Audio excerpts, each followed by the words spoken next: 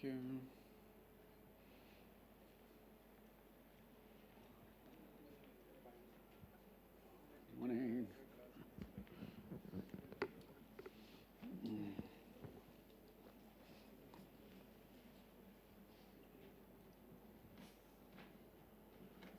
It's actually not so hot, right? Yeah. It's quite pleasant actually. Yeah. Good for me.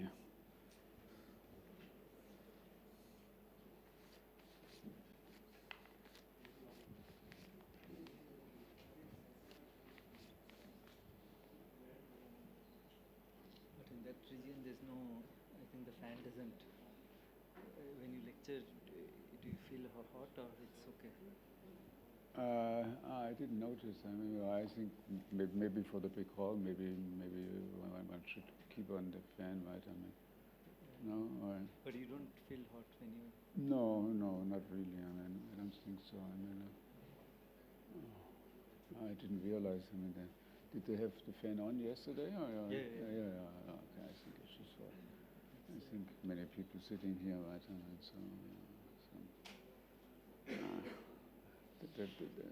that's the reason why we have the microphone, right? I mean, no. In fact, for any any larger audience, I mean, you cannot avoid that there's some sort of noise level, and if you don't use the microphone. So you tell me when I should start, right? I mean, I don't know exactly what is. 3 minutes.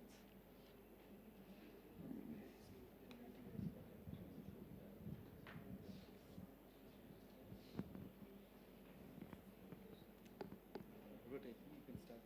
You can start. I start? Okay.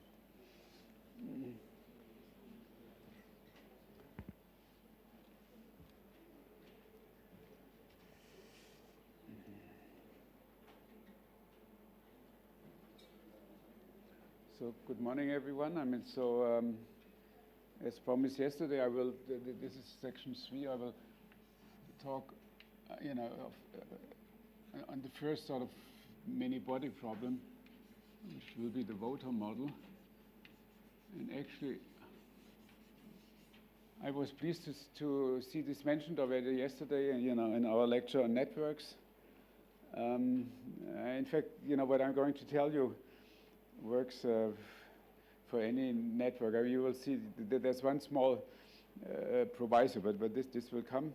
But I'm going to study the voter model just on the regular lattice. So I have some lattice here, and the lattice is CD. And I mean, you don't really need it, but for the sake of concreteness, I'm first considering some box, let's say, which I always call lambda. But eventually, I will not mention very precisely, but eventually the box will go to infinity. I mean, so in principle, we're looking, at the infinitely extended system. Okay, and the dynamics is extremely simple. I mean, so this is sort of Ising state space. So I have points here in my lattice. I mean, so, for some reason, I like to call them x. I mean, so x, of course, is a d vector. And at every point of my lattice, I have a spin variable which takes values plus or minus 1. I mean, this is what I mean by an Ising sort of Ising type state space. And then the next important point is that of course, at every side we have a spin, and so when we talk about a configuration, which will be denoted by sigma, I mean, this, of course, is the collection of all these sigma x's and x's in lambda, right? So, I will talk about configurations. This means a spin configuration, if you want to use this language, or so up-down configuration.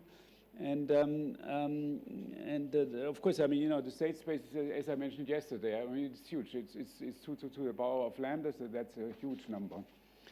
Okay, and sort of the dynamics which we want to do is I mean, we have flip rates.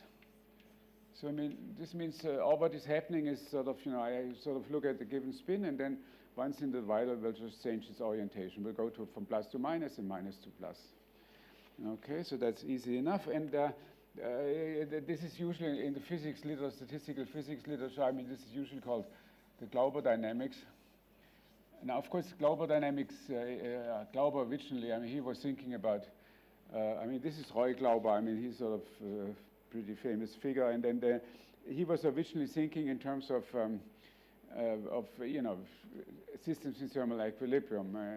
So usually Glauber people also associate with a very particular choice of the weights, which I'm going to indicate, but you know, I mean, of course, my weights, because I'm looking at the non-equilibrium system, I'm looking at this rotor model, I mean, will be very different from what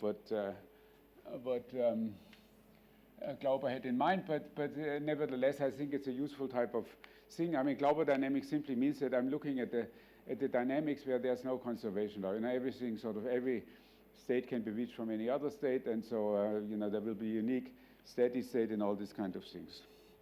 All right, and so now I have to write down what the dynamics are. So first of all, you know, I have to give a flip rate. I mean, so I call this Cx. I mean, this is the flip at the lattice side x.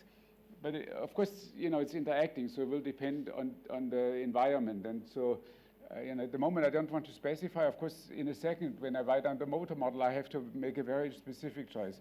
But let me just say that this flip rate depends on the current configuration, right? All right, now, and our second convenient notation is that once I have a configuration sigma, you know, I can also take the configuration super X. I mean, this is slightly unfortunate, but it's just a standard notation. So, you know, I mean, subscript and superscript have two totally different meanings. I mean, subscript just means that I'm looking at the spin at lattice side X, and this error means that out of the configuration sigma, I make a new configuration by flipping the spin at side X. Right? I mean, so if you want to have a picture, I mean, you know, if I have here, okay, so I have many spins here, okay, and so here I have the side X, okay, and then, you know, maybe this is plus and minus, minus, and minus, okay, and then if I go to the configuration, this is sigma, right, which I plotted, this was sigma, and if I look at the configuration sigma X, it just means that this one is flipped from plus to minus, so this gives me the flip rate. I mean, out here, everything stays constant, but you know, this spin at the side X is flipped from plus to minus, right? I mean, so the new spin would be. So the configuration is just changed at one single point, right? All right. And now you see, so I mean, you know, in this particular case, you see, you have to look at the configuration. You know, if I have this particular configuration, it means it's the flip from plus to minus. But if I would have the other configuration where this would be a minus and a plus, then this rate would tell you what is the flip from minus to plus, right? I mean, so this is sort of a convenient notation which, you know, as you will see in a second, you know, it is helpful to make a slightly compact notation. Otherwise, I mean, you know, there are so many indices that we cannot see anything anymore. All right, so and then now comes the famous exercise. I mean, what is the generator of our spin dynamics? And I told you already yesterday how to do this. I mean, so, you know, I'm looking at functions on my configuration space. I mean, so, well, let me not, so I'm looking at functions f of sigma. So you know, just assigns a number to any configuration. And, you know, I have to write down a linear operator. So I will write down, you know, how this operator acts on functions. And the way how to do this is LF of sigma. Now, you see, I can, you know, according to this description, of course, I can flip any spin. Okay, so I have to sum over all the spins, x and lambda. Okay, and now what I told you yesterday is that I have to write down the weight. I mean, so the weight at the side x is sigma of sigma. And then it's a function after the flip minus the function before the flip. So, it's just a deceivingly simple formula, but it's important that we have this formula at our disposal, right? This is before the flip, and this is after the flip. And that's already the upper weight. Of course, it's a very complicated matrix, right? But I mean, I'm using sort of a notation which sort of makes sort of the key elements sort of transparent.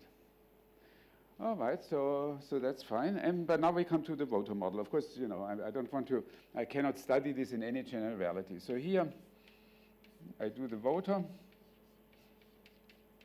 And this is already what we heard yesterday, namely that you sort of think of a model where, it's like an opinion or so. I mean, you look at your nearest neighbors, and then you sort of adjust yourself to that opinion. But now I want to do this in a very particular way. So I'm in on a d-dimensional space. So I have 2D nearest neighbors. Right? And so when I now want to write down the flip rate, I mean, let me assume that the sigma x is equal to 1. And so now I have to give you the flip rate. And I want to, of course, there are many choices. I mean, this could be a very general function. But here it's very specific.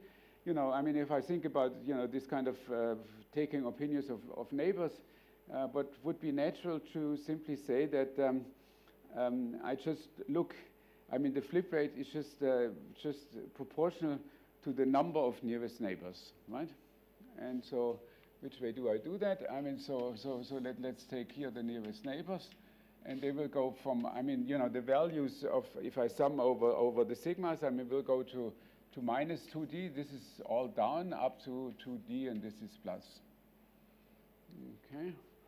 And here I write down the corresponding Cx of sigma. And I want to make this a linear function. And so, I mean, okay, so I'm maybe I should underline this. I look at the case where sigma x is 1, right? So if all the neighbors have an opposite sign, you want to flip immediately, right? I mean, you want to take as much as and so this I would take 1. But if all the neighbors have the same side, I mean, then I don't flip, I mean, because, I like this very much. And so I take this linear function here. Okay, and if I do the opposite thing, which is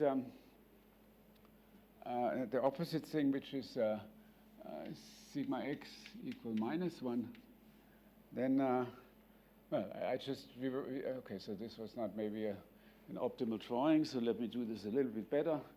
Okay, so I have to go like this. And then in the other case, I just do the reverse. I mean, so I just do this thing. Okay, so I have these two linear functions. Okay, so now the exercise is to write down these linear functions, and that of course you can do quite easily. So now from this picture I can write that the sigma x of sigma is equal to 1 minus 1 over 2d.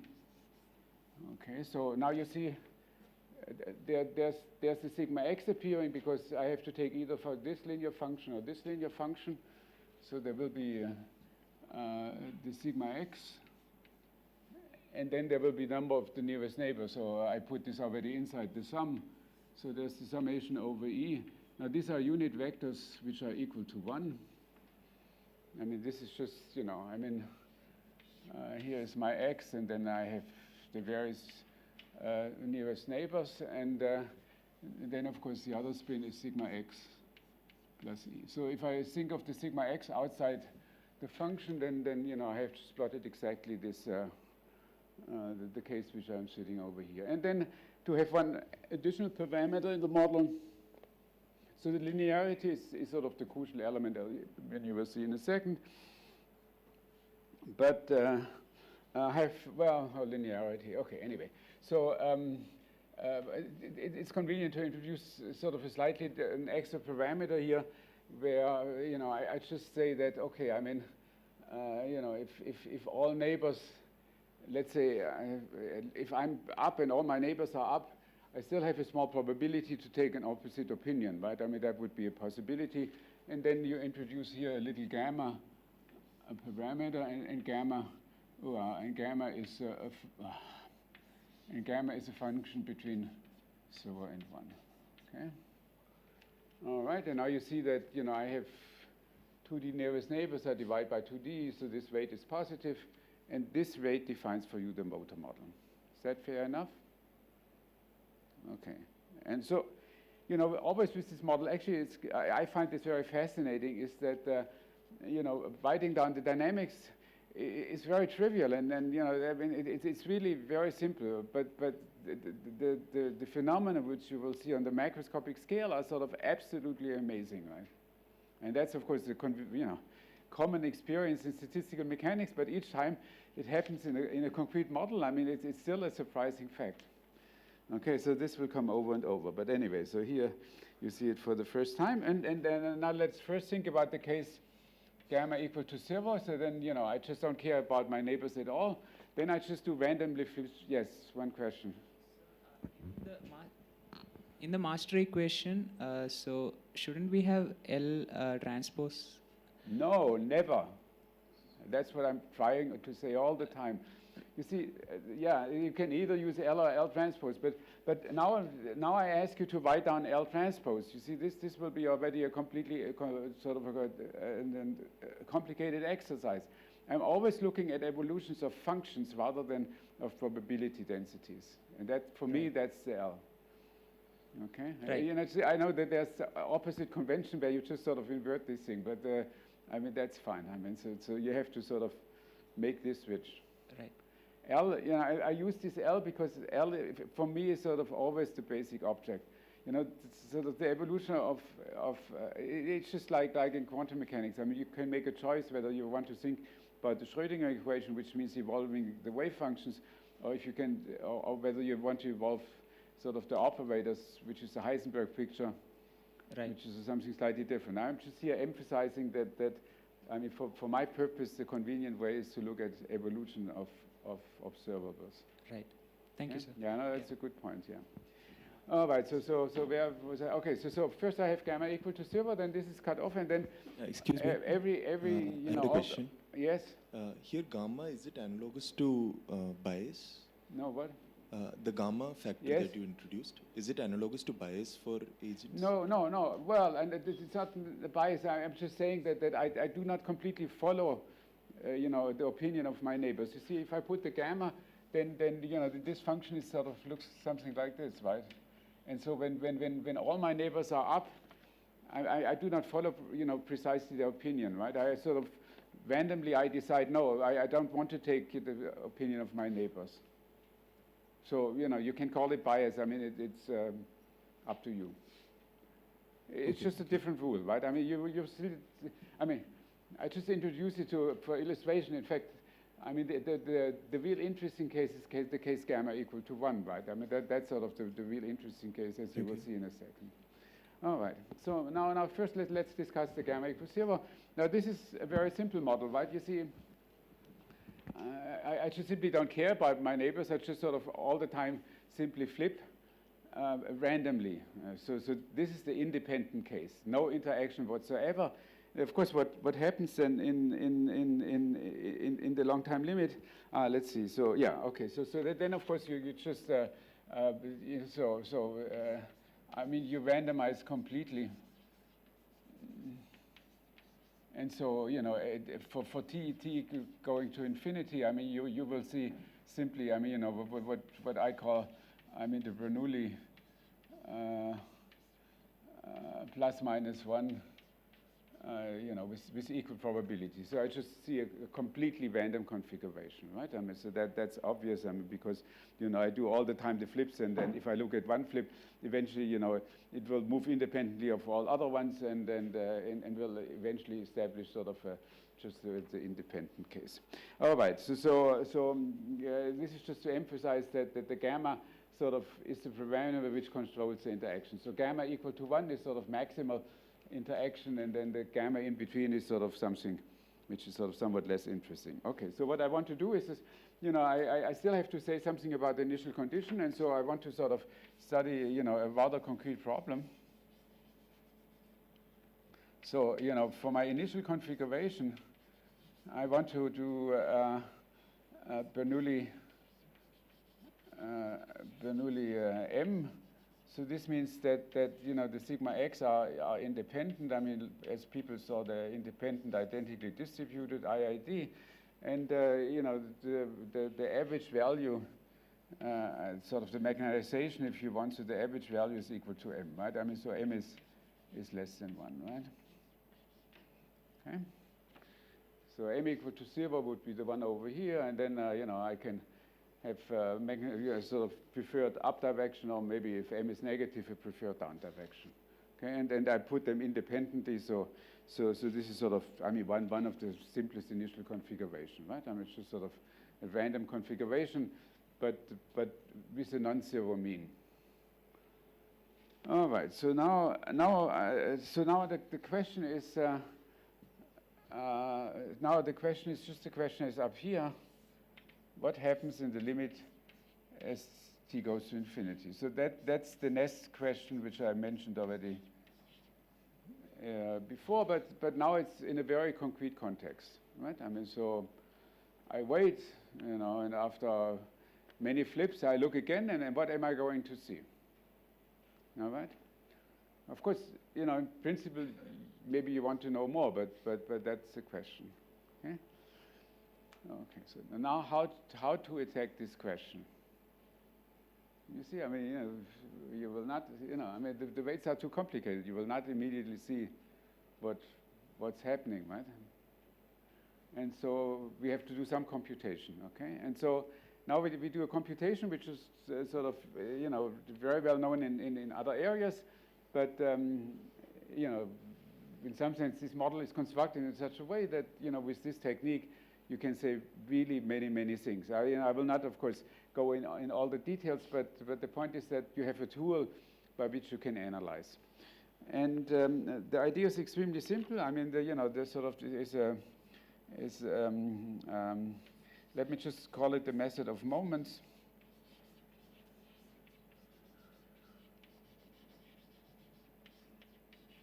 And the first computation, what I want to do is, so I look at the simplest possible function I could imagine, which is just sigma x itself. You see, sigma x is a function which associates the value 1 if the spin at side x takes 1, and minus 1 if so. It has just a function which has 2 values. And so I want to look at the time evolution of ddt of sigma x. So there is this usual sort of confusion that but okay, you understand. I mean, there's a difference between the sigma x as a function and the sigma x as a random variable, but never mind. I mean, so I want to solve the master equation, the backwards Marvis equation with this generator for a very special function, which is okay. And so here my exercise is to compute what is L acting on this function. Okay, so let's just go through this step. Once carefully. Later on, I will not be so carefully anymore. But I think for the first time, I think it's very useful to do the intermediate steps. Okay, so first I have to do a sum.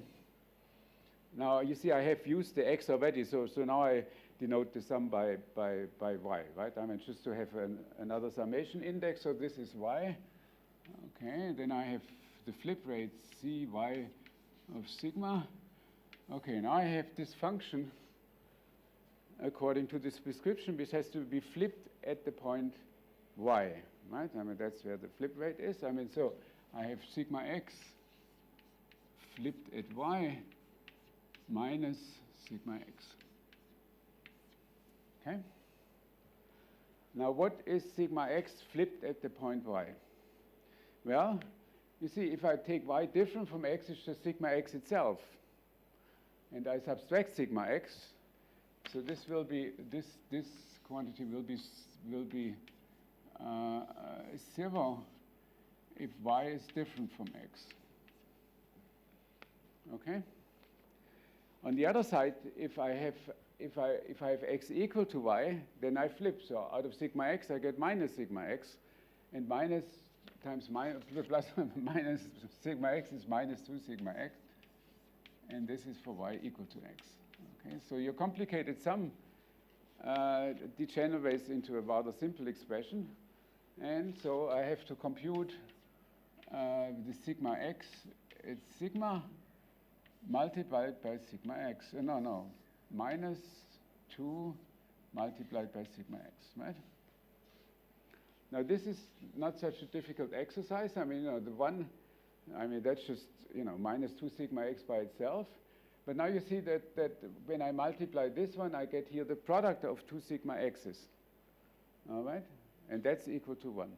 Okay, so now you see that's sort of the whole point of simplification is that I get still a linear function in the sigma x's, and okay, so now you have to work out these factors, and so this is a sort of a trivial sum, and so the result is that when I take care of the 2 here, 1 over d, the summation over all nearest neighbors, and now I have the gamma of sigma x plus e, and then I have the sigma x. Okay, so this is the result of this thing. And now why is this a sort of an interesting result? Well, you see, it's an interesting result that, if I imagine that you want to do some expectation, so I average, let's say, over some initial states, so I do the average over here. This is sigma x, but now you see that I get a closed equation for sigma x because here it's only sigma x's which is appearing. I mean, there's no products of sigma x's. And so I get actually, what we call the one-point function. I get a closed equation for the one-point function. Okay. Now, usually, if I take other weights, life is not so simple. I mean, you see, when you do this computation, then you will generate sort of more complicated functions in your field. I mean, you will generate, products or maybe exponentials of this thing. And then, of course, this method of moments, I mean, you can still maybe try to say something clever, but of course, it's not so directly applicable as in this case, all right? And so, the Voter model is one of these nice, there are other models also, but the Voter model is sort of one nice case where the hierarchy actually sort of closes. So now let's do the next exercise. I mean, so now maybe we want to do more ambitious, and we want to look at the 2-point function. So we look at the product of two sigmas, and so at the moment I take x different from y, and you go through the same exercise, right? I mean, so I'm just writing down the answer because it's sort of pretty obvious. So the answer will be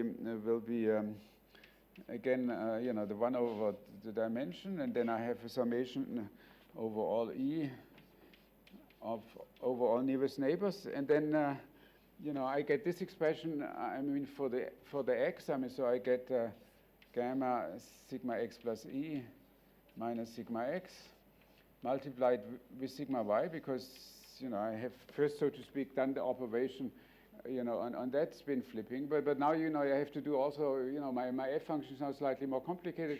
I have to do this operation also on this one, and of course you get the obvious result, namely you get plus. Now I have the sigma. I get the sigma x, and then I get the same expression for the y variable. Now it's already a little bit more complicated, but nevertheless, I mean, you see, you have the same situation that if you think about an average over here, then here I have a 2-point function. The fields at 2 different points, and then you look at here. I still have all 2-point functions, and so you see that by solving this linear equation, I can figure out what is the 2-point function at time t. Right? And if I do this for higher ones, I mean, you can figure out all the higher order correlation functions. This is why it's called the method of moments, right? And usually, this kind of hierarchy of correlation functions sort of couples n to n plus 1. Then you're in trouble because you see, I mean, it's not a closed system, but here n couples to n. However, this is not the whole story. You see, I mean, in principle, we also have to work out what is x equal to y, otherwise I cannot solve this equation completely. So I want to look at sigma x. But you see that, this is equal to 1, so that's of course equal to 0, right?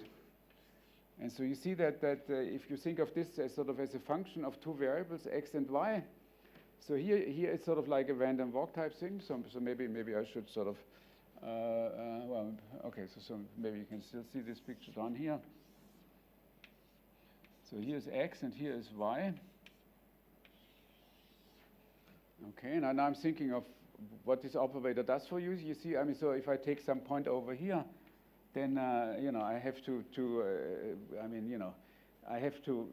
okay. So now x and y are sort of one-dimensional. these of course are d-dimensional vectors, but anyway, this is one dimension. So there's first, the x jump, which means that this point can go over here or over here to nearest neighbors. That's this term here.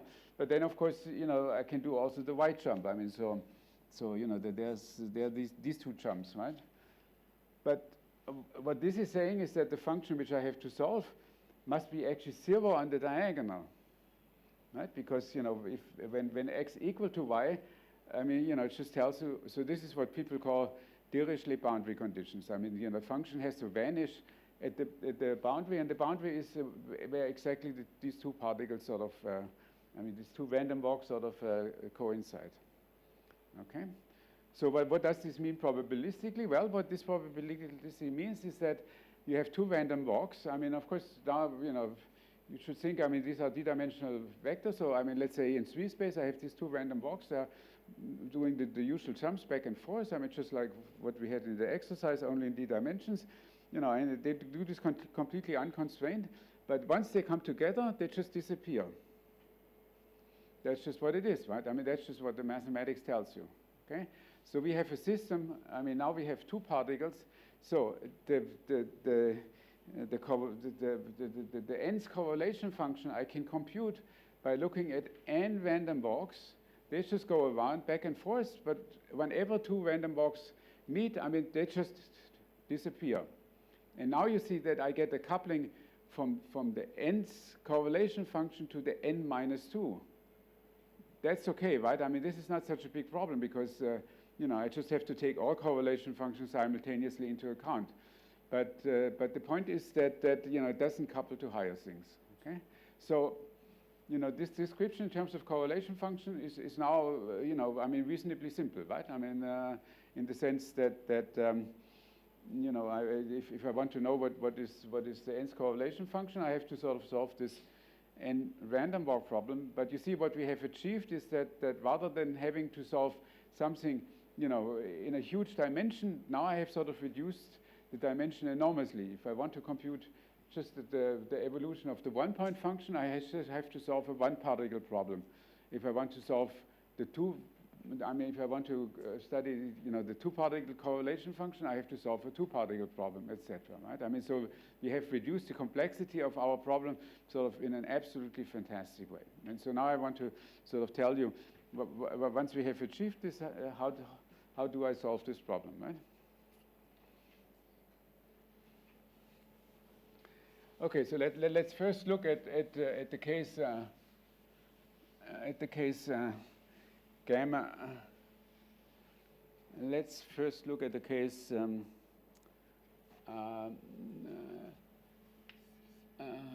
gamma less than 1.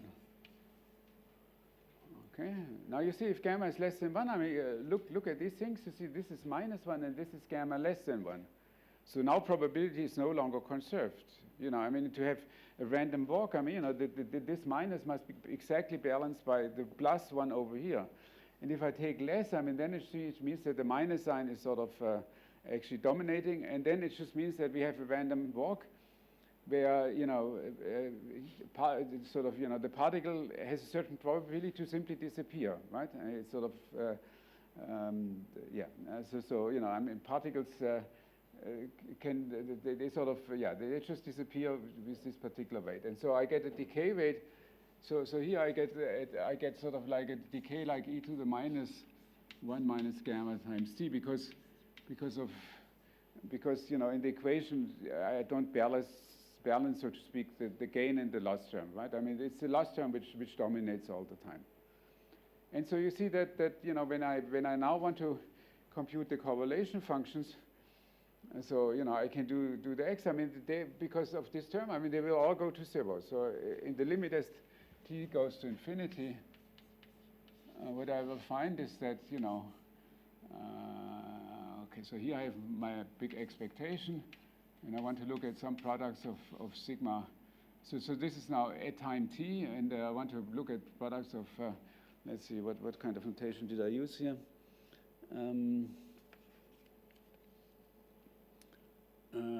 Yeah, okay, so I just want to use the same thing. I mean, so here I have some product j equal 1 up to n, and here I have this at some location sigma j, right? And initially, you know, I want to assume that they are disjoint, so I'm just writing this disjoint. You see, if two indices here are the same, I mean, then that's just one. I mean, so that's not so interesting. And so, because of the decay, I mean, this will just go to, this will just go to 0, right? And so you see that if gamma is less than 1, then you still randomize. You see, I mean, when you do these little errors, I mean, there's no way of stabilizing anything, all right? And so now let me come to the interesting case of, so the interesting case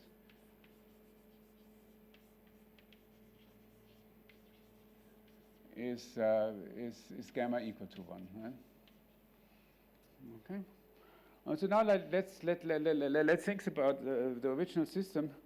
You see, I mean, when I put gamma equal to 1, I mean, then I have sort of like a stabilizing effect. You see, if I see a little cluster like this, let's say, and then, you know, this one is secured against any flip, right? I mean, it will not flip at all.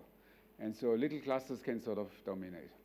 And now if I look at the finite system, you see that when I reach the state all plus, then no spin can flip anymore, right? Because they're all sort of secured against flipping. If I take the state all minus, they also cannot flip. So you see that you have two what people call absorbing states. You see, so you know, the picture is that, you know, which for detailed balance you cannot have, but you know, the picture is that I have now in my big state space, I have sort of like two absorbing states. I mean, here is all minus, and up here it's all plus. And so, you know, in this huge space, I mean, I do this sort of complicated dynamics, but you know, if I wait long enough and the volume is finite, then eventually I will hit either one of them. Okay, and so in the limit as t goes to infinity, you know, I will be sort of going to the ground state. I will be either with some probability, depending on initial condition, I will be all plus, and then so to speak, the dynamic is stuck. I mean, you know, nothing changes anymore, or it will be all minus. All right. Now, this is sort of, you know, the usual problem in statistical mechanics that you have to sort of watch out a little bit for the order of limits. Of course, you know, if you understand the system completely, I mean, then you can sort of say, okay, you know, it will take such a huge time to reach one of the ground states that, you know, I simply don't care, right? But I mean, mathematically, this is sometimes sort of a little bit more difficult. And so one way to avoid this situation, of course, is you first make the system, you know, very, very large. I mean, then, you know, the probability of hitting one of these states sort of goes to 0, and then you study what's happening, right? So this is a sort of a reappearance thing, and then, you know, it's sort of some competition between, you know, the way how you do a computation and the way how you can sort of apply it into a concrete problem, where you would think, you know, that your volume is some finite volume. Okay, so now, from now on, I'm sort of thinking always in terms of infinite volume. And now let's see a little bit more carefully what's going to happen.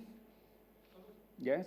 So is it possible to say, given an initial state, is it possible to say where it will flow to, either all plus or all minus? Which one will it go to eventually? Well, I mean, if you can read the future, yes. Okay, so, but there is no. No, I mean, how would you know? I mean, you know, I give you a spin configuration, and you know, I mean, no, I mean, this would be a very difficult problem, I would think, right? Now, of course, you know, if I start, let's say, you know, with my Bernoulli initial condition, then yes, then of course I can say, right, right, because you know, then I have sort of very you know, I have a very simple. You know, I have an initial state with very simple statistics, and then of course you can say that with respect to this state, you know, maybe you have probability m, and then okay, right? I mean, so yeah. So if you ask, you know, I give you the configuration. Where do I go? I mean, I have no idea. But if you give me sort of a statistical state, then you know, by this method you can sort of figure out, right? Okay. Yes. So here the rates satisfy detail. Excuse me. The rates, do they satisfy detail balance? Or No, definitely not. You see, because I have absorbing states. I mean, absorbing states, I mean, cannot satisfy detail. But of course, you can also check directly. I mean, you know, just write down for these weights, sort of, you know, what the condition of detail balance would be, and then you see that you cannot satisfy. But you know, if you don't want to do this exercise, then the most obvious one is that you have absorbing states, right? That's gamma strictly, no. Well, less than one, I just showed you. Less than one, you always converge to the Bernoulli 1/2. Then you randomize completely, right? That's right. Then, well, no, we don't have to detail balance either. But you converge sort of to you just randomize. No, you don't have to. Well, for gamma equal to 0, you have detailed balance. Yes. Yeah, but otherwise you don't have detailed balance. Yeah, yeah. so that's why I guess it's different from the Ising, I guess, right? Mm-hmm. That's why it's different from the Ising model, because 2D. Oh, yeah. Yes, 2D you will don't have. Okay, so I wanted to discuss. So very vaguely at the end, maybe I don't do that, but since you're asking the question, you see, if you take the true Ising model and you look at the flip rates satisfying detailed balance. You know, then they have actually quite a different structure than this one, right? So you know, I mean, this is it's good that you have to point this out. You see, sometimes you know one has sort of this vague idea that you know, well, you know, whatever I do with these weights, I mean, somehow the physics doesn't depend so much on it. I mean, that's just a total illusion. I mean, it's just completely wrong, right? I mean, in the sense that you know, if I look at, for instance, the detailed balance flip rates for the Ising model, you know, it has a very definite physical behavior than the one over here. But I mean, you really have to look. It's just like claiming that, you know, whatever Hamiltonian I put, you know, I will see the same thing. I mean, that's also very stupid, right? I mean, so one has to really look very carefully at the specific weights and understand what they really want to do for you. Yeah. Okay, so now let's see. Where are we? Okay, so now I want to study this a little bit. Okay, so now I put gamma equal to 1, right? And so I want to look at the long time limit. And so the idea is that I have my. So this is now.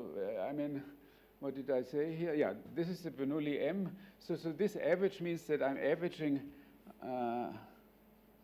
over initial state, which are independent spin with bias m. Okay, and then since I can do the moments, I look at the nth moment. Yeah, so that's the same notation as over here. Okay, and maybe here I put the time in the average, but here let me stick it in the observables. So I have xj at time t, and of course, you know, as always, maybe I don't say this all the time, but whenever you see these products, I mean, you know, it's implicitly assumed that you know, these x's are actually disjoint. All right, and now I want to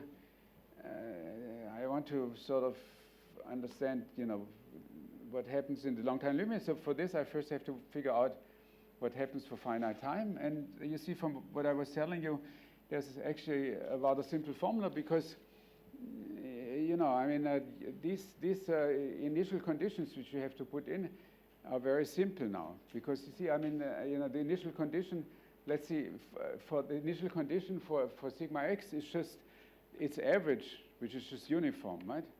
And for sigma x, sigma y, it would be the m squared, which is also uniform. So I just start actually, you know, these kind of equations with a very simple initial condition, just, you know, just a flat function.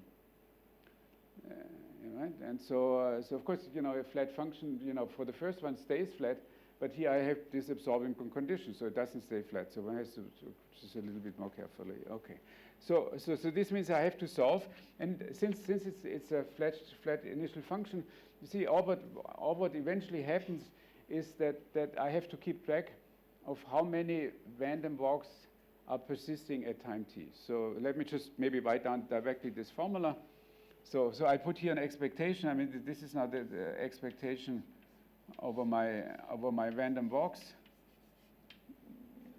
with this interaction that they can annihilate. And then I have here m, and here I have the power n at time t. So this is the number of walks at time t. So I don't, because of this flat initial condition, I don't care where they are actually, right? I just look and I'm asking myself how many have still survived, okay? So, maybe, at the beginning, of course, I have n because, everybody is still alive, and then they're just sort of moving, and at some point I have some other thing, and at some random time, which I don't know, this is why I have to take the expectation here, at some random time, this will flip, let's say, from n to n minus 2, it goes in units of 2, right? And then, okay. All right, so that's fine. And so now we have to do a distinction. I mean, so now I look at dimension 1 and 2. And then I want to look at the limit as n of t as t goes to infinity. And, this answer is sort of rather simple. When you take random walks in 1 and 2 dimension, they sort of move around, but at some point, I mean, they will meet. I mean, in 1 dimension, it's pretty obvious because, they go this way and this way. At some point, they come together and they just sort of kill each other. In 2 dimensions, you have already more space, but it's still not enough. I mean, eventually they will meet. In high dimensions, they will not. I mean, they will not meet with a positive probability. So this will come as the next thing. So, what you find is that in the limit as n goes to infinity, I mean, this will be 0 for the initial n even. So it goes down, down, down, and at some point they are all. But if I start with an odd moment, then at the end I have 1, and then of course 1 just will keep walking forever, right? I mean, so it will be 1 for n odd. Okay. And this, can you just clarify this subscript j in sigma xj? So what does it signify? The subscript j? Well, I mean, I want to look at the endpoint correlation function. So I have n points on my lattice. Oh, so it's like different sigma. Okay, sigma x, sigma x, and sigma. So okay. you see, I mean, it's the nth correlation function which depends on n arguments, right? And the equations which I have to solve are sort of standing over there. Okay, and then now you see that this is easy. So the limit state, okay, so the limit in this product here, for the limit, it will be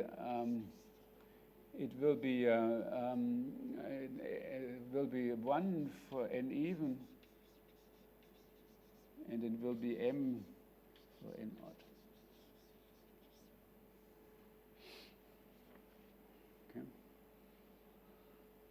So now we know what the limit state is. Well, we know the moments. I mean, what is the state which satisfies these conditions? So this product is just exactly the same product as over here, right? So you have spins, and I tell you that the endpoint function of these spins, if n is even, I mean this is 1, and if n is odd, I mean then this will be equal to m. And so the question is, what is the state which satisfies this? So now this is something which you should sort of contemplate. I mean, and you can sort of tell you the answer. You can figure out that that's sort of the correct answer. You can sort of guess more or less already.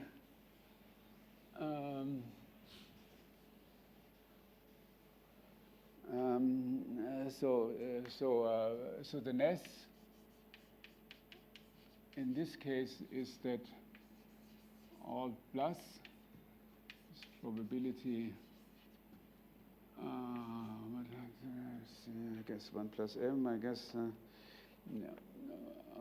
half 1 plus m, and all minus is probability 1 half of 1 minus m. I mean, if you insert this formula, I mean, you see that this thing is satisfied. Okay? So this means that if I'm 1-2 dimension, eventually, if I wait long enough, I still reach agreement, if you so to speak. I mean, of course, you reach agreement, depending on how much bias you put initially. I mean, if I, initially have many more plus spins, I mean, then of course, this will be reflected with the probability of being all plus. But you do reach agreement.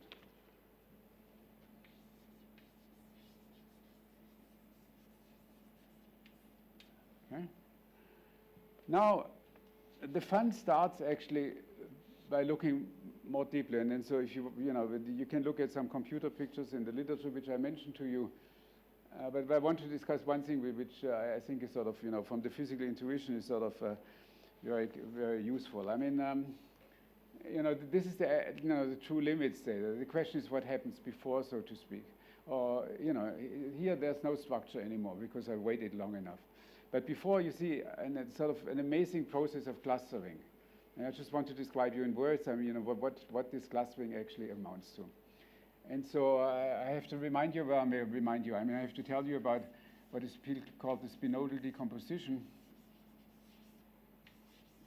I mean, which is a much studied topic in statistical mechanics. Maybe nowadays it's maybe not so fashionable anymore, but I mean, it has been studied a lot.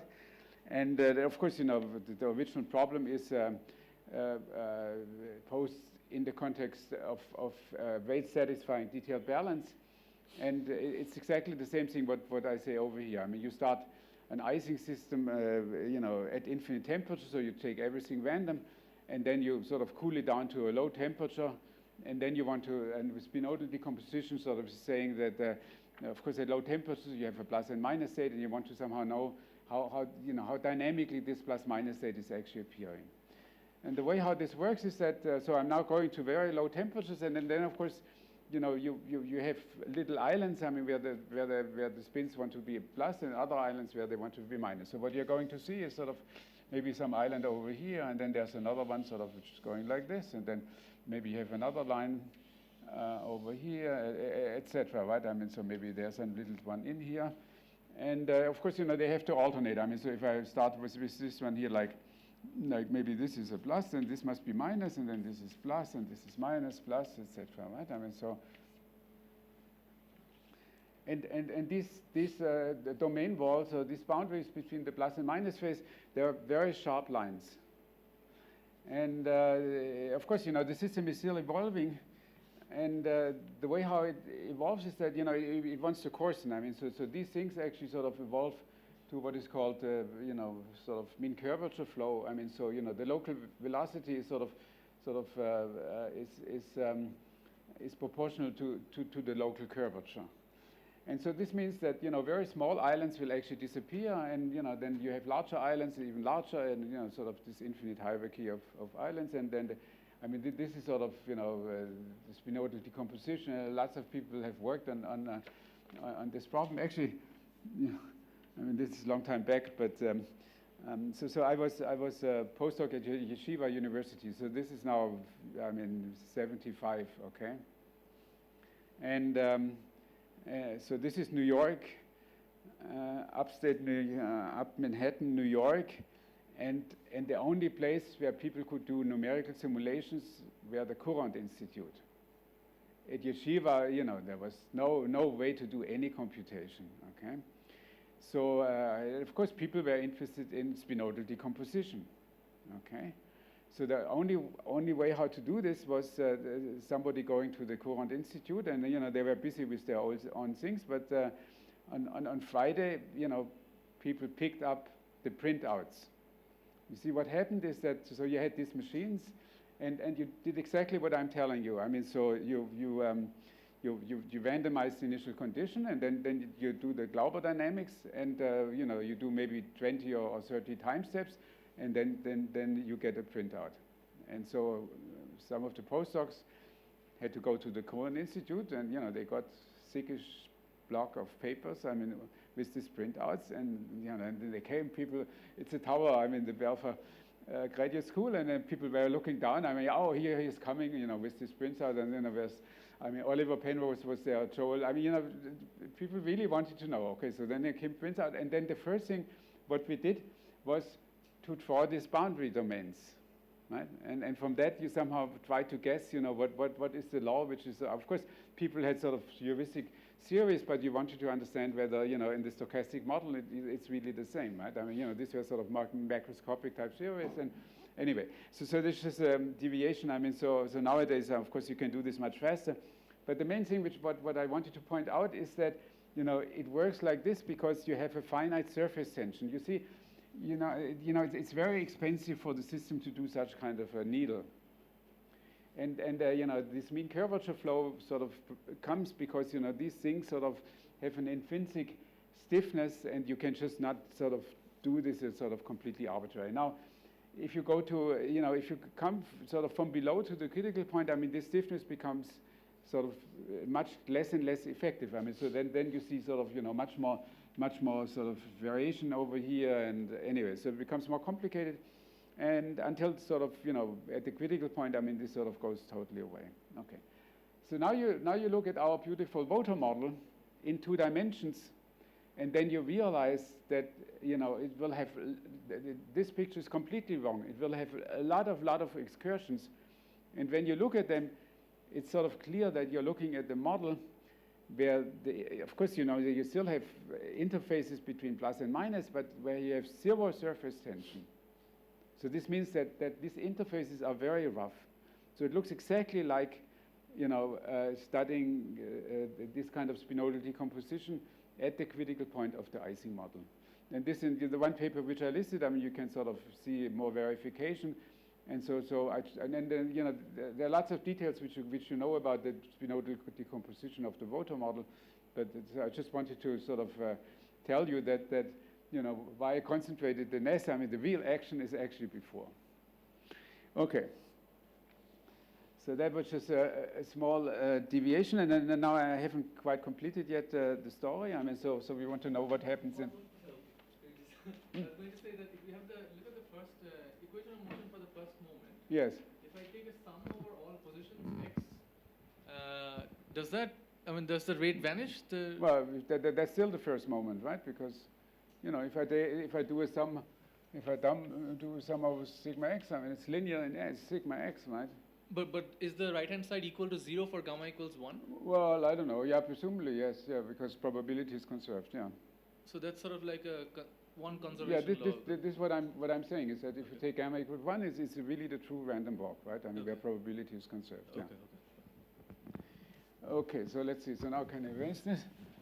Okay, so now we want to say what happens in higher dimensions.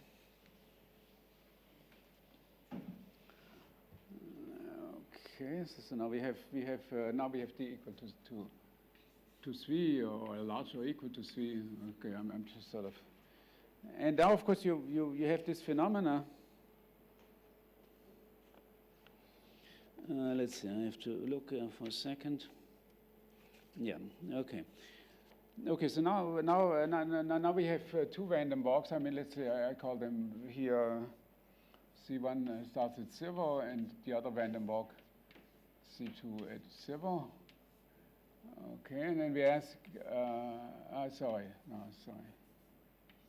So this is my x in my previous notation, and this was my y at my previous notation, right? I mean, so I have 2 random walks, let's say in 3 dimensions, and one starts at x, and the other one starts at y. X and y are different, and I want to know what is the probability that C1 of t is equal to C2 of t at some t, or. Okay, so the question is, what is the probability that they meet? Okay, and this depends on x and y, and this I call Q of x minus y. It depends only on the difference because it's sort of translation invariant. And then in this case, in 1 and 2 dimension, we said that they meet all the time. They meet if you wait long enough. And here in 3 and higher dimensions, that's simply not the case. And this probability is sort of less than 1. So with a certain probability, they just sort of escape to infinity and will never meet, actually. Okay, and that, of course, in my argument, will make an absolutely drastic difference, because when you sort of now you see, this means that you know, this kind of limit, you know, I mean, you know, here the n of t asymptotically had a very simple statistics, right? Because, you know, it was basically 0/1. But now, of course, it's more complicated. You have n particles, and then it can sort of escape to infinity, right? And they will not meet, and so now you have to do a slightly more complicated computation. But one thing which I can easily report. So now I'm again looking I'm looking at the NES, right? I mean, so t going to infinity, and I'm using this information, and what you find is sort of a rather obvious answer, namely I look at this correlation. So I subtracted the mean, what you usually do in statistical mechanics. So this is now average in the NES. And now you see that you know, just by looking at the L, I mean, I would have never guessed what the NES is. So, but if I have now this magic formula, then of course I can do a computation and can figure out what the NES is. And the answer is that it's equal to 1 minus m squared. I mean, this has to be there because you know, you see, if I have m equal to 1 or minus 1, then of course everything is stuck already at time t equals 0, and then nothing interesting is happening. But then this is multiplied with 2 of x minus y. Okay, and now why is this interesting? Well, I mean, you know, you can do a computation. I mean, this is sort of famous things which people did in the 50s and then early 60s. I mean, to compute this kind of quantities, and what you find is that the q of x roughly behaves like the Coulomb potential. So it's 1 over x of the dimension d minus 1. Let's see, I write it like this, yes. And so it's no. It's okay. I wrote it like this. And then it's d minus 2, right? I mean, so in 3 dimensions it would be 1 over x, and I mean, this is the Coulomb potential in arbitrary dimension, and then I mean, this is d equals 3. And so if you have any experience with statistical mechanics, of course, you see that you have now correlations which have a slow decay.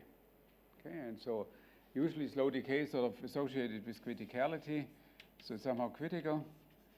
And what this means is that you see, you do not reach in 1 and 2 dimensions. I mean, eventually, you know, somehow people decide on either opinion, either plus or minus. But if you do the same model in 3 dimensions, so fortunately, you know, for that purpose, we live in 2 dimensions, so we are more like this case. But you know, just when we study the model, I mean, then in 3 dimensions, actually, that you find that the state is critical, and so this means that you know, you have constructed a nest which actually has sort of from a point of view of statistical mechanics, sort of unusual properties, right? And then you know, there's more work. I mean, you can sort of show that it's like a Gaussian free field and all kind of things. But I mean, this is sort of goes into deeper parts of the story, and so I don't really want to enter into this at all. Okay, so are there any questions on the voter model? What? Like 3 and higher dimension, this spinodal decomposition, you still have? I don't know whether. Yeah, this is a good question. I don't think that there's anything like spinodal decomposition here, because you see, I mean, in some sense, you can never stabilize any kind of. Okay, you see, in this case, eventually you want to have all plus or all minus, right? I mean, so at some point you must have some sort of interfaces, and I think in these days you simply don't have any such interface. There's no. It's just all fluctuating, right? I mean, yeah. All right. So I hope this was sort of an illustration. I mean, and you see that okay. So yeah, I just hope it was a good illustration, and so I just want to jump to the next the class of models, which sort of are the ones which were mentioned in the title of the course, which sort of have a somewhat different spirit.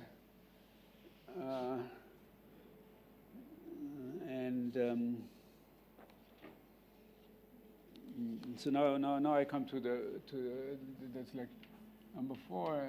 This is called stochastic lattice classes.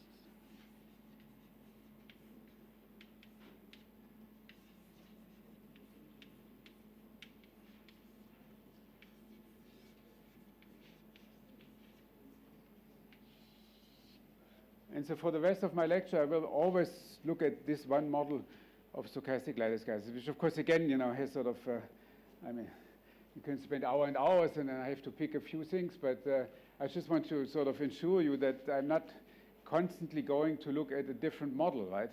I'm just going to look at this one model. Okay. All right. So now first we have to sort of write this down, and in fact, I want to sort of simplify the notation. But I mean, I mentioned already that there's a conservation law.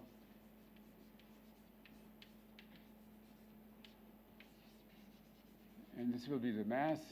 And of course, you can invent other models which have more conservation laws and lots of things which you can do. But I mean, for my purpose, it's always just one conservation law, and this will be the mass. And also, I can look in arbitrary dimension, but for the kind of things what I'm doing, looking at higher dimensions sort of just complicates my notation. So I will look at one dimension, right? I mean, so this, or maybe some subset of one dimension. So D will be equal 1 for the rest of the course. Okay. And now, of course, again, there are many types of stochastic lattice gases. I can imagine that, I can have an arbitrary number per lattice side, or there are all kinds of variations. I can think of continuum models where, this sort of can take continuous, the mass field can take continuous variables, but this is sort of understood here a little bit, in terms of lattice gas, so first of all, I'm now in one dimension. And my state space is particularly easy. I mean, I can have either a particle here, so I can have either a particle here or something which is just empty. Okay, so then there will be maybe another particle over here, another particle over here. And there will be only one particle, so this is what people call the exclusion rule. So there's exclusion. And I mean, the common notation for the occupation variables, at least for me, is that, I mean, now x is now a point in C. Will be 0, 1 and 0. So this is occupied, and this is empty. So at each side I can have either particle or no particle, and that's already my state space, right? And of course, even if you make even if you put the most trivial weight, I mean, the fact that particles cannot sit at the same site produces for you already some interaction, right? Okay, and now we have to write on our generator, and of course, so these are unlabeled particles, and so the way how you write down the generator is that you say that you want to define what is called an exchange rate. And now, of course, the exchange rate, it's the exchange between 2 points, depends now on 2 points. I mean, so I will call this Cx and Y. Cx and Y are the 2 points, and it will depend on the eta configuration, right? I mean, that's just before, for the Glauber, we just had a single point with dual spin switch. Now we have to sort of do the exchange. And of course, you know already what it is. I mean, so here I have my two sides, X and Y. And of course now, now maybe this is occupied and this is empty, right? And then the exchange would be that this is jumping to the neighboring side. Of course, I could also see in my configuration the opposite. So this is occupied and this is empty, and then I would see this jump, right? So rather thinking about, of course you can think about particles which are jumping. I mean, that's sort of rather natural, but I mean, equally valid is actually the idea that you just do exchanges of the occupations, between the side X and Y. In this way, it's the same thing. I mean, when I look at the configuration eta, you see, it might be that both sides are actually occupied. Then I can do the exchange, or I don't do it. I mean, it just will not make any difference, right? I mean, then it's just more a notational question. But if I see this one, then the exchange rate will tell me what is the weight for this process, and if I see this one, the exchange rate will tell me the other one, right? Okay, and the next, no, wait a second.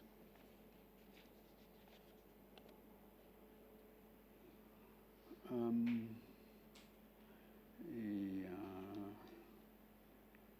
Let me see. No, I'm jumping ahead. So let me just okay. So now, of course, I mean these weights have to be positive, and you know it's not so hard to write down the generator. You know, we had already the previous exercise. I mean, you know, so sort of I have here this configuration, and then it will go to the configuration eta xy, which simply means that you know I have a given configuration, and now I do the exchange, right? And so the generator, which is, you know, once you see these rules, I mean, then you see it's sort of something which is more or less automatic, and I have to sum over all x and y because a priori I have not restricted, you know, whether the jumps are how far they go. But I mean, so let's first write down the general case, and then of course I have here the flip rate eta, and then I have here the function f of eta of xy. This is after the flip, and this is before the flip.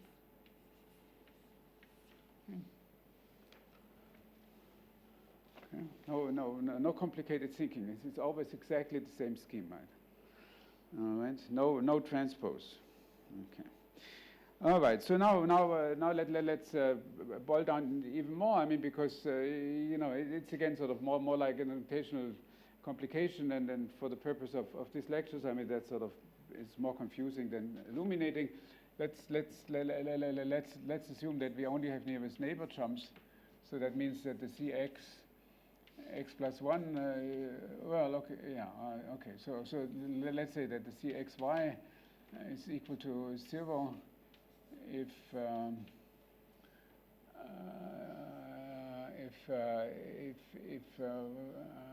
y is different from x plus 1, right?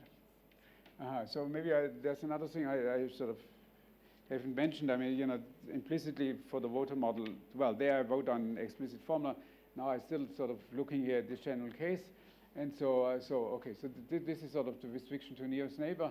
Now you could say, okay, you know, this could be also x minus 1. I mean, that's certainly correct. But the point is that, you know, on top of this, I will assume translation invariance, right?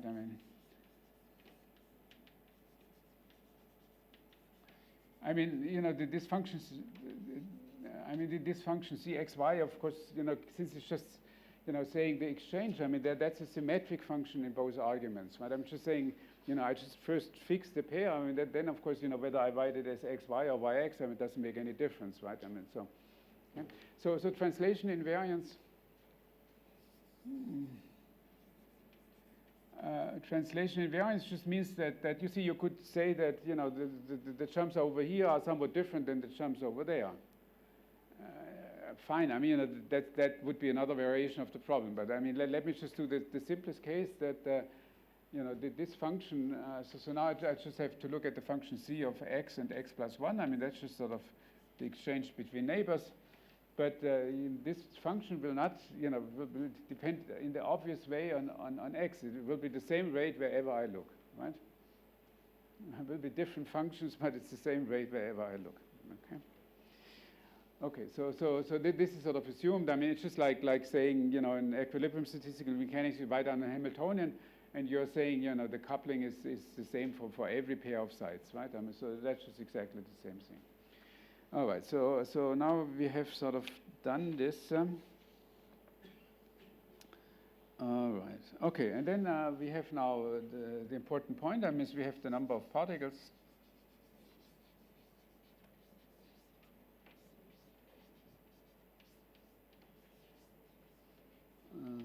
I mean, this is now, well, okay, so let me write it down. This is n. And that's a summation over my lattice. I mean, imagine that I have some finite lattice at the moment, or maybe infinite. I mean, it's just finite. It's just eta of x, right? Okay. And now, by construction, you see that you know, particles are just exchanged, and so this n is actually a conservation law. Right? I mean, whatever I do, So this is conserved.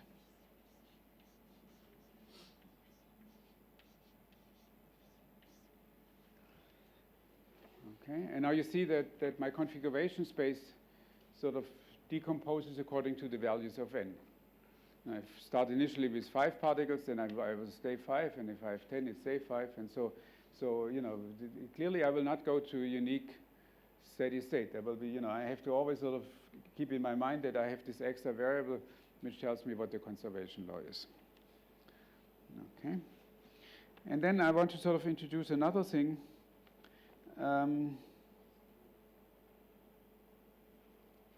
Okay, no, so maybe I'll first say this. On the other side, you know, if I assume that these ways which I'm going to assume all the time are actually strictly positive, then you see that whenever I'm in one of these sectors n, you know, because you know I always interchange nearest neighbors. I can reach from any configuration. I can reach any other configuration. It's just sort of like a permutation, right? Wherever I can do sort of a permutation, and then I look at this thing, and then you know, because of my one-dimensional geometry, I can reach. I can reach from any given number of particles. I can reach any other configuration, and therefore, you know, I have this picture that in each sector I will go to a unique invariant measure. As long as I'm in finite volume. Infinite volume, I mean, then some maybe other things can appear, but this is what we have. All right. So, but now I want to sort of explain. I just have to look on my watch. Yeah. Okay, that's fine. So now I want to explain you a little bit about this conservation law, because I mean, everybody said yes, and of course it's true. But you know, the conservation law is actually something which is sort of slightly deeper than just the mere fact that you know, if I have initially 5 particles, then you know, at the end I will also have 5 particles. And the important difference is that you know, it's actually a conservation law, but it's actually a local conservation law. And for what I'm going to do, I mean, you know, the emphasis on local conservation laws is extremely important. And so I have to sort of spend a little bit of time on saying, you know, what is the additional structure beyond what I had over here. Okay, and so for this point I want to introduce what I call the empirical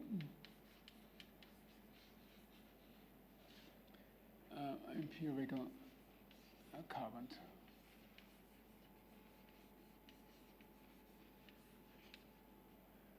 Okay, so now comes this sort of, I guess, I mean, I like this terminology because I find it very illuminating, but maybe it's not a standard sort of not standardly used. I mean, so what do I mean empirical? So the easiest thing is you know, if you think of whatever a dice, I mean, and I throw the dice maybe 10 times. Okay, then I see a sequence. Or let's say I take a coin. I mean, then I see a sequence of 0 and 1s with 10 entries, right? This is what you call the empirical configuration. That's the configuration which you see at any given time, so to speak. Okay, if you do a next experiment, you see some other one. And this is distinguished from averages, you know, when you start averaging over various type of configurations. And then since you know, it's important to distinguish. I mean, the word empirical sort of, you know, is used in this distinction. So let me define what the empirical current is. I mean, so I think of the time here. Okay, now my space is really one-dimensional. I have here two nearest neighbors. I mean, this is x and x plus 1. And you know, the current is what people call a bond variable. I mean, you know, something which sort of lives between these two things, right? I can jump from here and I can jump from here, right? So it's a bond function, so to speak. And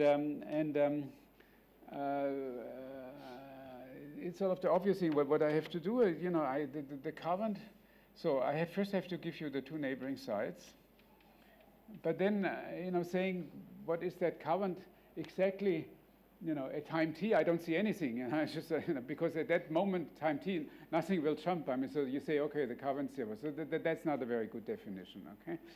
And so, I mean, that's sort of somehow, because we work in continuous time, we have to somehow pay a little bit for this. And so, you know, in order to define the empirical carbon, I mean, you know, I have to give you a time interval, let's say S up to, so S is less than T over less than T. And so, you know, you should think about these lines, okay?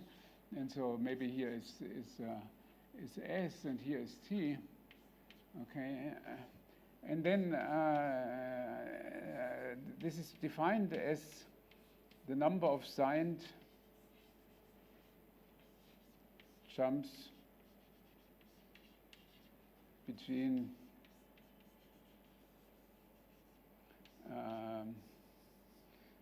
x and x plus 1. Okay, I just sit here, so this is my little interval. And then, you know, I simply count how many particles are jumping this way, and that's plus, and then how many particles are jumping the other way, this is minus. And this is sort of, you know, if you want to time integrate it, but it's sort of, you know, the current over this time interval st. Okay, so that's something which you have, and it's sort of the empirical carbon in the sense that, you know, you give me any history, you know, then of course there's a well-defined carbon sitting over here. Maybe there's no particle jumping, or maybe it just equalizes and it's zero. Okay, I mean the carbon obviously goes in units from in integer units from minus infinity to plus infinity. Or I could have, in a short time, I could have very many particles jumping one way or the other. Okay, so all right, and now comes the conservation law, which is of course something which you're very familiar with in other contexts. But I mean, let me just remind you of that. What is now the conservation law? So I take here x, and I take t, and I take a little box. Okay, and then in order to make this clear, you see, I mean, you have sort of like, so this is, I mean, some side and some other side. But you see, now since I have a bond variable, I have to put also a little bond over here, right? Okay. And so now you see what you have is that you have a certain n down here. I mean, so let's use this notation n of s. I mean, that's just the number of particles which I see, you know, at time s. And then, you know, you're at time t, so I see a certain number of particles n of t. And then, of course, you know, I have the currents across these two bonds. And then the assertion is sort of the obvious one, right? I mean, I'm not writing it down because it's so obvious that you sort of understand. I mean, you know, if I want to look at the difference of the numbers, I mean, then, you know, I have to add this bond current and I have to subtract the other bond current. I mean, of course, you know, I mean, I'm drawing this line because, you know, I have to subtract, but you know, it could be negative, right? I mean, so is that fair enough? So it's that conservation law which you use, you know, in many fields, whatever, you know, in continuum mechanics, when you listen to electrodynamics and you know, I mean, it's everywhere. Fluid dynamics. I mean, so I just want to emphasize that you know, it's a very strong form of a conservation law. It's a local conservation law. It's not something which holds only on average. It holds for every configuration. This is true. Okay. And so, you know, whenever I do some averages, I better check whether, you know, this conservation is actually satisfied. If this is not satisfied, I mean, then you did something wrong. Okay, so now I just want to say let's see. Okay, so what is the time? Okay, so that's perfect. Okay. All right, so now comes, so I'm just sort of, I still have a few minutes, so let me sort of open up what I want to do next.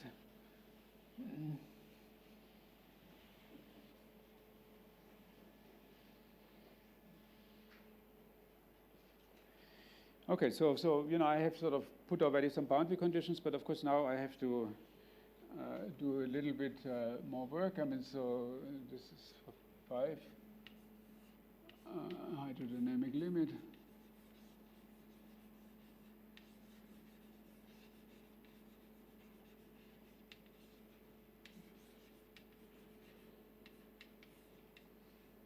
Okay, now I first do sort of the equilibrium case or the reversible case, time reversible.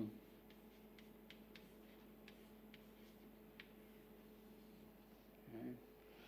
And so, okay, so why does hydrodynamics sort of suddenly appear in this title? Well, you see, the point is that before we had this Glauber dynamics, and then in some sense, of course, you know, there can be tricky situations. I mean, just like what I explained to you, but you know, since there's no conservation law, basically, you know, you just exponentially fast converges to some limit state, and that's it. Okay.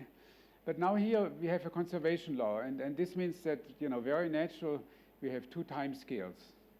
I mean, there is a sort of a fast time scale where, you know, when I look at in a small volume, the particles try to equilibrate, you know, whatever how many particles I have in this particular volume. Right? I might have many or might have few, but, you know, whatever it is, I mean, you know, the dynamics sort of tries to sort of equilibrate, more or less. I mean, maybe not instantaneously, but sort of on a short time scale.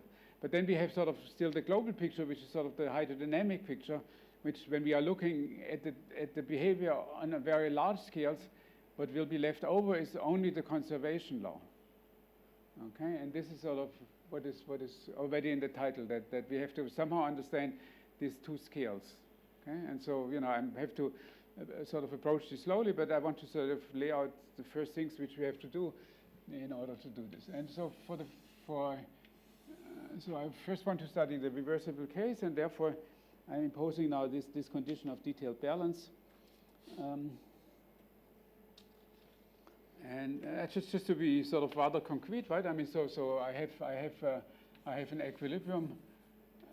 I mean, think of a nearest neighbor, but it's not so important. I mean, so this is some energy h of eta.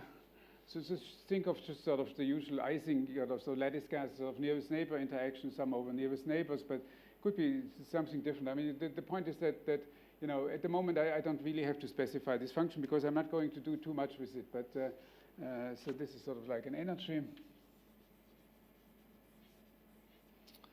Okay, and so then once we have an energy, I mean, then you can define what you mean by an energy difference, which is the delta of xy. I mean, it's just the energy and the configuration. Okay, it's okay. At least in my notation, is the configuration after the jump.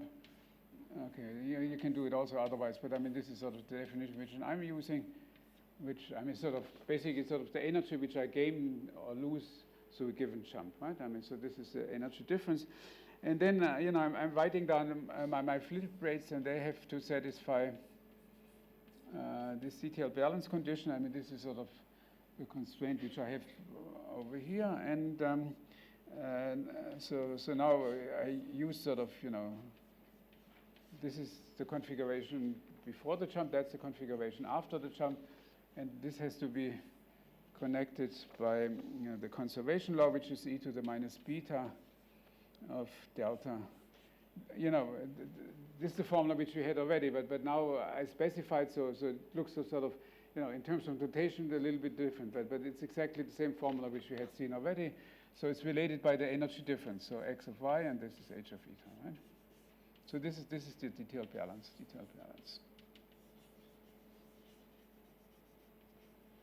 Okay, and then you ask yourself, you know, how could I easily satisfy this kind of condition? And then, you know, when you stay at this for a while, I mean, of course, you know, possibly there are many solutions to this, and you have to make a choice. But you know, the simplest solution is that you just say that your c of x and y of eta is some function of this energy difference. In fact, you know, well, I don't know. I mean, in general, this is in some sense the only thing which you can do. And now you look at this thing, and then you realize that, you know, this function has to satisfy the following thing. I mean, you know, of course, it's not an arbitrary function, but it has to satisfy. I mean, if you plug it in, it must be so. You know, it's a function on the real line, because, you know, all these things are. I mean, maybe I should have written this. I mean, so of course. I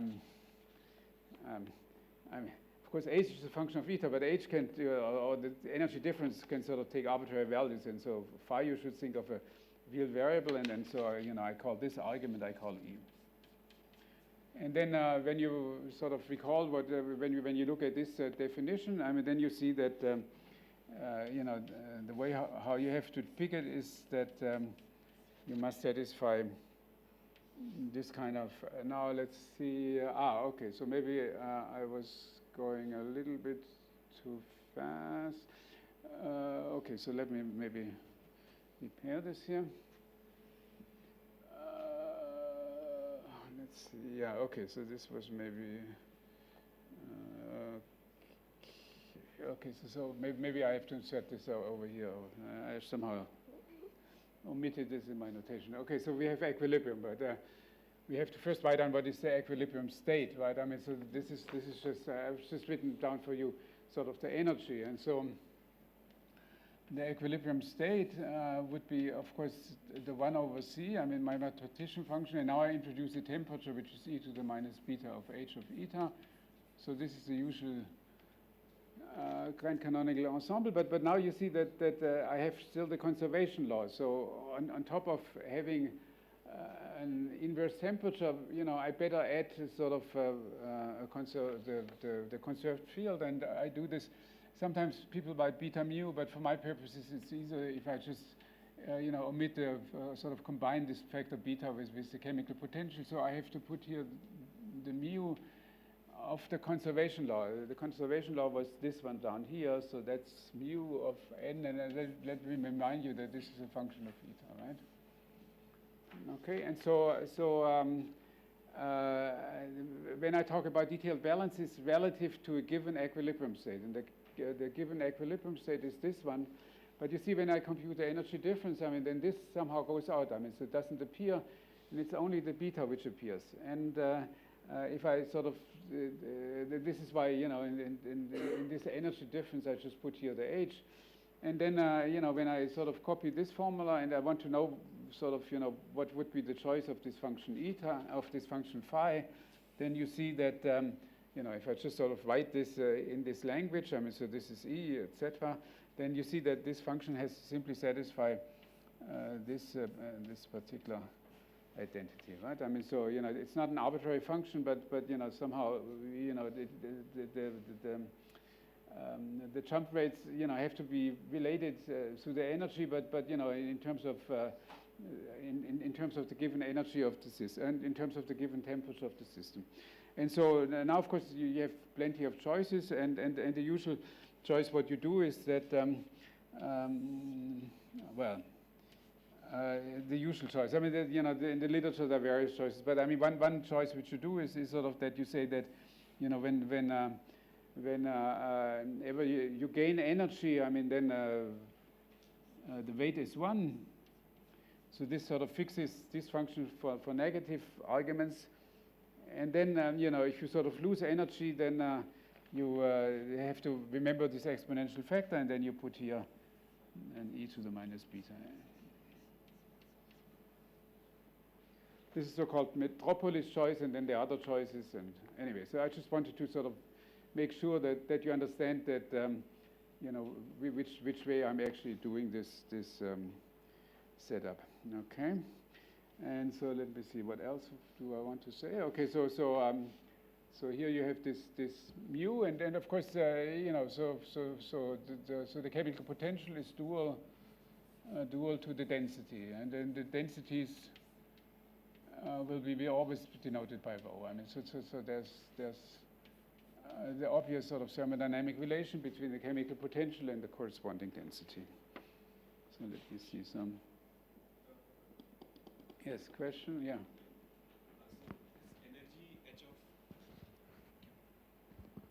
This energy h of eta, is it constructed to match the equilibrium? No, it defines what I mean by the. Okay, so the logic is the following. I mean, I first want to okay. I start with a given Hamiltonian. Let's say I start with the usual nearest neighbor Ising Hamiltonian. Okay, and a given inverse temperature, okay? And then the next thing is that I want to construct these exchange rates in such a way that the corresponding equilibrium measure, which is e to the minus beta h, should be invariant and satisfy detailed balance with respect to that energy. And with respect to that state, okay? You see, when I write about detailed balance, I always have to specify what is the state, right? The reference state is here. For this, you have to first know what is my energy, and you have to know what the beta is, right? Okay, so then the next formula which I wrote down is sort of, I just sort of, into my language, I described what is the detailed balance in terms of this exchange rate. Okay, and then there comes this discussion.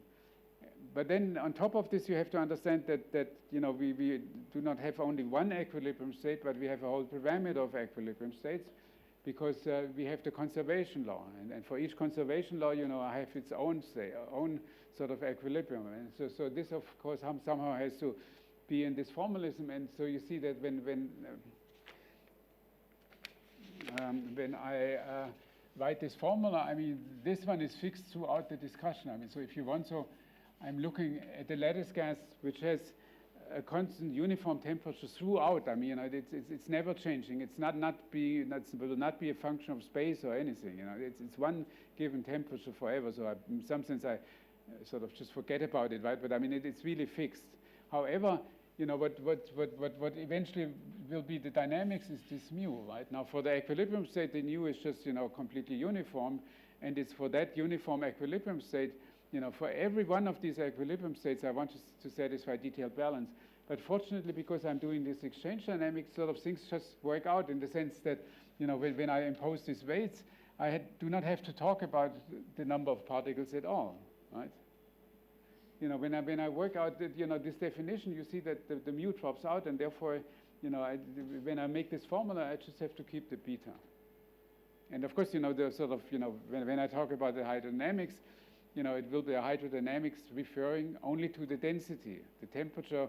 You know, the usual hydrodynamics of a fluid, of course, you have more conservation laws. I mean, you have, you know, energy is conserved, and then momentum is conserved, and you have more parameters. Here, you only have, I mean, the beta is fixed. I mean, that's not a parameter in our model. It's just sort of given by writing down the model. But the quantity for which we want to understand the dynamics is actually the density, right? And so this, of course, will come. But if I want to set up the model, I mean, this is sort of, you know, I have picked the flip rates in such a way, if you want, so that in each sector, I see, you know, basically this distribution, I mean, you know, restricted to the given number of particles. Right? I mean, so it's just sort of each sector, I mean, the number of, you know, it's just related, I mean, how you learn in equilibrium statistical mechanics, right? Okay, so this brings me, I guess, to the end, right? And, well, thank you very much. And maybe there are questions which I can answer.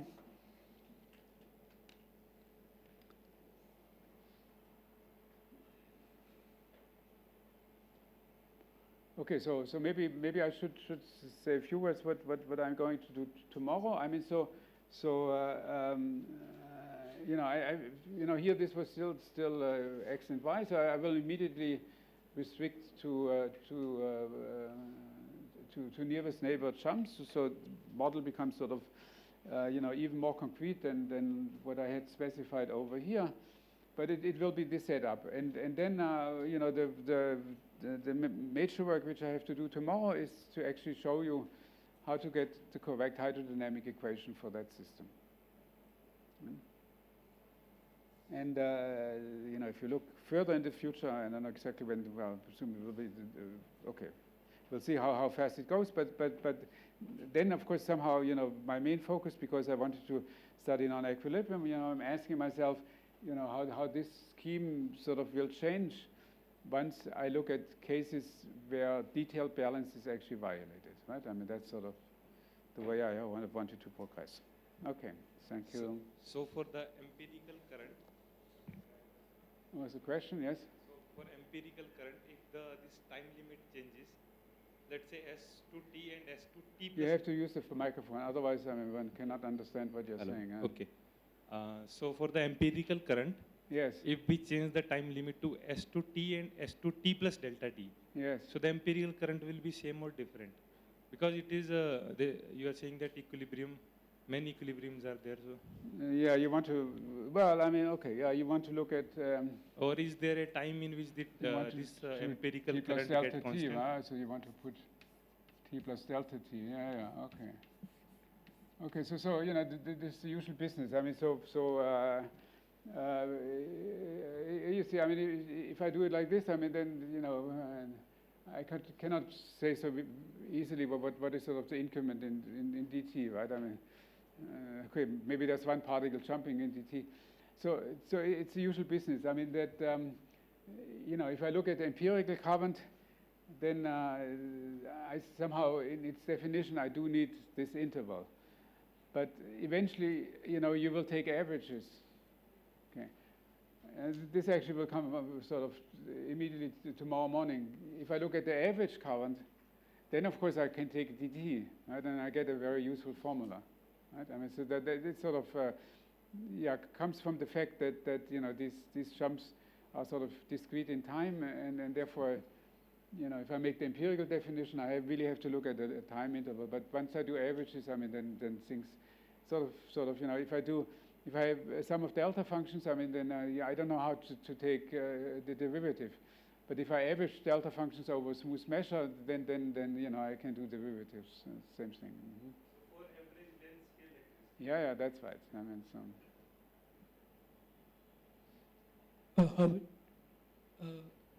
so. For this model, what is the energy? you mean this one? H. How? You mean this one up here? Yeah. How do we define h of eta? For No. I mean, so here, I mean, here it's just the energy difference. I mean, so I start from this energy and I do exchange and I ask myself, how much energy am I? You know, if you want to compute this, you have to know what h is. But I'm just defining what I mean by the energy difference. It's just the difference between the energy before and after the jump. Nothing more. Okay. If you don't give me the energy, I don't know what to do with it, right? I mean, so if you give me the energy, then I can work it out for you. Okay. So basically, but exclusion process by itself has no energy, right? Yeah. I mean, you know, it's just when you do easing, I mean, then it's just sort of breaking the bonds, right? I mean, yeah. Okay. Continuation of this is, I wanted to clarify if there were more conserved quantities. Here there was a simple number of particles, Yes. which is conserved. Yeah. The Yeah. detail balance would have additional chemical potential. Yeah, sure. No. I mean, then of course, yeah. I mean, I'm not going into this business because, you know, I think for the purpose of the lectures, it's already enough to look at the single conservation law. But it's clear that you know, you can. I mean, imagine that you have blue and red particles, right? For instance, I mean, then of course, you know, this formalism goes like this. I mean, what be a little bit more difficult is that you imagine that you also want to sort of have energy, you know, you want to have energy conserved. That's maybe you have to think a little bit harder how to do that. But of course, I mean, you know, all these things can be done, yeah. You know, in one of these famous articles on critical dynamics where somehow, you know, these kind of stochastic models were first introduced. I mean, this is, you know, work of Halpern and Hohenberg. I mean, this is must be whatever, sort of late 70s or early 80s. So they were writing down stochastic models. Of course, they were sort of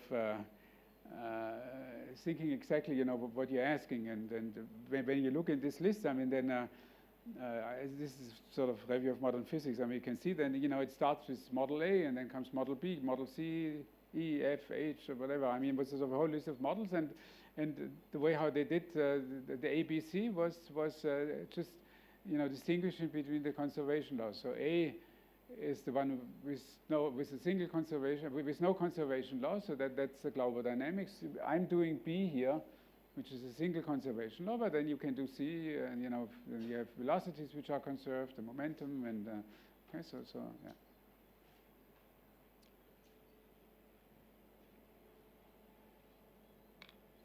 Okay.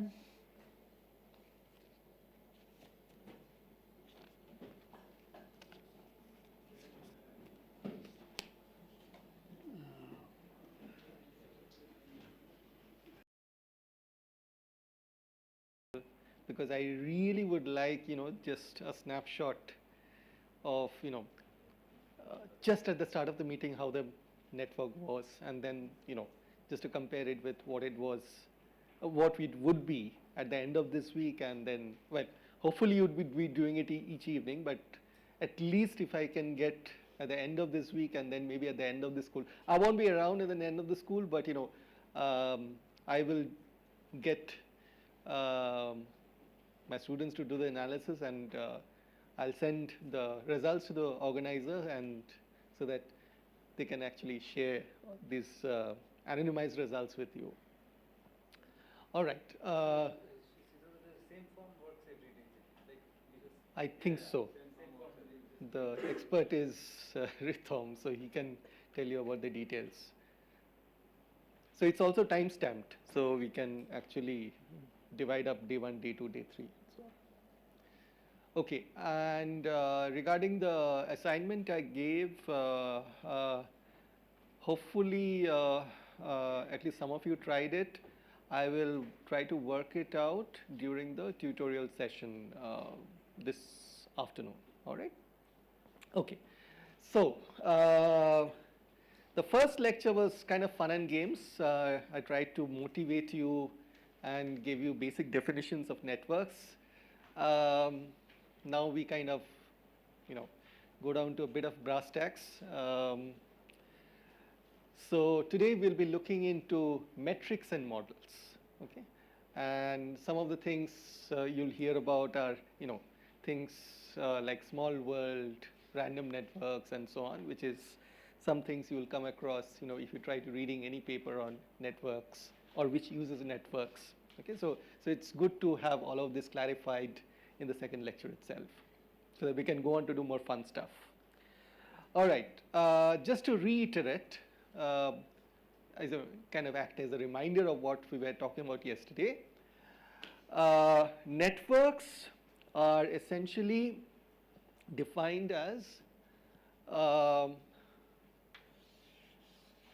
set which is defined by the number of nodes and the number of links. So this is nodes or vertices, and this is links. Sometimes it's also written as E. So, sometimes you'll see mathematicians write it as V, comma E. So G stands for graph, and V stands for vertices, E stands for edges. Okay, but it's just terminology. Okay, and then we saw that instead of trying to create pictures with kind of balls and links and so on, we can actually have a compact representation in terms of adjacency matrices. So essentially, you'll have as many rows and columns as the number of nodes in the network, and then the ith row and the jth column would have a 1 if there's a link existing between the ith node and the jth node. All right, so that's the meaning of adjacency matrix. And then if there is no direction associated with this link, then it's called an undirected network, and the corresponding adjacency matrix is symmetric. So the ijth element has the same entry as the jith element, aij equal to aji. But this is in general not true, because you could have directed links. So you could have a connection from A to B, but no connection from B to A. So tons of examples are there. So it could be a chemical reaction which proceeds in a one way, or it could be a neuronal connection, so that A can give signal to B, but B cannot give signal to A, and so on.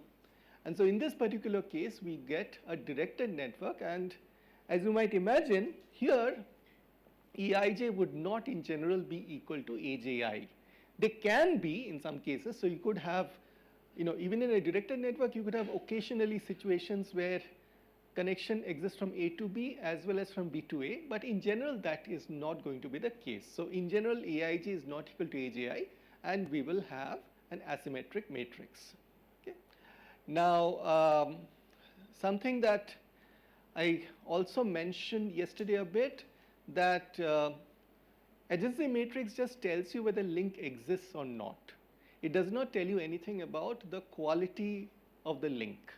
So the links could, of course, be different from each other. So you could have heterogeneity in the links in quantitative terms. So they could have different strengths.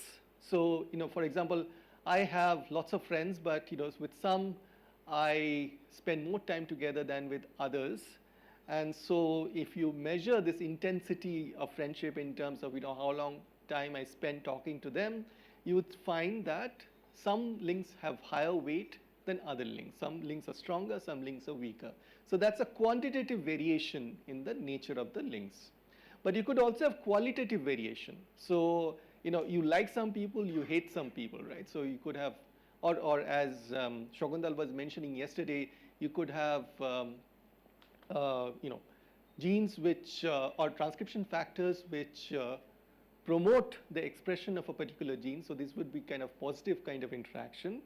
And other proteins which kind of repress the expression of a gene. So this could be negative kind of interaction, right? So these are qualitative variations. So you could have positive, which would be, let's say, cooperative or activating interactions, and negative, which are antagonistic or inhibitory interaction.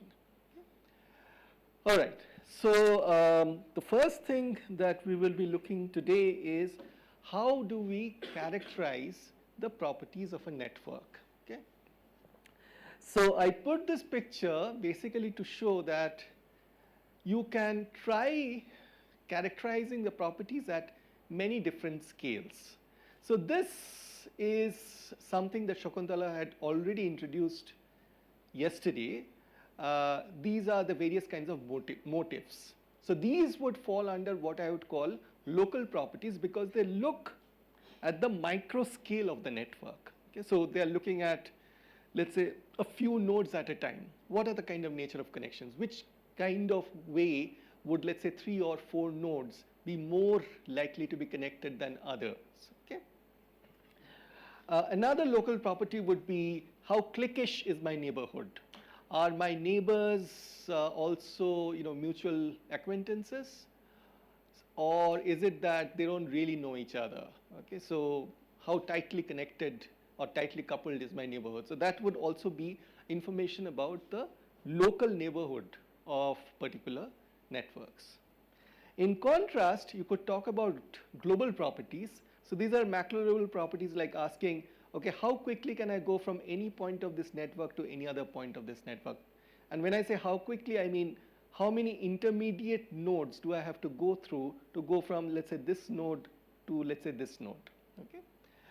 So this is a global property because now you have to take into account essentially how many nodes are there, what kind of paths exist between them, and so on. So path length would be an example of a global property. Okay. There are also intermediate level property, but this is going to be the topic of an entirely different lecture, so I won't go into it at the moment.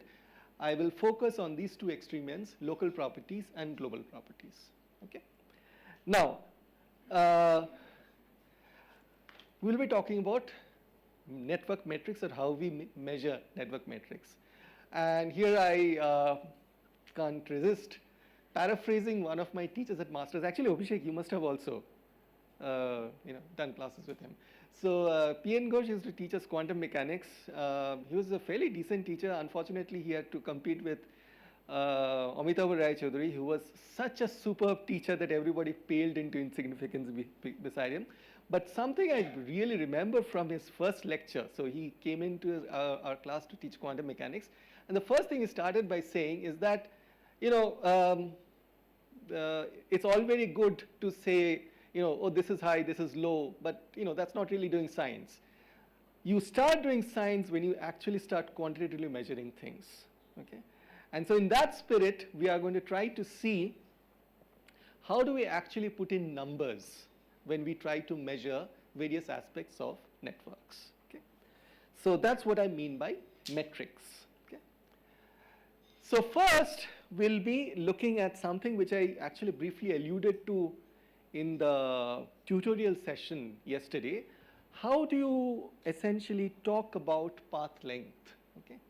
So this is going to be just a reiteration of what I basically just drew on the board yesterday afternoon. Oh, sorry. So a network path is basically the sequence of nodes that you have to go through when you want to go from one node to another node. So for example, you want to go from A to D, you can go like this, A to B, B to C, C to D, or you can go from A to B, B to E, and then E to D. Okay, so and the path length would be essentially counting how many intermediate nodes or how many hops do you have to actually go through in order to go from the origin to the destination. Now in this particular case, as you can see, the shortest path corresponds to A to B to C to D, but also A to B to E to D. So it's not unique, right? Both paths have length of 3 hops. Okay? Now, once we come to directed networks, things can become a little more hairy. Okay? So now we see that we cannot actually take this path A to B to C to D, because from C there's a path to B, but not the other way around. Similarly, from D there's a path to C, but not the other way around. So we can't actually take this path. So there's a unique path A to B to E to D, okay, which also happens to have a length of 3. Now, we usually don't consider, so for example, we will not consider things like A to B to say this one, then to C to D, or we don't actually, get into loops. And then, so for example, we don't do paths where we go, let's say, A to B to C to E to B to C to D. Okay, so that's like, we are like going a few roundabouts before you finally reach your destination. And that's because we focus on the geodesics. Okay. So a geodesic here is defined as a path such that there is no path having a shorter length. Okay, and so this is necessarily will be self-avoiding. So you won't be using any link more than once in order to go from the origin to the destination. Okay. And this length of the geodesic, or the shortest path length, is the shortest network distance between the origin to the destination. Okay. So one way we can actually use now the adjacency matrix to define this is as follows. We can say that the shortest path from node I to node J is the smallest value of R, where you raise the adjacency matrix to the power R, and then you look at the ijth element and you ask for what is the smallest value of R such that this is non-zero. Why is that? Anybody care to explain why I can define my shortest path length like that? Yeah? Sorry. Yes, that's true, but why? Why does it work? Can you qualitatively explain it?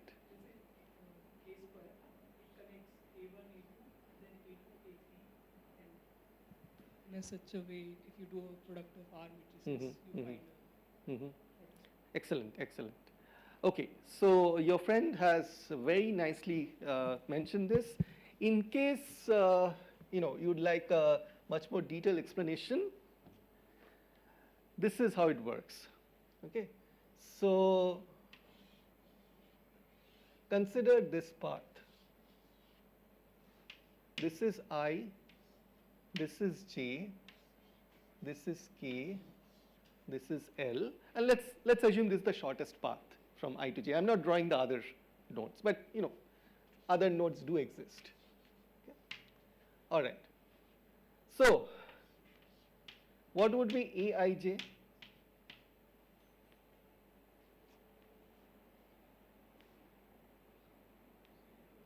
Zero, right? Because I said this is the shortest path.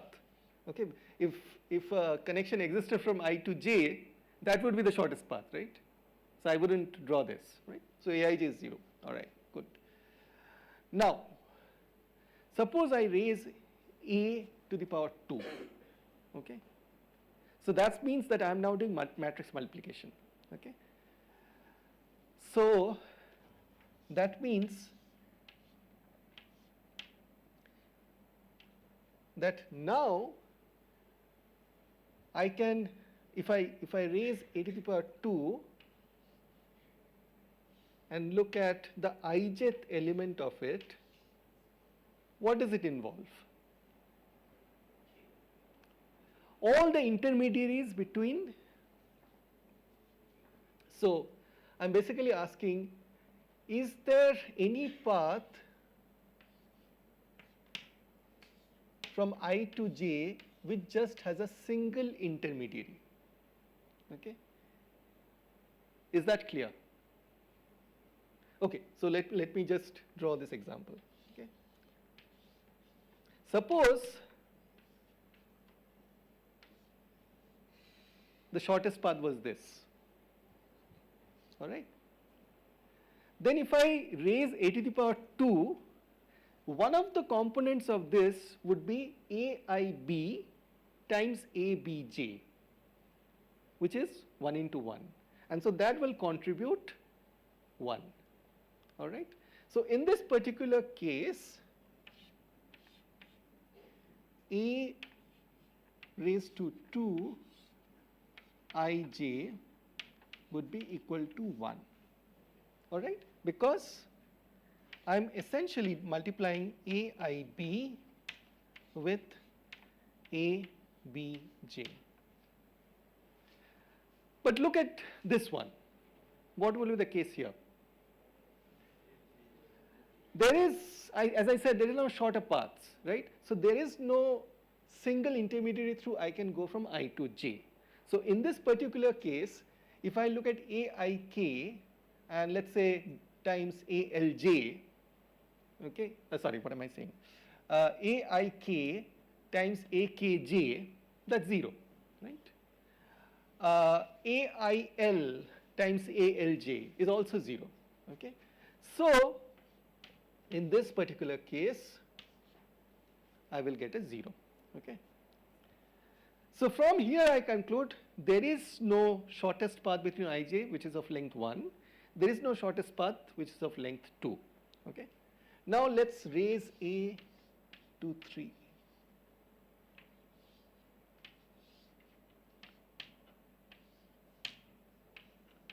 Okay.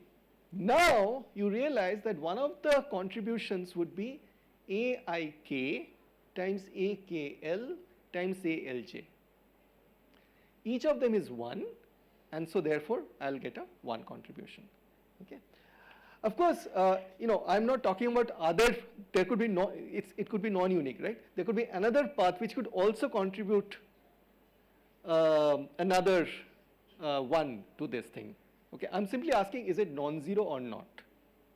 All right. Yeah. Slight risk if you allow both. If you allow signed things, so plus 1 and minus 1, then they can destructively interfere. Absolutely, absolutely. So that's why, when you are connecting path lengths, when you are measuring path lengths, you look at the absolute values. Okay. Right.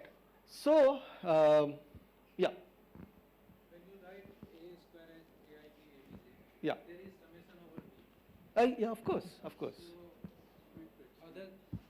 other than k, there can be links between other nodes from I to other nodes.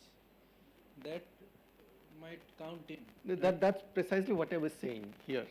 That when I said that this gives you 1, I assume that there is a unique path of length 3. If there is another path, of course that will contribute another 1 to this.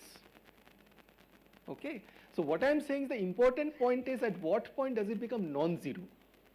Not that it becomes equal to 1. Okay. So is that point clear? All right. So this is what is meant by that definition over there. What is the smallest value of this power at which this becomes non-zero? Okay. Yeah, sorry. Since we are on a school, I just might point out, I mean, it's just a standard random walk problem, right? I mean, you do a random walk on this particular network, and then the question is, how many steps do you need to reach some other point? I mean, same idea. I just want to say that, you know, absolutely. it sort of varies. It's just exactly the same idea. Sure. All right. So that is the meaning of this, definition. The smallest value of r such that a raised to r, ijth element of this is greater than 0. That's why I didn't say equal to 1. Okay, just greater than 0 or not. All right. Is there any doubt about this? You know, this is like the simplest kind of metric. So if you have any doubts, you should ask. Okay. All right. Now, this raises an interesting issue, which is, suppose you have a network like this.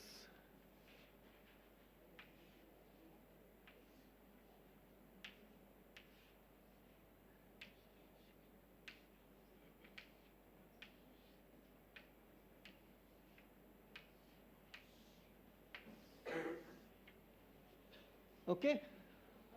What's the path length between node A and node E?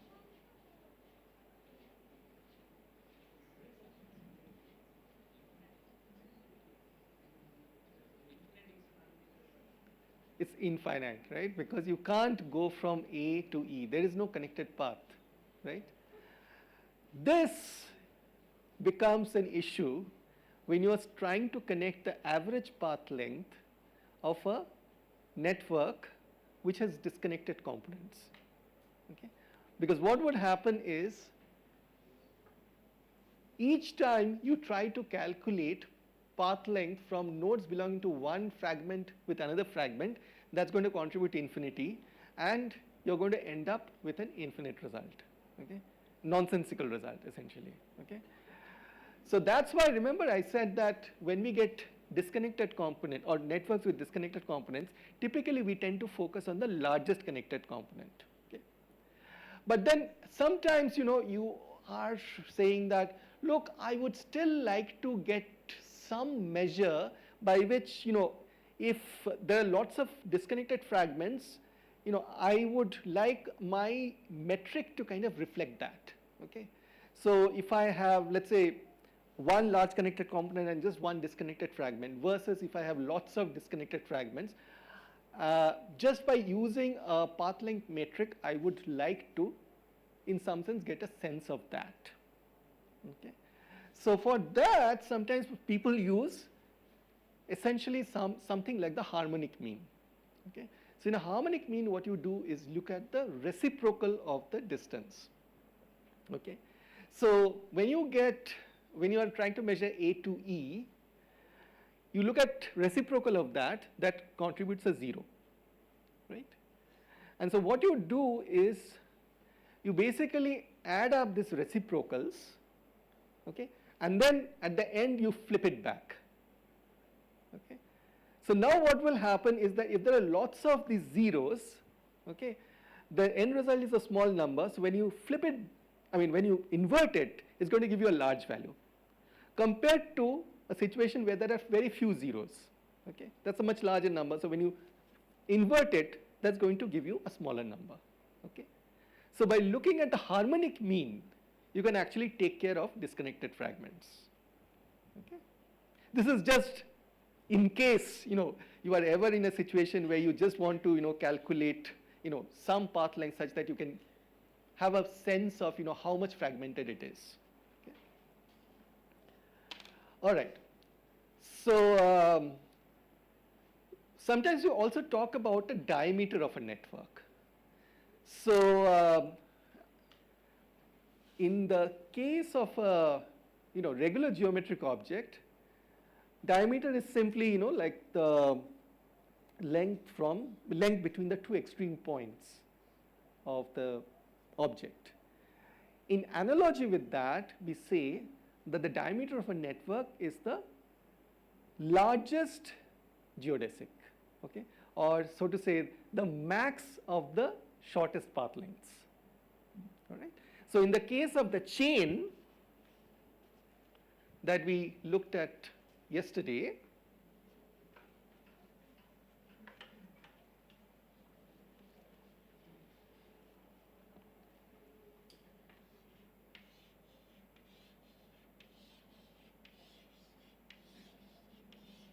so a chain of n nodes, what will be the geodesic?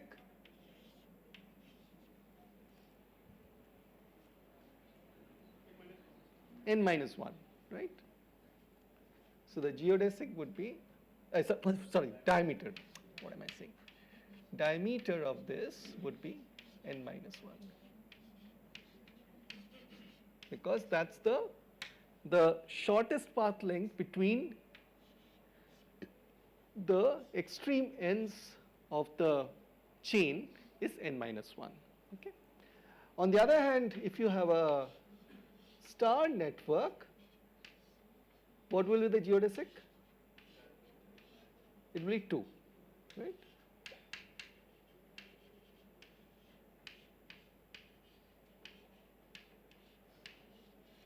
All right.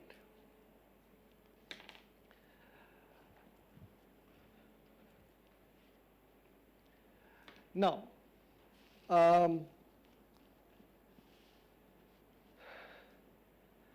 going back to the point that we were discussing, that there could be non-unique paths of equal shortest length between any two nodes.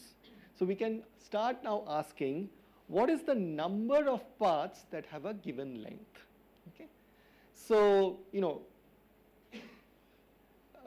the product of aik and akj would be 1 if k is an intermediary between I and j. Okay? And so now I can sum over k to essentially get all such paths of length 2 which connect I and j. Okay? So basically, if you look at the ijth element of a raised to 2 and you see a number which is different from 0, if it's 1, it means that there is only one or a unique path with single intermediary between I and j. But it could be 5, which means there are 5 other intermediary nodes, each of which acts as an intermediary between I and j, and so on. So in general, the number of paths of length r between I and j would be given by the ijth element of a raised to r. Now this gives us a nice way of coming to cycles or loops in the system. Okay? So what's a cycle? A cycle means that the origin and the destination, I and j, is identical, right? So now, remember yesterday I said that we don't usually consider self loops. Okay, so the aii, the diagonal, is generally 0. Okay, but once I raise a to the power, this is no longer true, right? Because you could have something like this: I, j, and then j goes back to I. Oh, so this is of course typically I'm talking about a directed network, because of course by trivially, you know, aij and AGI in an undirected network, aij and AGI would give you this thing. Okay? So so once you raise, in general, this need not be 0.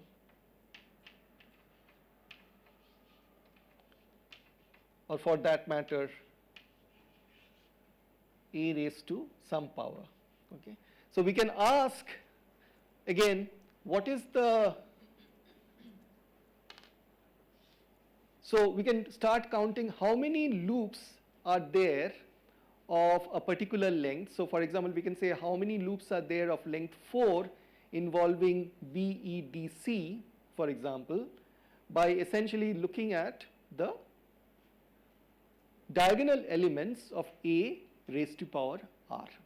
Okay, so the total number of cycles of length r, if you basically want to know, okay, what is the total number of loops of a particular length in a network are there, you can then sum over all these diagonal elements, which is basically nothing but the trace. Okay. So by looking at the trace of a raised to power r, you can actually count the number of loops in the system. Okay. In a directed network, we can actually have things like this, cycles. So this is again something that Shakuntala was mentioning yesterday. So she was talking about a 3-node subgraph, let's say C to E, E to D, D to C, and so on. So you can start counting all these kinds of things using these kinds of technology. Now, that was essentially about a global property of a system, namely its path length. Now we come to a local property. Okay. Yeah. So in the previous case, it was not obvious to me how it would give only Hamiltonian cycles and not H-shaped curves. So What do you mean by H-shaped curves?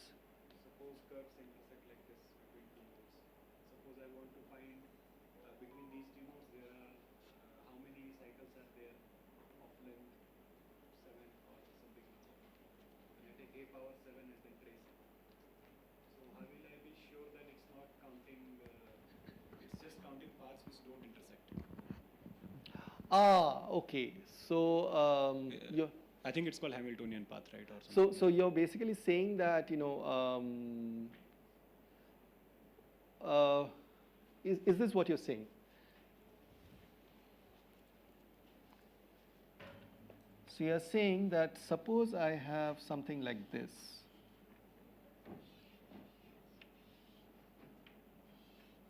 Yes. This is what you mean, right?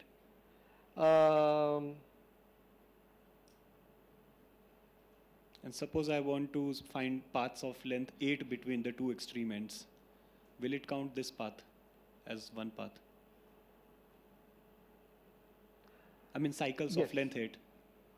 Yeah, so if you are counting cycle of length 8, I think this would be considered as one such path. Yeah. So it means it won't just count the Hamiltonian cycles, but No. all kinds So of it will cycles. consider this also as a loop. Okay. Yes, correct. Thank you. Yeah. And it will consider multiple years. It can cover number of times. Yes, yes. So, next, thanks for the question. Yeah, this is a point I should have mentioned. Okay. Right. So now that we have gone through one global property, let's look at a few local properties. Okay.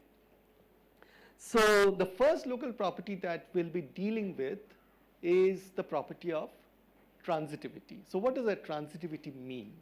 Okay. So it's actually, I'm basically going into this because I want to introduce the property of clustering, okay? And this is the first step towards defining what is a clustering, okay? So in order to understand how clustered is my local neighborhood, we start by asking, do I have a situation like this that, let's say I know two people, do they know each other? So this is the simplest question I can start asking before I can talk about how clustered is my neighborhood. So essentially this is, let's say node B, this is node A, this is node C. So if a relation exists between A and B, and a relation exists between B and C, does a relation exist between A and C also? So in general, transitivity is this property where if a relation R exists between A and B and the relation exists between B and C, it implies that a relation exists between A and C. Okay? So for example, the relation R could just be equality. So we know that if A equals B and B equals C, then it implies A equals C. Okay? Now, for networks, of course, the relation is, does a link exist? Okay, so essentially we are asking that if there is transitivity, that means when A and B are connected and B and C are also connected, then transitivity would imply that A and C are connected. Okay. So think about your social network. Okay. If you know person X and if you know person Y, what's the likelihood that X and Y would also be friends with each other? Okay. So our social networks tend to show this property a lot. Okay.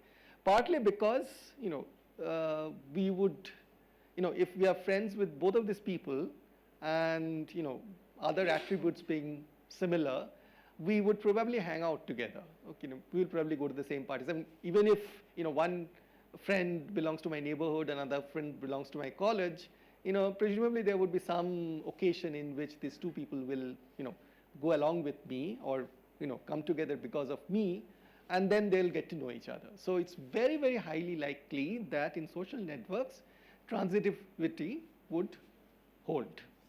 But of course, perfect transitivity, where this is true for all such links, is only possible in a very special case. Which special case?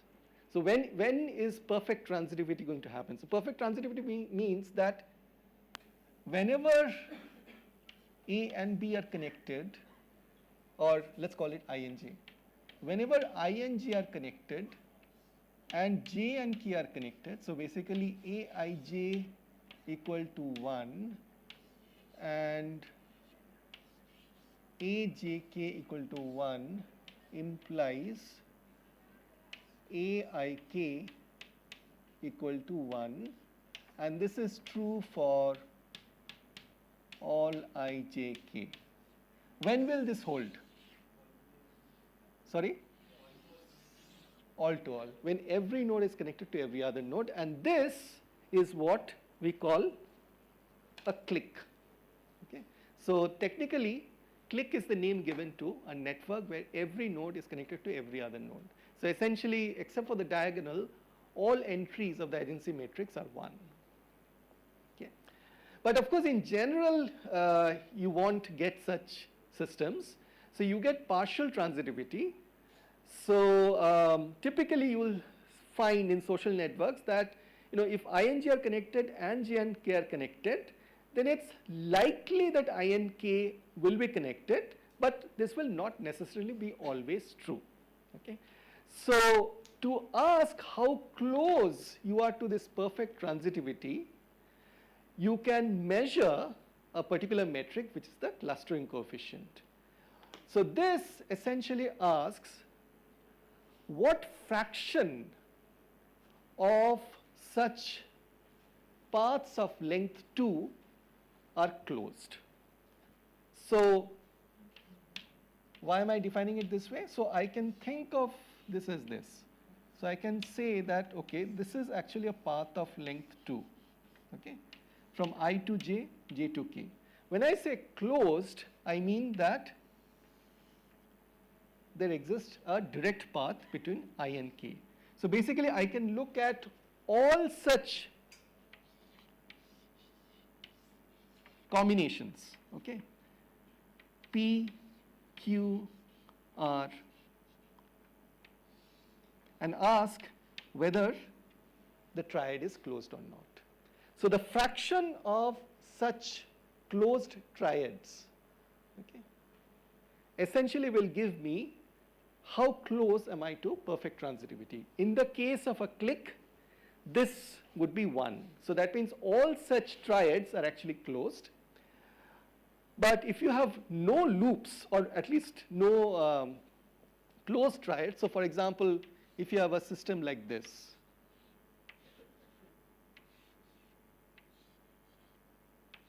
it's like a Bethe lattice, okay? Ad infinitum, you keep extending this. In such a case, there is no closed triad, right? And so therefore, you will have your clustering coefficient to be 0. Okay. All right? Any questions so far? Okay.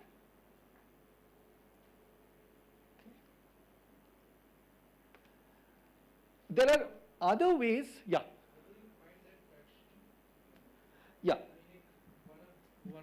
there is one triad, suppose. Right. How will I find the fraction? So you ask, essentially that's what this is all about, the next slide, okay? So there are different ways you can calculate this clustering coefficient, okay? So one would be to simply look at how many triangles are there and divide by the number of paths of length 2, okay? So you look at all possible ijk's, okay, I running from I not equal to j not equal to k, and then ijk running from 1 to n, okay. And then you ask, in how many cases is it a closed loop, that is aij equal to 1, ajk equal to 1, and aki equal to 1, all right. Now you will notice that there's a factor 6, okay. That's because you have to divide this number of paths of length 2 by 6, because each triangle actually contains 6 distinct paths, all of length 2. I to j, j to k, reverse, j to k, k to I, reverse, k to I to j, reverse. Okay. So in order to avoid 6 times overcounting, you've got to divide by 6. And when you divide the number of path lengths by 2 by 6, the 6 comes in the numerator. Okay. Alternatively, you can ask, okay, what are the number of triangles, and divide by the number of connected triples. So number of connected triples simply means, actually it's pretty similar. It simply means that 3 nodes ijk where a link exists between ij and jnk. But this link ik may be present, may not be present. If it is present, then that means it's a triangle, else it's not. And again, the factor of 3 comes because each triangle gets counted 3 times when you count the number of connected triples in it. Okay? All right. Now, these are in some sense, you might say, the average clustering coefficient of the entire network, because you're looking at all the triads that are there, all the connected triples that are there, and so on. Okay? But you might be interested locally in a particular region. What is the clustering? Is this so a network can be very heterogeneous. It could have a highly clustered property in some region and a highly unclustered property in another region. So for example, let me just show you. You can have a something like this. So it's mostly Bethe lattice, but then suddenly over here you start getting this structures.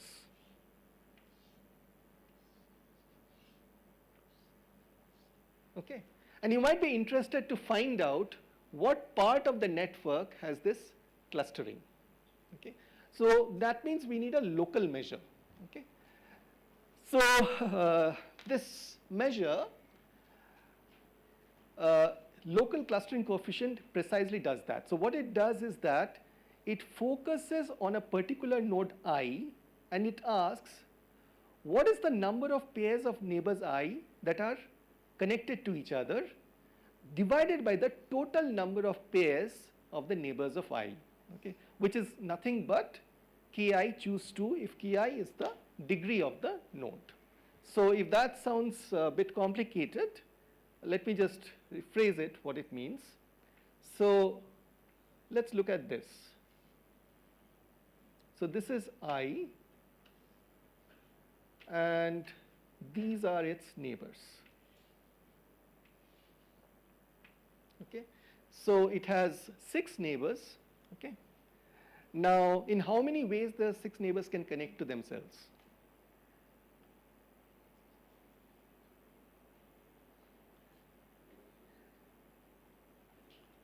How many possible links could there be between these 6 nodes? 6 choose 2, right, which is 15, right? Now these are all the possibilities, and you then ask, out of all these 15 possible ways in which they can be connected, how many connections actually exist?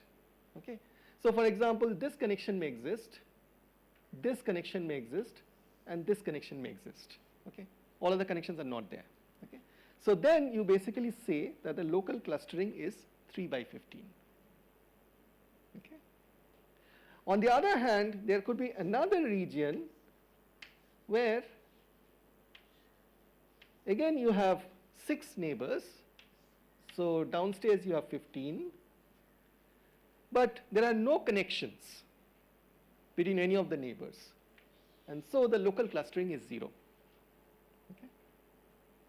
So in this way, you can actually go to each of these nodes and basically ask how clustered is the local neighborhood. Okay? So from there, you'll figure out that this is mostly 0, whereas this is non-zero. Okay? So you can figure out which part of the network is clustered, which part is not. Okay? Why is this interest? Because it points to the existence of so-called structural holes in a network. Okay? So why are we interested in spotting such holes? So that means there are certain nodes which are carrying the bulk of the informational traffic in this region. So for example, here, this node is actually carrying the information from the rest of the network to these guys. Okay. So that means that, if you're talking about a traffic network, like an information traffic network or a road traffic network, this is a congestion point. Okay.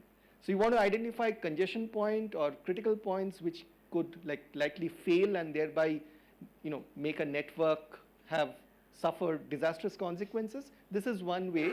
By identifying structural holes, you can actually identify such critical nodes. Okay. Of course, the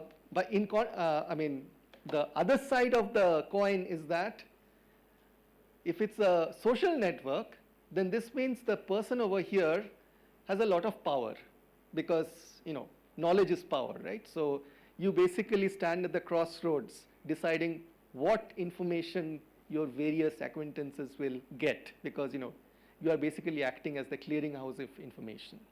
Okay? So back in the old days, roving tradespeople used to carry a lot of clout, not so much, because of the fact that they were buying and selling stuff, but because they were acting as the clearinghouse of information from one village to another village. Okay? So people will get to know about their, larger environment essentially because the tradesperson will come to town and will tell them, stories. So, essentially they had this huge, social prestige because of that. I mean, people will just flock to the tradesperson, not so much to buy, but, just to get news about the outer world. Okay? So essentially that's like saying that in the olden days, there used to be these big structural holes, and the roving merchants would act as basically this information clearing houses. Right? Okay, now sometimes in social networks, we want to know how much clustered it is compared to random chance, right? So how do we do that? Okay, so suppose we are considering network with some degree distribution where the nodes are being connected entirely at random. Okay. So it turns out that the clustering coefficient over there is going to be simply the total number of links divided by the number of nodes. Okay? We will actually come to this result very soon. I will show you why this is the case. Okay? For the moment, just take it as given. Okay? Now, if you have a very large network where n becomes very large, but let's say the degree distribution has finite first and second moments, so it doesn't have a heavy tail, then essentially it turns out that this quantity is going to be very small. Okay? So in a random network, typically, when I say random network, I mean essentially the connections are made between nodes with some fixed probability, and every connection is made independent of every other connection. All right? In such a situation, we say that the clustering coefficient tends to be fairly low. And then if you find a network which is a high value of connection clustering coefficient, it would imply that for some reason a lot of these triads are getting closed. Okay? Now, why are they getting closed? So in social networks, typically the process which is in operation is something which is known as a triadic closure. So a triadic closure is whenever you have a situation like this, where you have a node which has two acquaintances is common, with very high probability a link occurs between these common acquaintances. Okay? We can understand intuitively why this happens, because the very fact that these two people know me makes it very likely that the two are going to eventually meet at some point where I would basically be introducing them. Okay? And so as a result of this, triadic closure tends to close up a lot of these potential triads into closed triangles, and this is one of the reasons why social networks tend to form closely knit communities. Okay? I'm going ahead of my stories, but in a subsequent lecture I'll be talking about networks having community organization. So communities are basically parts of a network or groups of nodes in a network which have a very high density of connections with each other compared to the rest of the network. Okay, so imagine your friend circle. You basically are talking to each other a lot, okay, and relatively much fewer number of interactions with other people in this school. Okay, so each of these closely knit groups essentially forms a community. Okay, so you'd have lots of closed triads within each of these groups. Okay. Yeah. The expression for C that you have in terms of the moments, Yeah. is that only valid for random graphs? Yeah, so I will come into a detailed derivation. Well, maybe not exactly in these terms, but in a much simpler terms. But yeah, it's for random networks. Yeah. And that's the global clustering. Yeah. Okay.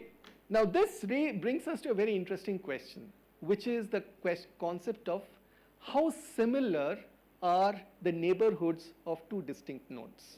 Okay. And this is a very, very practical question for many large online companies. Okay. So when you go to Amazon or when you go to Netflix, you'll say that, well, if you watch this, you might want to watch this. Or if you bought this, or other people who saw the same thing as you went on to do this thing, so maybe you'd be interested in this. So how do they do these suggestions? Okay. So they do this by essentially doing a sophisticated version of this neighborhood similarity. Okay. So what is neighborhood similarity? So essentially you say that two nodes in a network are structurally equivalent if they share many of the same network neighbors. Okay.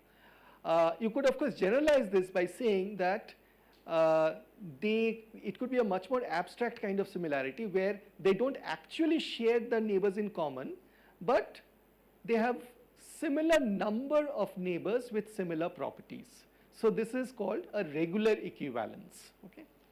So in the case of let's say Amazon suggesting what books would you like, it's actually a bipartite network, not a simple network of this type. Okay.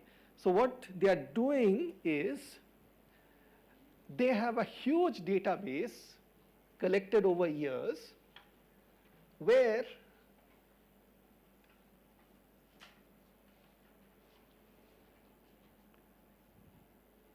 so these are, let's say, products.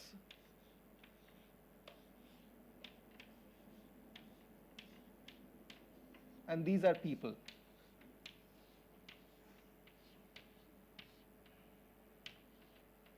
Okay.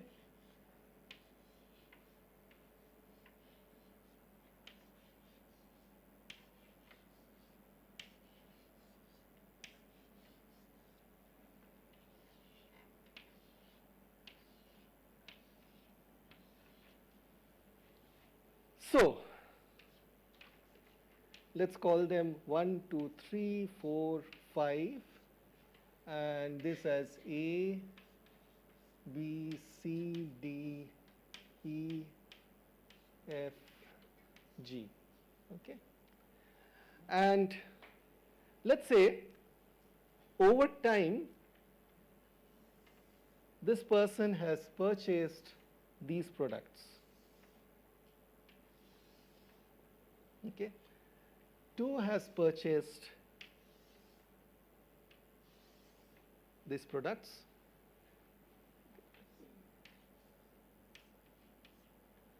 3 has purchased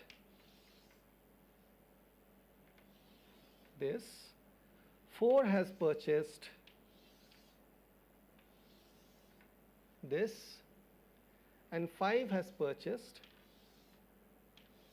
these. All right? And so now, when I look at this data, I find something interesting. I find that nodes 1 and 2 have a lot of links in common, right? So they have A in common, they have C in common, what else? And they have, I think, yeah, so they have A in common and C in common, right? So then this makes me start thinking, okay, maybe I can recommend to 1 that since it has purchased the same thing as 2 for 2 of these products, maybe it might also be interested in purchasing this thing that 2 has purchased, E, but which 1 has not purchased. So basically it will recommend product E to 1. Okay. Similarly, it will recommend product B to 2. Okay. Now you can see 4 and 5 are quite similar. Okay. Again. And so 4 has purchased this which 5 has not yet purchased, and so it will recommend that 5 might want to purchase H and so on. Okay. 3 is somewhat of a mixed bag. Okay. So for 3 the recommendations might not be as good, right? All right. So this is kind of roughly how the neighborhood similarity process works. So this is also some concept which kind of comes around from this definition of these local properties. Okay. Now we come to another very important property which I've already mentioned a few times, namely the number of connections that a node has, which is its degree. Okay. Now, how do you use your adjacency matrix to calculate degree? Pretty simple, right? So as we saw, the adjacency matrix tells you whether a connection exists between I and J, right? So this is node I, this is node J, and a connection exists if a connection exists from I to J. Now it stands to reason that if I'm looking at this entire row, then every time I encounter a 1, that means there's a link to J. So if I just sum up the row, I will get the degree of J. Okay. In an undirected network, it doesn't matter. You can also sum up the rows or the columns. Both will give you degree. Okay. And so I can define a degree in terms of the adjacency matrix as simply in this particular case, the column sum. Okay. And the total number of connections in the network you can get by summing up all the degree and then dividing by 2. Why do I divide by 2 in an undirected network? Yeah, that's because A to B also implies B to A.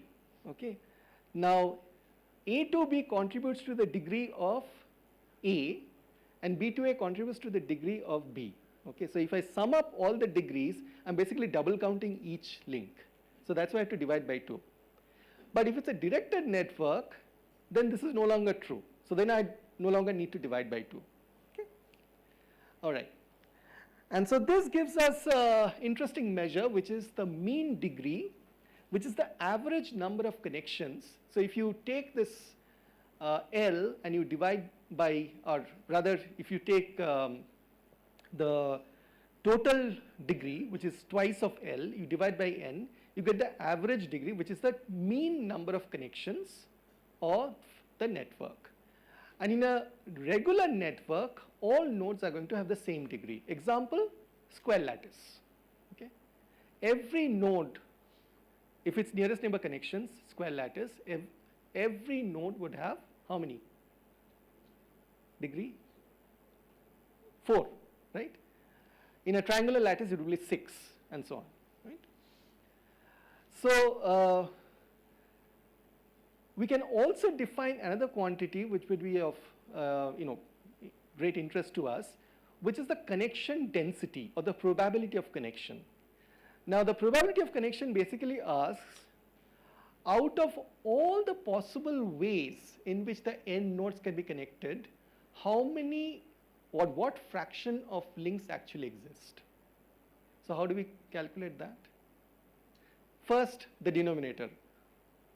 If there are n nodes, what are all the possible number of links that can exist in the network? N choose 2, right? What will be the numerator? The actual number of links in the network, which is L, okay? Which is basically this half of the sum of the degrees, okay? So L divided by N choose 2 will give me the connection density or the probability of connectance, okay? So this will tell me how dense is the network, how densely connected is the network. So if they are all isolated nodes, this probability of connection would be 0. If everything is connected to everything, the probability of connection would be 1. Okay? So basically it's a number which varies between 0 and 1. Okay? In real networks, this probability of connection tends to be, for a large and sufficiently large network, this tends to be fairly small. Okay? Which is why I said, like when I was showing Shakespeare's plays, character networks yesterday, I said that these are unreasonably high connection density. So that's what I was measuring. Okay, I was asking, out of all the possible links in the network, and how do I find? I look at the total number of characters.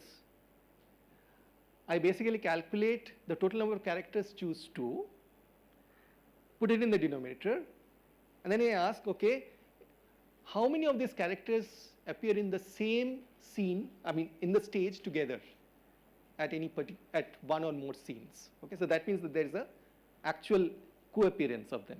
Okay, and I find that these are close to 50% most of the time. Okay, this is, if you think of these as a proxy of a social network, this is unusually high. Okay, okay, connection densities tend to be fairly low. Okay, now this brings us to the definition of a dense network versus a sparse network. So a dense network is technically defined as one where the density becomes a constant as the network size diverges, whereas a sparse network is one where the density tends to 0 as n tends to infinity. Okay. What does it imply about the average degree? For a dense network, what is happening to the average degree? In order for it to be finite, it has to scale as n, right? So that means as the network is growing, the number of connections is also growing. Because otherwise, if the number of connections remain constant, as the network size increases, it will tend to 0. Okay? So just by looking at how the density behaves as the network becomes larger and larger, we can actually start wondering about certain properties of the network. If it turns out to be a dense network, then you start asking the question, why is it that the number of connections are increasing so fast? Okay, it's basically as the network increases, the number of connections are increasing proportionally. Okay, so there must be some mechanism by which this is happening. Okay, so you can start asking mechanistic questions. Okay?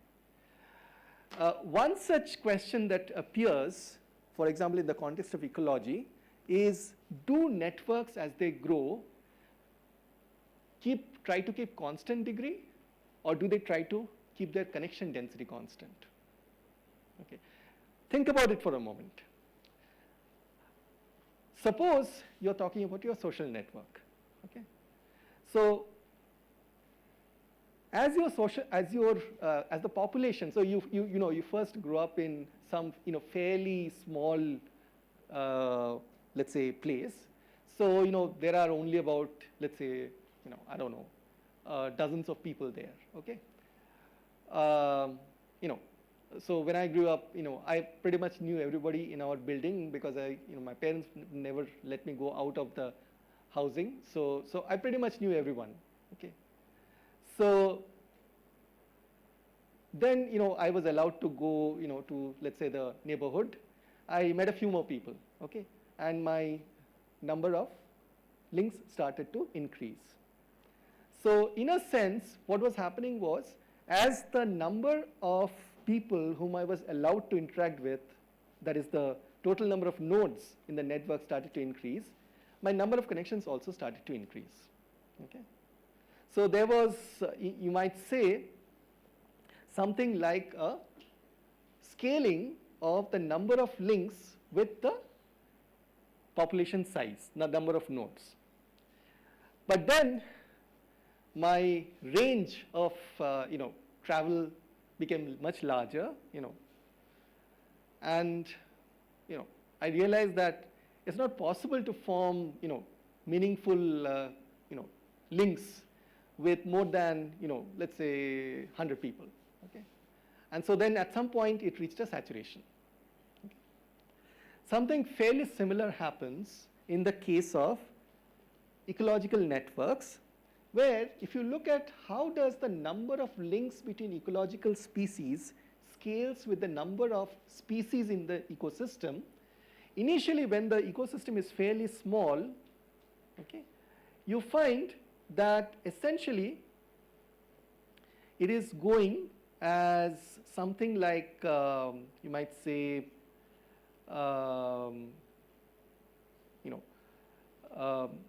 so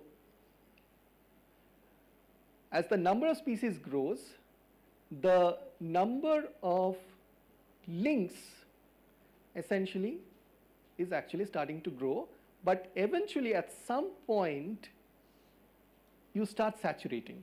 Okay. Your degree, because at some point you realize that you can't actually handle so many connections, and then after a while you reach something like a constant degree. Okay. So in many networks you see this transition from, you might say, constant connectance to a constant degree situation. Okay. Because initially when the network is small, your number of links is restricted by the number of nodes available to you. Okay. You can form friendships, but you just don't have that many people to meet with. Okay. When your network is larger, it is limited by your capacity to maintain links. Okay. So you've got a huge number of nodes that you can connect with, but you can only maintain so many connections at any given time, because maintaining each connection requires some resources, right? You have to spend time, at least, you have to send a Christmas card or whatever, you have to, during puja time, you have to at least call them up and say, "Bhalo achish," and so on, right? So the other interesting point is that in directed networks, you can define degree in two ways. You can define the number of incoming connections, which is the in degree, and the number of outgoing connections, which is the out degree. So, in this particular case,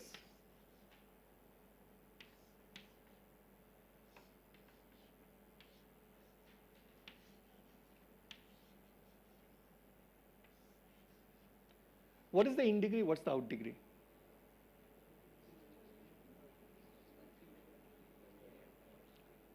All I can hear is a buzzing sound. Can one of you just muster enough courage and answer the question? Exactly. So in degree is 3.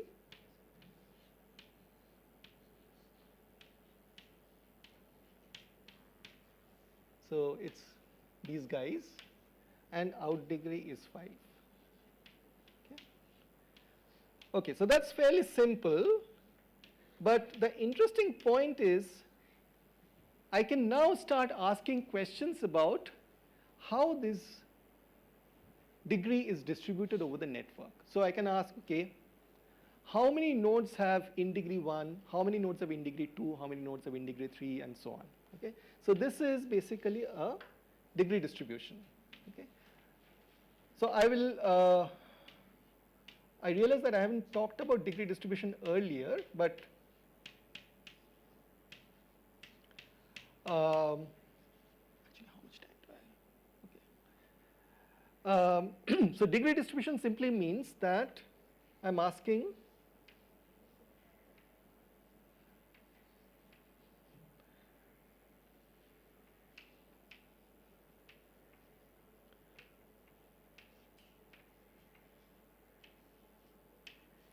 so how many nodes are disconnected? Let's assume there is none. How many nodes have degree 1? How many nodes have degree 2? How many nodes have degree 3? How many nodes have degree 4? How many nodes have degree 5? How many nodes have degree 6? How many nodes have degree 1, for example? Okay. So if I turn this into a probability distribution, this is going to give me a degree distribution. Okay. If I do it specifically for in degree and out degree,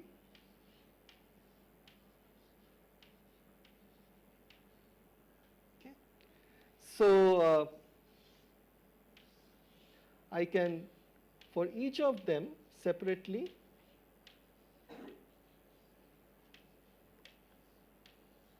try to see what kind of distribution does it follow. So for example, it could be something like this. So everybody might have, for example, the same, actually rather it's the other way around. Everybody could have the same, sorry, what am I saying? Everybody could have the same in degree, let's say 3, but have differing numbers of out degree, for example. So basically what it says is that even though every incoming connection has to be matched with the outgoing connection, so that the sum of the in degree and the sum of out degree must match, it doesn't necessarily mean that you always have the two distributions similar. So for example, here is a situation where you have the transcription factor binding network, something that Shakuntala was talking about yesterday. Remember, transcription factors are basically proteins which go and bind to the region upstream of the gene and tells it whether to express or not. Now, somebody had asked this question, is it unique? Right? And Shakuntala said no. There are transcription factors which can bind to multiple genes. Okay? And this is precisely that kind of a network. So basically this is asking, okay, how many different genes can a transcription factor bind with? So if you look at that kind of a network, you find that, for example, in so essentially what you're doing over here is you're doing a projection. Okay, so transcription factor to gene is a bipartite network, and then you do a projection to create a transcription factor projected network. Okay, remember projections that I spoke about yesterday? Okay, so you can define in degree and out degree. Okay, it turns out that the in degree has an exponential distribution, okay, very sharply decays. So there are not too many incoming connections to each of the transcription factors. The out degree, on the other hand, has a heavy tail. Okay, very interesting, right? Well, I mean, this already, kind of prefigured that. So you could actually construct a network where by design, every node is having just 3 connections coming into it, but you put no restrictions on where you send your connections to. Okay? In that case, you could actually have a dispersed distribution like this for the out degree and a pretty tightly almost a delta function like in degree distribution. So you could actually have quite different properties. The other interesting question is, do high out degree nodes also tend to have high in degree? Okay. That's a very interesting question and tells you sometimes some fairly interesting properties about a network. Okay.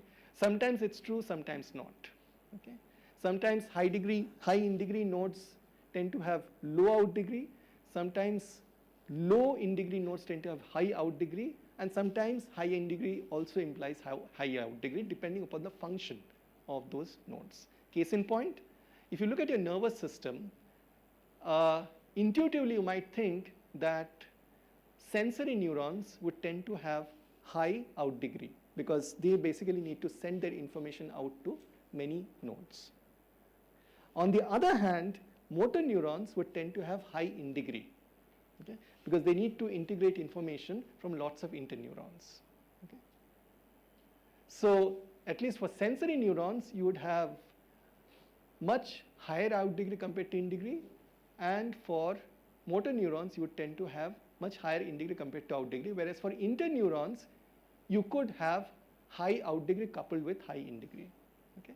So sometimes just looking at what's the relation between in degree and out degree frequency can tell you something about function underlying certain nodes of a network. So when you say average high in degree, low out degree, you mean in average sense? Because the total in degree is the same as total out degree. Of course. So I'm talking about a specific node. So suppose you do a scattered diagram where you ask, okay, this is in degree and this is out degree.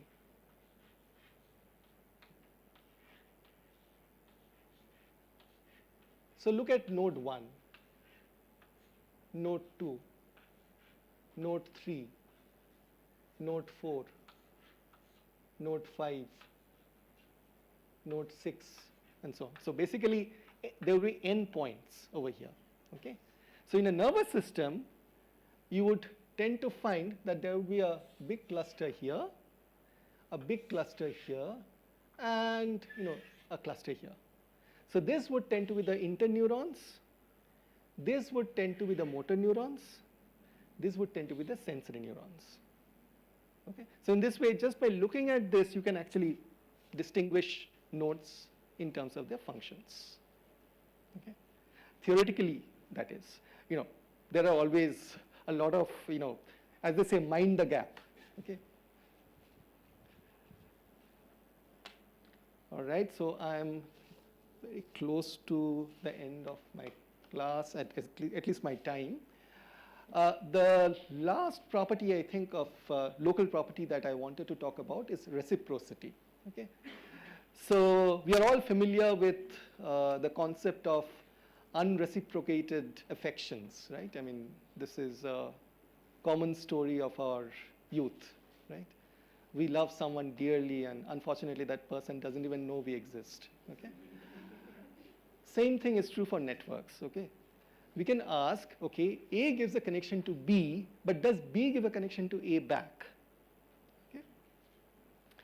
So we can ask how much reciprocity is there in a network, and this, of course, is true only for directed networks because, by definition, in undirected networks, links are always reciprocated. So we can ask, are links between a pair of nodes reciprocated by measuring its reciprocity, which is very simply the product of Aij and Abi, and then you sum over all such pairs and divide by the total number of links. So notice, if links are reciprocated, that means this product is going to be 1. If they're not reciprocated, it's going to be 0. Okay. So it's a very simple measure of reciprocity. The number of times you get a 1, okay, out of all the possible links, that means those links are reciprocated out of all the possible links. So that will give you the ratio of reciprocated links. Alternatively, you can also look at the correlation coefficient between Aij and Abi. So if So, by definition, correlation coefficients are, lying between -1 and 1. So, if it is positive, that means it's mostly reciprocal. Okay, Aij would tend to be positively correlated with Aji. But if Aij is negatively correlated with Aji, that means it's anti-reciprocal. If you have a connection from A to B, very likely there is no connection from B to A. And again, why is this interesting? Because it can actually have very, very different behavior in different systems. So, for example, if you look at a neuronal network, like the network of chemical synapses in that nematode C. elegans, it is showing reciprocity. Okay? So mostly if a synapse exists from A to B, there would also be a synapse back from B to A. Metabolic networks, where now we are talking about chemical molecules which are involved in metabolism, basically converting food into energy, and also using energy to construct raw material for building our body, are only weakly reciprocal. Okay? Food webs, on the other hand, are anti-reciprocal. Can you guess why?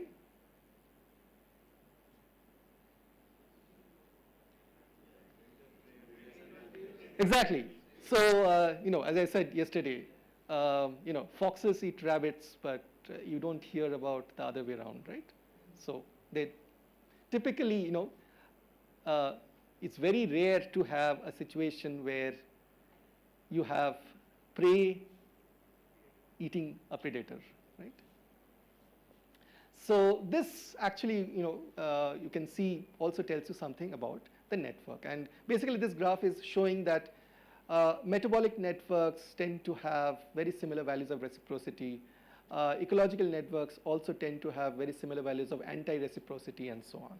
Okay?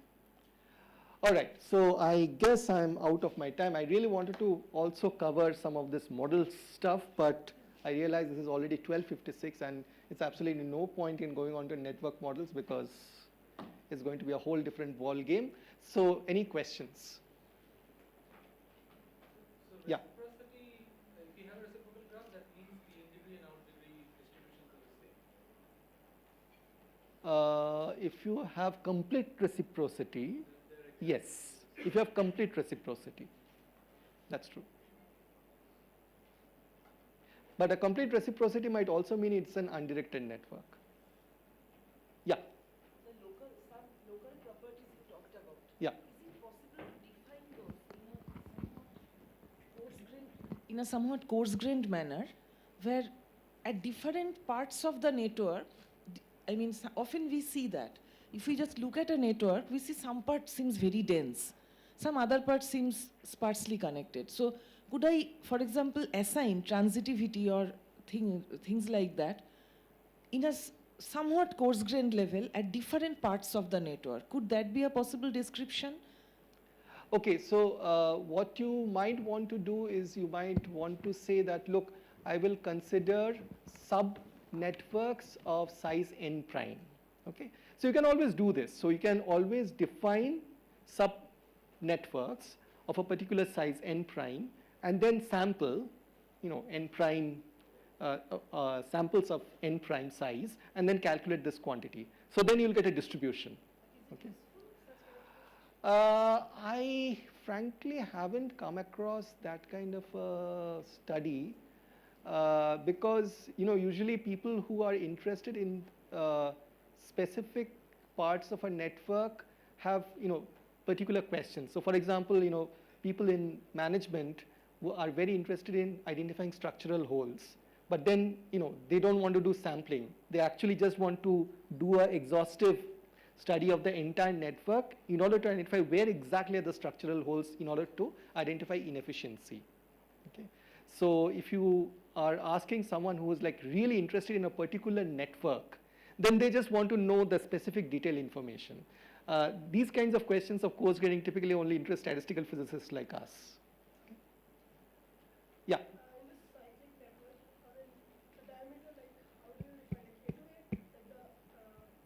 Geodesics. I mean, we did like this cyclic network, and now you want to find the diameter of this network. So what do? Like you go A to A, or you go A to like some last? No, by definition of diameter, it's the largest path length, right? Yeah. So obviously it won't be A to A, right? So what will it be? Yeah, then so it should be A to like. It's whatever the last halfway. one was there. It's halfway across, right? Because that will be the largest path length. So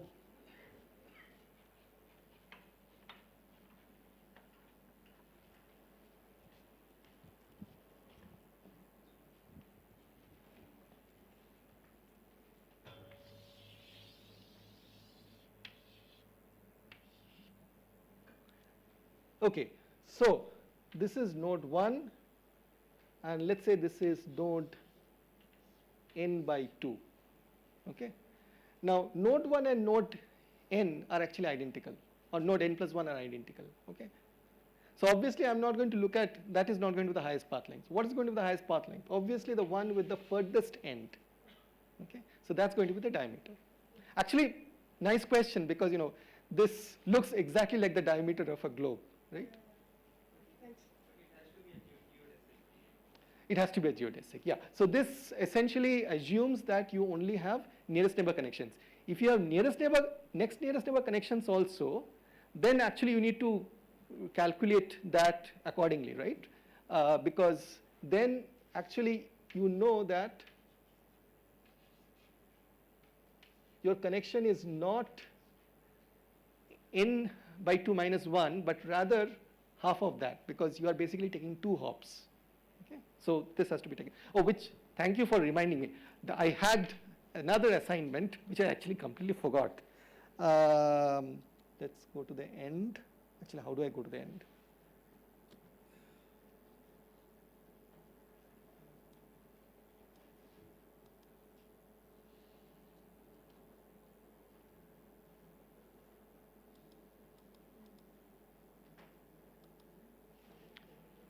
Oops, what happened? Did I do something wrong?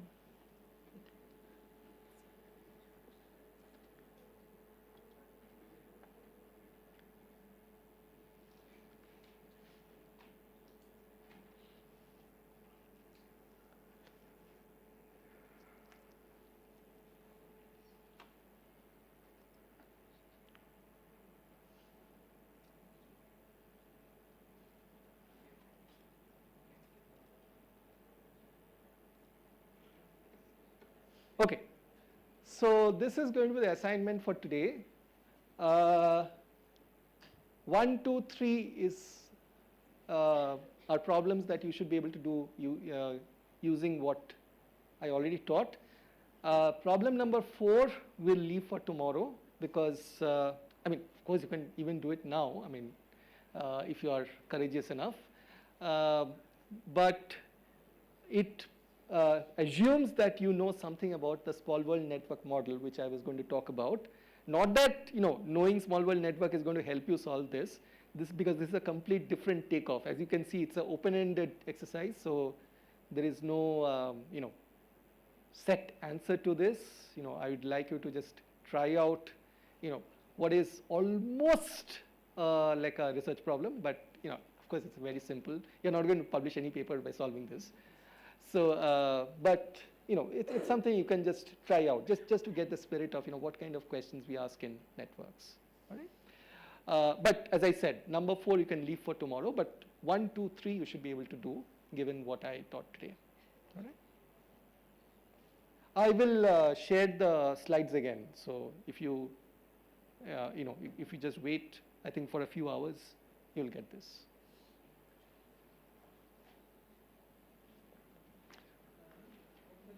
Yeah. Yesterday you talked about, so in discussing undirected graphs, you talked about some nodes which are more influential than others. Yeah. Right. So if I have a directed graph such that, let's say everyone has the same out degree, but in degree the out degree distribution is very different, power law distribution or something, then is there a way to define similarly this notion of more influential nodes for these kinds of directed graphs?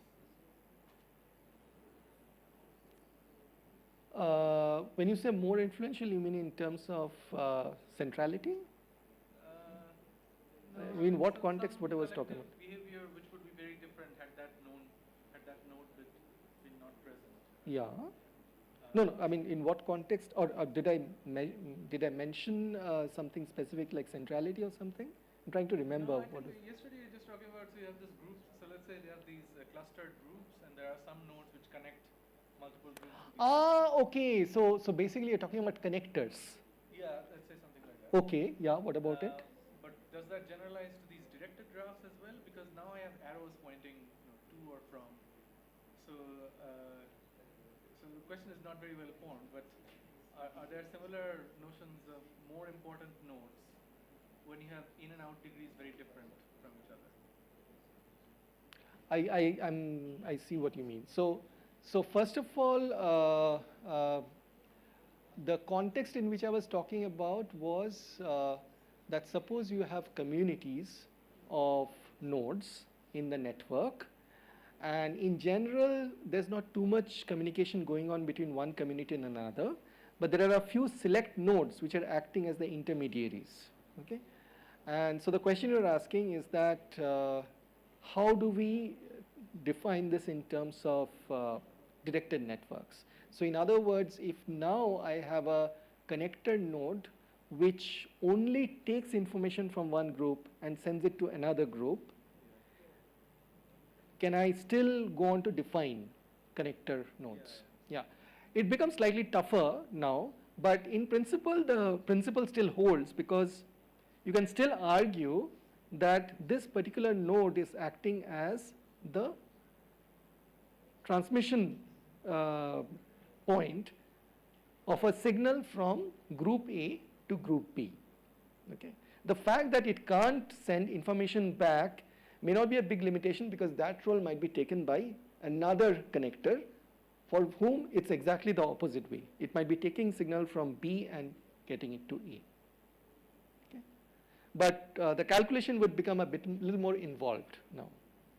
In general, directed networks, signed networks are much harder to handle than undirected, unsigned networks. Yeah.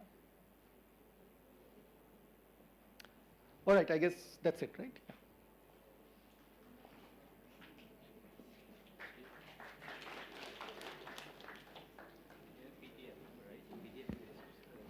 I will convert to PDF, and also I will because the actual slides has more, but I will take that to the later thing. So I will just take whatever I taught today, add this assignment at the end, and send it to you.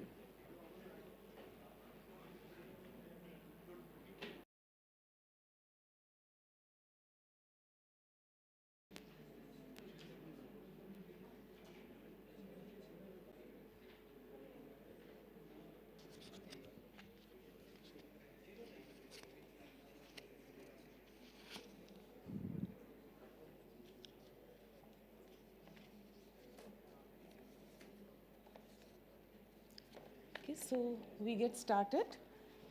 In yesterday's class, we started our discussion on network motifs, and we had analyzed the negative autoregulation network motif, and then we had just got started on feed-forward loop.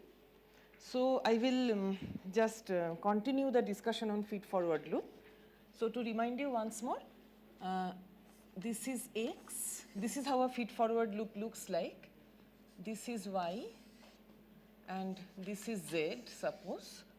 Then X regulates Z, X regulates Y, and Y regulates Z. There are various different sign combinations you can think of. These regulations, each of them could be activator or repressor. Now, based on that, there are two different types of feed-forward loop one can discuss, one can define. One is the coherent and incoherent.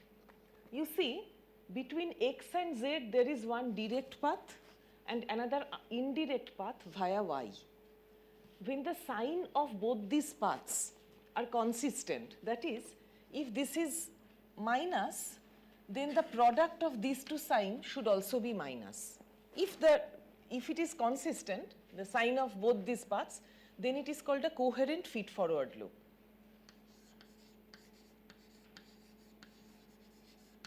Coherent feed-forward loop. And if the signs are opposite, then it is called incoherent feed-forward loop. Of course, among coherent or incoherent also, there are various different sign combinations you can think of, but not all of them are found frequently. The most common network motif is, it is called type 1 coherent feed-forward loop, or C1 FFL, when all signs are positive. So C1 FFL looks like this. This is plus, this is plus, this is also plus. So everybody activates everyone. And the second most common this thing is incoherent type 1 feed-forward loop. So let me just maybe here I don't put any sign. Briefly, coherent type 1 feed-forward loop is when all are plus, and incoherent type 1 feed-forward loop, the most the incoherent type 1 feed-forward loop is X, Z, Y. Here X activates Z, X activates Y, but Y represses Z. This is most common, this is second most common. So we will briefly discuss both of them. Now there is another issue here, another possible variant here, that is, we see Z here is controlled by both X and Y. In both the cases, Z here is controlled by both X and Y. What type of regulation is that? Do I need both of them? Do I need both these transcription factors to bind to the promoter region of Z in order to produce Z, or do I need either of them? Am I using an AND logic here, or am I using an OR logic here? Based on that, you can also define C1 FFL with AND logic and OR logic and so on. So first I will describe C1 FFL with AND logic.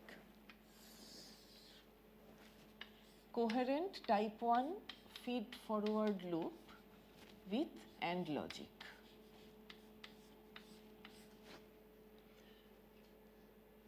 So pictorially this is the process. You have gene X. This is gene X, and which generates transcription factor X. This X goes to its active state X star in presence of some input signal Sx. And the reverse transition is also possible, but presence of Sx greatly favor this forward transition. This active X now will activate Z and Y. So this is gene X. Suppose this is gene Y and this is gene Z.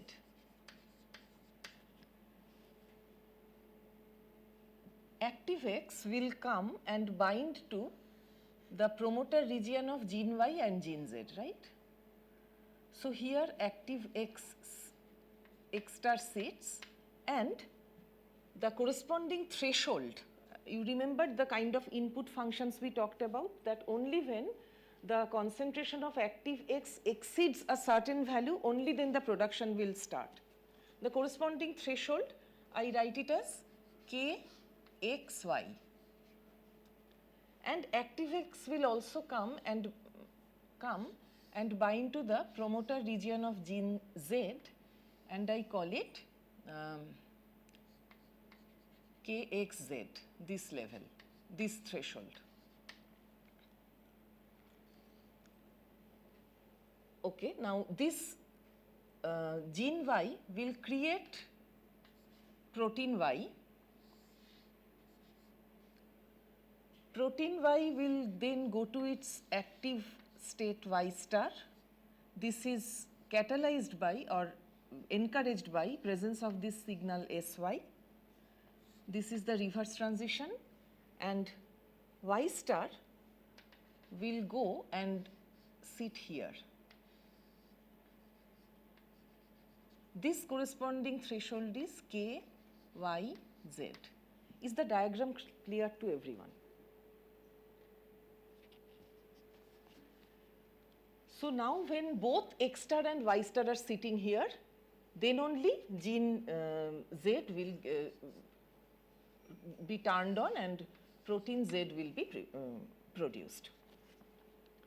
So if I am writing down the time evolution equation for Y concentration, I get beta Y times theta function X star greater than Kxy minus alpha Y times Y.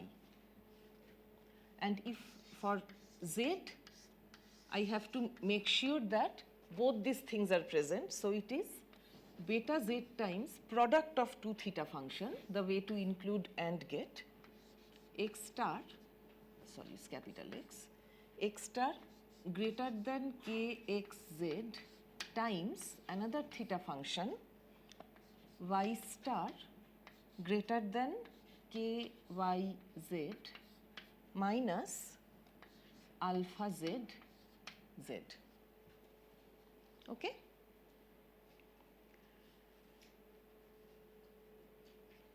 Next, I will see how this network responds when Sx was initially not there, suddenly turned on.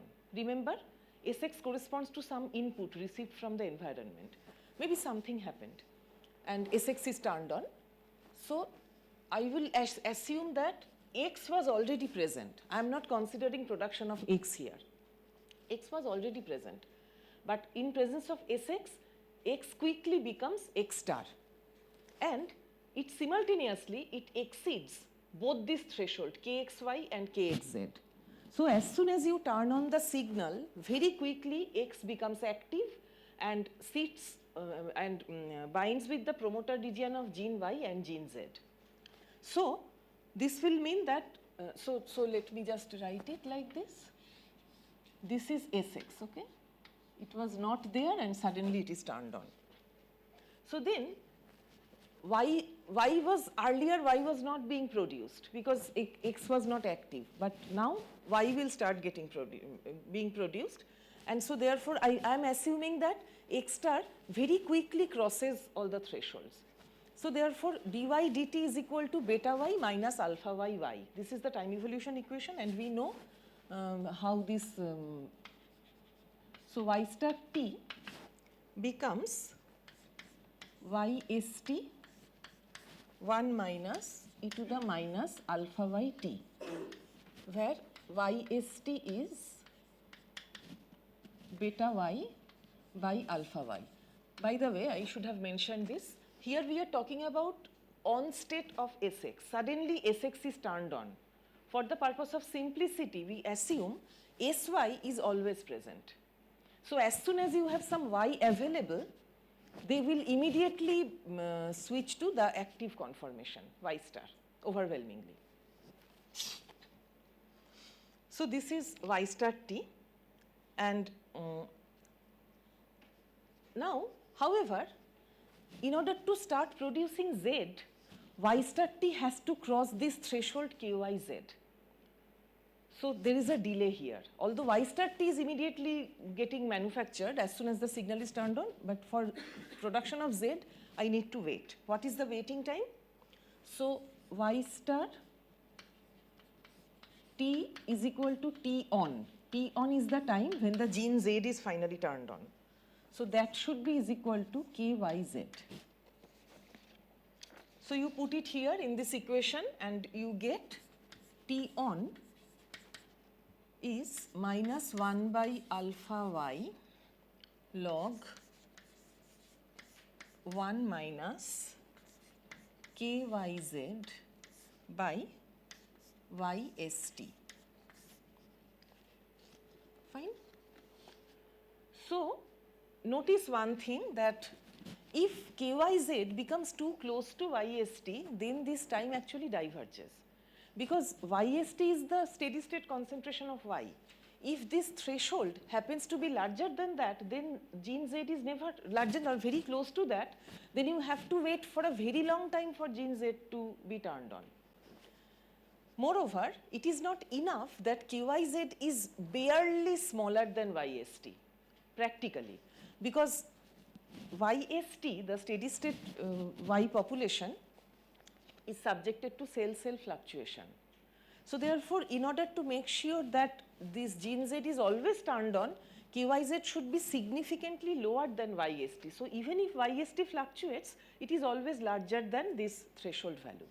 Okay? And in fact, for bacterial cells, YST is found to be about 3 times to 10 times larger than KYZ, and accordingly, the T on, the waiting time to turn on the gene Z, can vary between few minutes to few hours.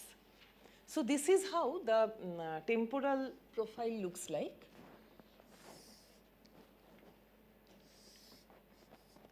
This is T.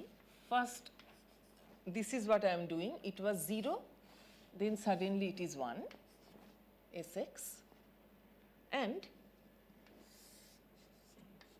this is Y star. Y star was initially 0 up to this point, then it starts getting produced. And somewhere here, it crosses this threshold KYZ. When that happens, then Z production starts.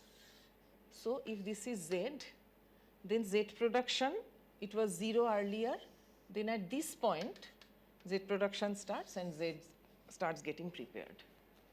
So therefore, there is a delay in the response to the signal which is suddenly turned on.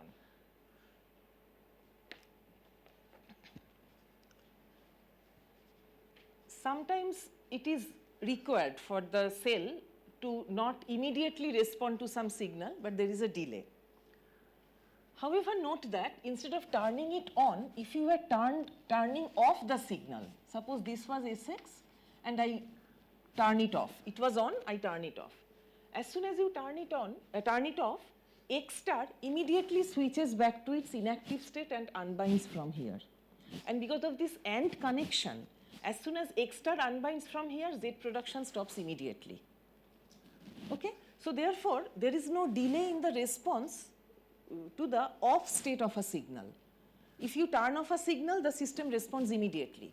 But if you turn it on, it responds after a certain delay, T on. Yes? When I turn on Sx, then are you assuming that that reaction which takes X to X star goes completely into reverse? When I turn it off? Yeah. Yes, because you see the activity switching timescales are fastest. So when Sx is not there, it's not like the Immediately reaction it is goes in to the equilibrium, but it Immediately favors goes to- this direction. Okay. Yes. Thank you. Excuse me, ma'am. Yes. So all the processes like between X star and production of Y happens in a very smaller time scale, very quickly, is it? Yes. Okay. Because you see, X was already there.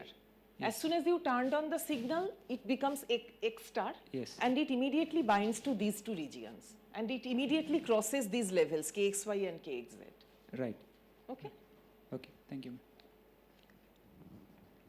So therefore, I have a delay which is sensitive to the sign of the signal. So it is called a sign sensitive delay. Sign sensitive delay.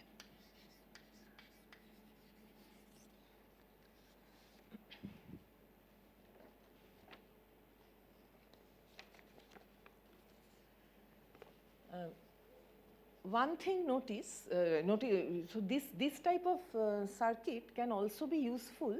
It is also called a persistence detector. if you have a signal Sx which is turned on very briefly, and before t is equal to t on, the signal goes away again, then the system doesn't respond. It could be particularly useful in those type of circumstances when you place the cell in an environment where there is lot of noise. So some signal may briefly, intermittently get turned on and turned off again. This delay allows the system to first wait. Okay, is this something serious? Do I need to respond to that? This scope is not there for simple regulation. If it is simple regulation, even if a signal is very briefly turned on, production starts. But this is not the problem here. You will see, to produce proteins, lot of resources are used. So this is, I mean, efficient strategy. Similarly, you can, I don't need to do it again, but instead of an AND gate, if you had an OR gate, you can see that will show no delay towards the on state of the signal, but it will show delay towards the off state of the signal. Why? Because for an OR gate, you need either X star or Y star. As soon as you turn on the signal, X star is ready. So the production starts, no delay. But when you turn it off, then both of them have to go away. When you turn it off, X star immediately goes away, but Y star still needs some time to degrade away, fall below its threshold value, and only then the Z production can stop. So therefore, if you are using a coherent type 1 feed-forward loop with OR logic, then it is showing a delay for the off state of the signal, but no delay for the on state of the signal. Yes.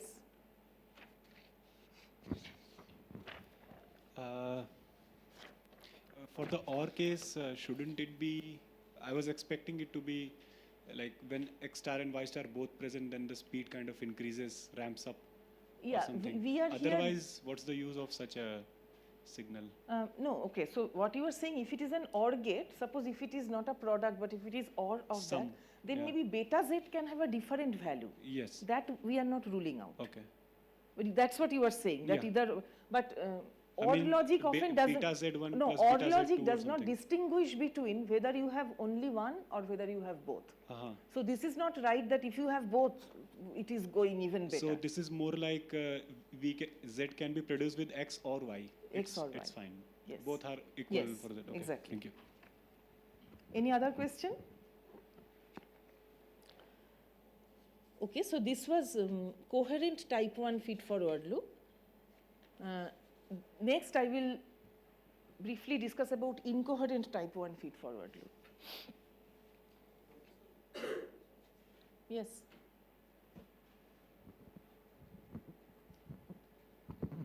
So the signal affects X directly, but the regulation, the delay is governed by the chemistry of Y and Z, because K, Y, Z is basically determining the delay, right?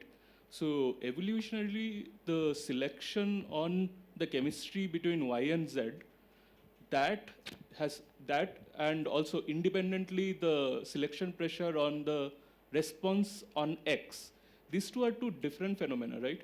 So I would not expect this to be a very common motif, because you understand my question, because no, I don't understand your question. Okay, the thing is that X is the primary response of the cell. That's where things are getting triggered, okay? And Z is your cost function, something like that, which the cell is trying to minimize.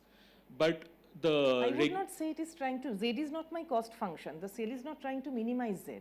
The cell has a very specific need for Z, where there is this signal turned on, which will create a series of events in the network, and then finally I have the response, which is Z, which will do something related to that signal. Right. So here it is making sure, this delay is making sure that I don't respond to frivolous signals, which are coming and then going away. I'll phrase my question better after the... Okay.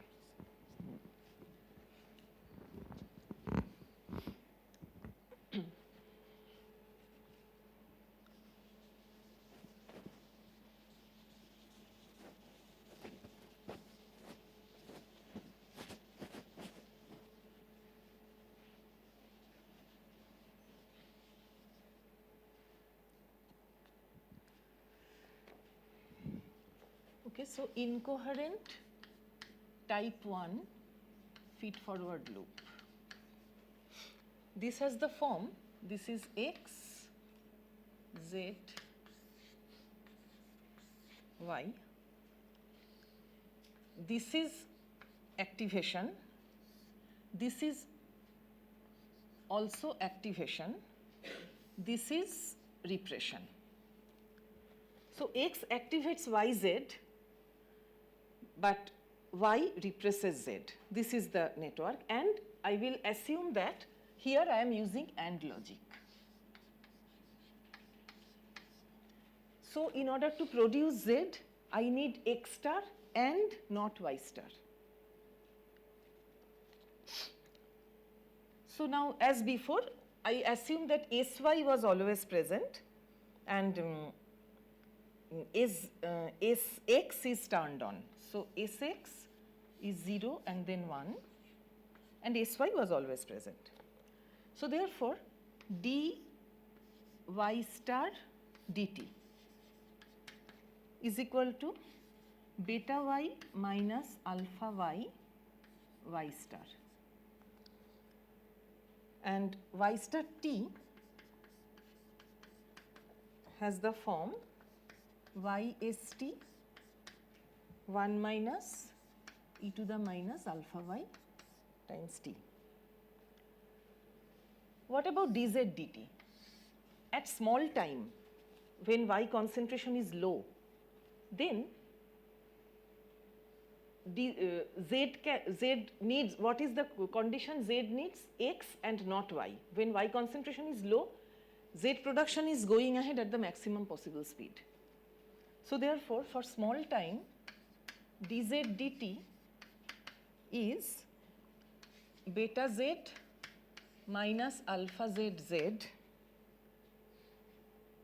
if, as long as Y star is less than k y z.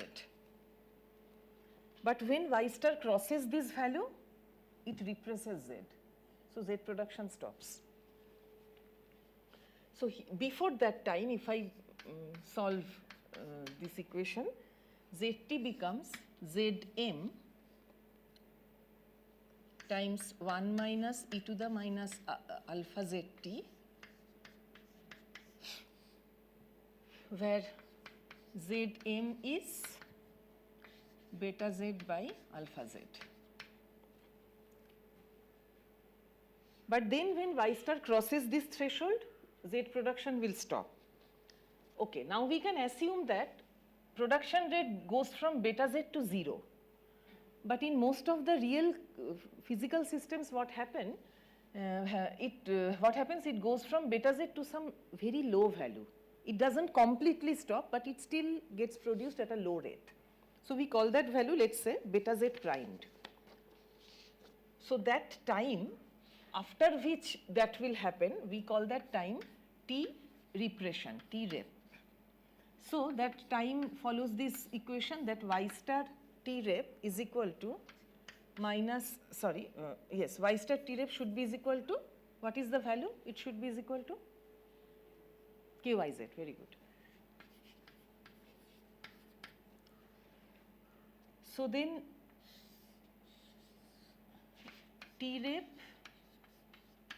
is equal to minus 1 by alpha y log 1 minus KYZ by YST.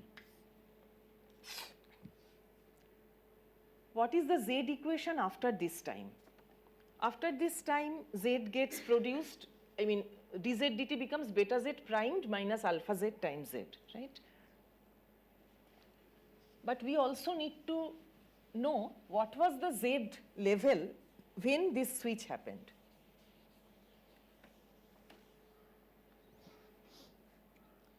That can be seen from here. So let us say Z naught was the level when the switch happened. So Z naught is Zm times 1 minus e to the minus alpha Z T repression.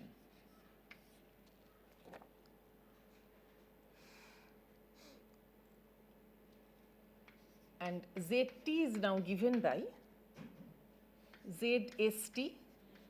This is the steady state value, which is equal to beta z primed by alpha z, the new steady state value, plus z naught minus zst times e to the minus alpha z. Instead of t, I have t minus t repression. Okay. So what is the how does it look like? If you plot z by zst, let us say this is 1, then it quickly increases, then decreases. Whereas if you compare it for a simple regulation, it continues to grow like this. When I compare it for a simple regulation, I again have to make sure that the steady state values are matching. So it is the equation for a simple regulation which is being produced at a rate beta z primed and decaying with a rate alpha z. And this is the actual z curve. And you see, therefore, if this is 1 and if this is what I called this is 0.5, then here response time is much, response time, this is 0.5. So this is t half for a simple regulation, but this is t half for an incoherent type 1 feed forward loop. So it is shorter. And also another thing to notice is that initially it is rising very fast and then it is decaying. That decay is also, it is quickly coming down, and this looks like almost a pulse. So this type of circuit is also called a pulse generator.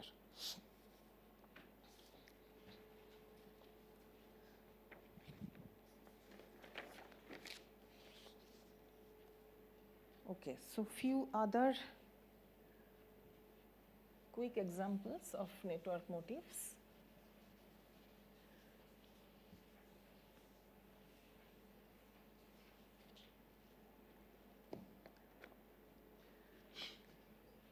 This is another important network motif which is called single input module.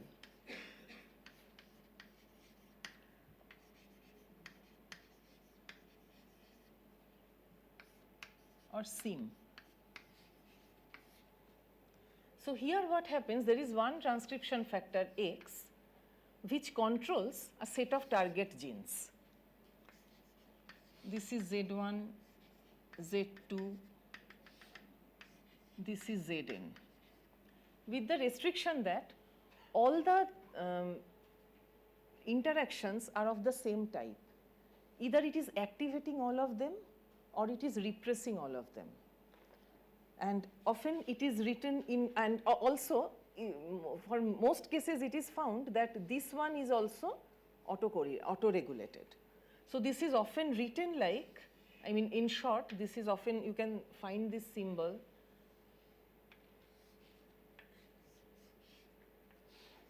This is how it is often represented.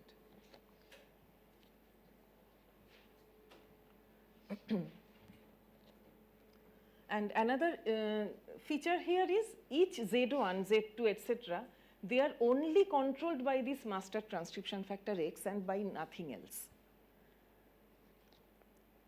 So why this SIM, it is a motif?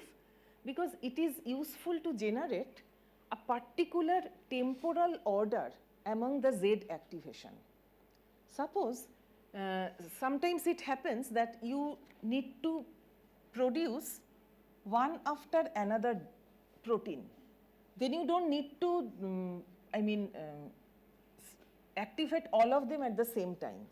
So here, suppose when X production starts, X star slowly builds up, and then you can actually design the threshold values in this order such that kxz1 is less than kxz2 is less than, so you can, if you suppose if I have them in this order, then you can easily see as X star is increasing, the X concentration is increasing, first this threshold will be crossed, then Z1 is activated, then the second threshold will be crossed, then Z2 is activated. So in this manner. Similarly, when it get turned off, when X concentration is going down, then this one will be first stopping its production, and this one will be stopping its production, I mean at the end of every one. So therefore, this is also called last in, first out, this type of pattern.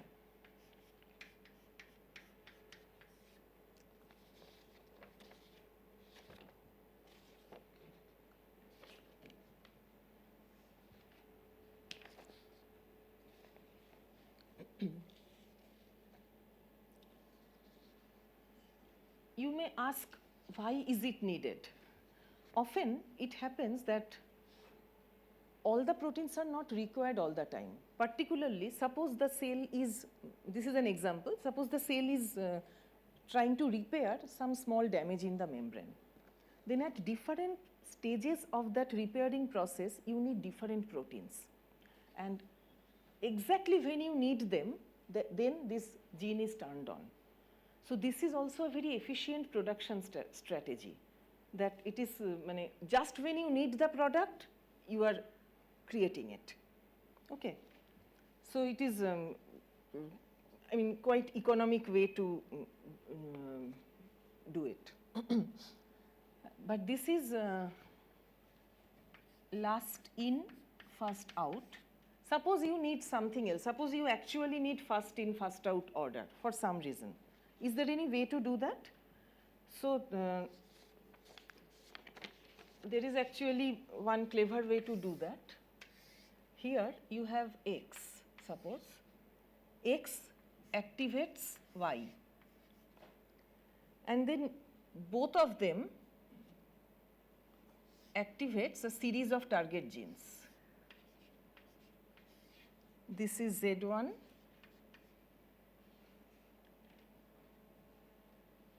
This is Z2. This is Z2. This is Zn.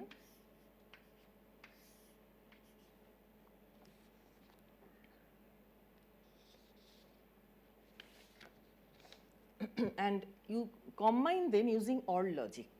So each Z1, Z2, Zn, they need either X star or Y star in order to be turned on. So here you see, here you can, suppose when X star concentration is increasing, you have this order. So Z1 gets turned on first, Z2 gets turned on after that, and finally Zn gets turned on. But then you switch off X. I mean, X production starts going down, suppose, X level starts going down, but X activates Y. So when Y production also stops. But then you can, I mean, even after X production stops, because of this OR combination, they continue to stay active. Only after Y production stops and Y degrades below a certain threshold value, they start getting inactive. They start getting silenced. And then I can actually design those threshold values, K, Y, Z, in the reverse order. So I can say K, Y, Z1 is, this is first in, right? It is largest. K, Y, Z2 like this.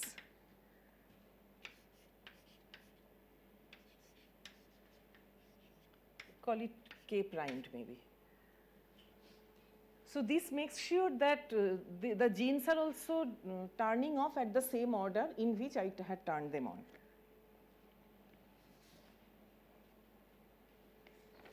Any questions?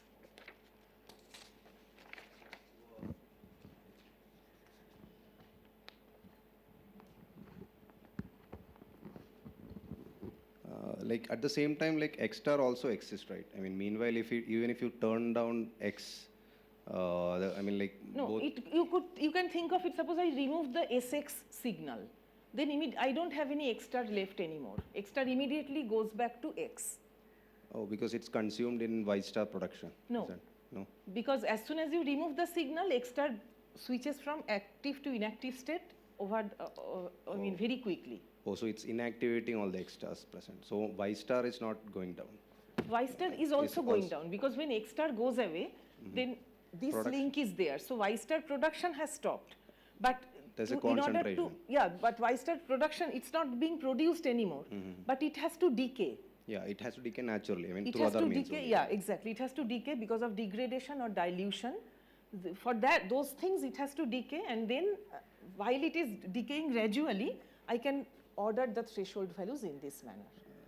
Like we could have actually done that just using X alone, right? I mean, why in? No, but X star, this is all. This order is already given. Oh, that is already given. Yeah, Oh, yeah. that we can't is design the what opposite. is makes sure that Z1 is going in first. Okay.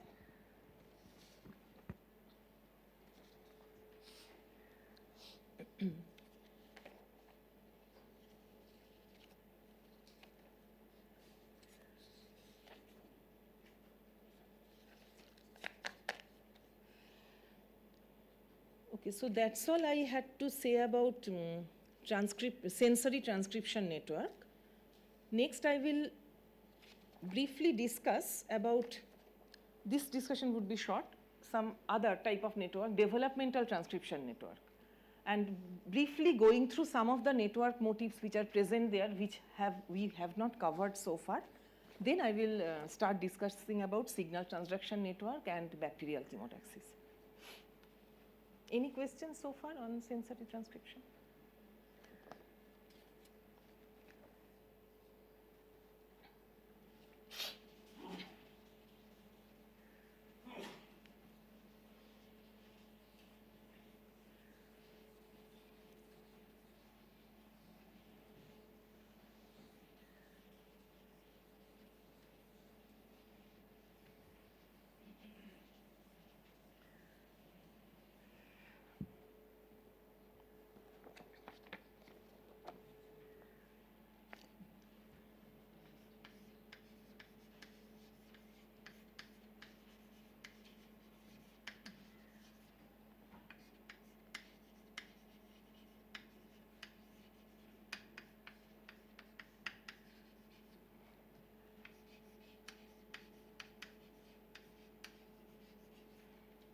If you remember, what was sensory transcription? That the cell senses some signal, receives some signal from its surrounding, and as a response to that, it creates certain proteins.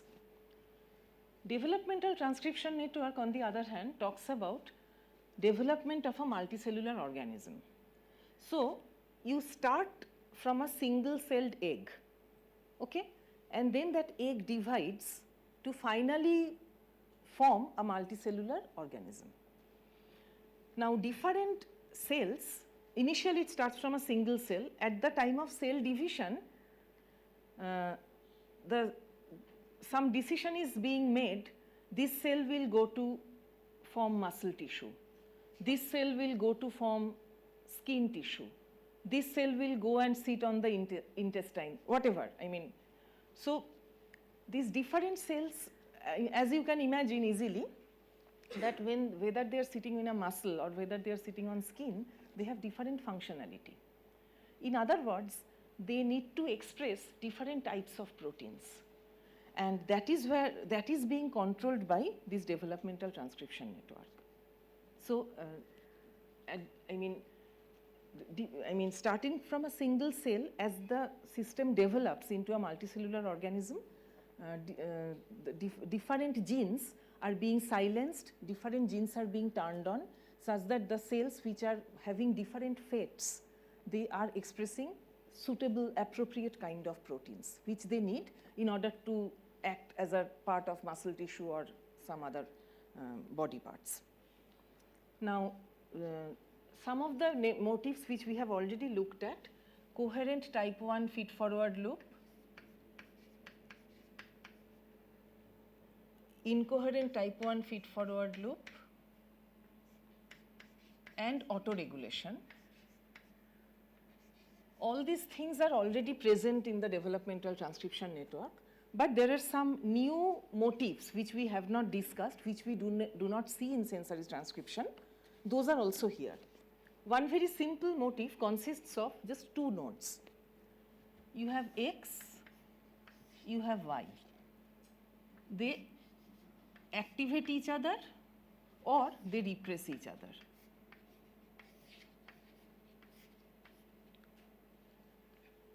This is a two-node positive feedback or negative feedback loop. You see, when both of them are positive, both the feedbacks are positive, then the steady state of the system is either this one is also on, this one is also on, or this one is off, this one is off. Fine? So therefore, when this gene is creating its product, this gene also is creating its product. So this happens when they create proteins which belong to the same tissue, same cell tissue.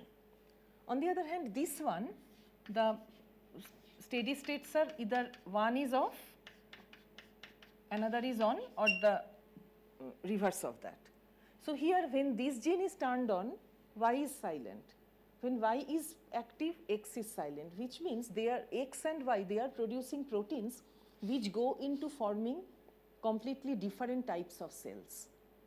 So this is something that is seen in developmental transcription network. And often these two-node feedback loops are part of a larger network motif. There are mainly, so it is possible that suppose X, Y, they activate or repress each other, then together they are actually controlling another gene Z. But the more interesting variation is when there is an upstream transcription factor Z, it controls X, Y, and here I will consider both the cases when they are activating each other, and here this is X, this is Y, when they are repressing each other. I'll consider both the cases.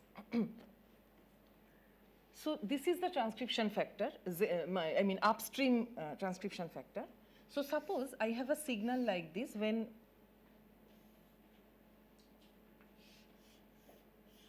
suppose this was the signal of Z star.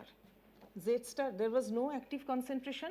Suddenly there is active concentration goes up and goes down after some time. How could this happen?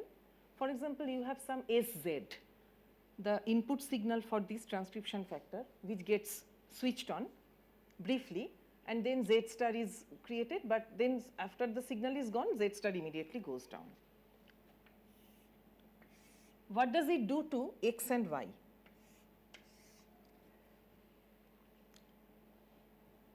Z activates X. When Z star is not there, X concentration was low. And then X concentration increases. But remember, similarly for Y, Y concentration was also low, but then when Z star comes, Y concentration also goes up. But remember, once both of them are on, they are already in a steady state. Now they don't need Z anymore. They can simply activate each other. So even after Z is gone, it continues to remain in the on-on state. So it started from an off-off state, one of the steady states in the bistable case. And then the purpose of this signal is to toggle it to an on-on state. Not only that, system also retains the memory. Even after the signal is gone, this state persists because they don't need Z anymore. Similarly, yes? It is?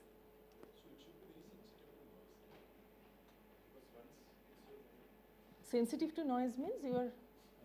So if X or Y, either one of them is turned on by mistake, so just because of some noise or fluctuations, it would ensure that both of them... Yes, I mean, that's possible, but yeah, I mean, maybe I mean, that's right. What you are saying that if this type of system, if suddenly one gets triggered by something and then it can just go to this on state, that's true. But yeah, I mean, this is the advantage of having it in the. Really, there should be something else which. Yeah, I mean, this is a small motif. I mean, it is part of some other larger network, and so this is the advantage that it toggles Z star, a signal changes it from on off to on state. Excuse me. Similarly, yes. Should there be X star instead of X in the graph? X star. In the graphs. Oh, okay, yes. And below that, is it Y star? Yes, fine.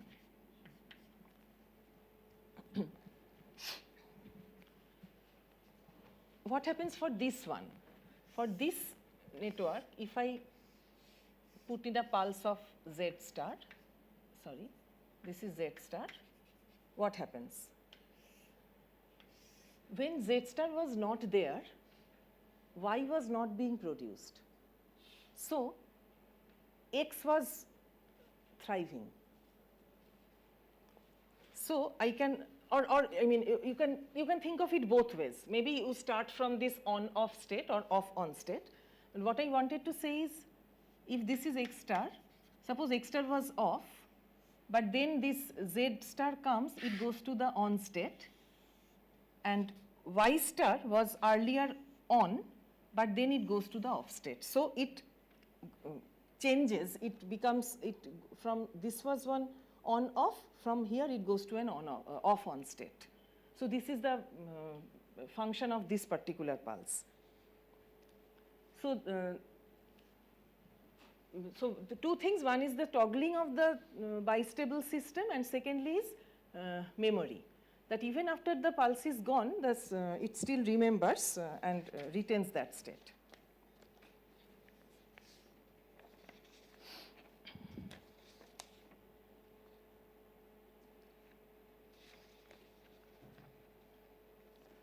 Okay, last example for the developmental transcription network.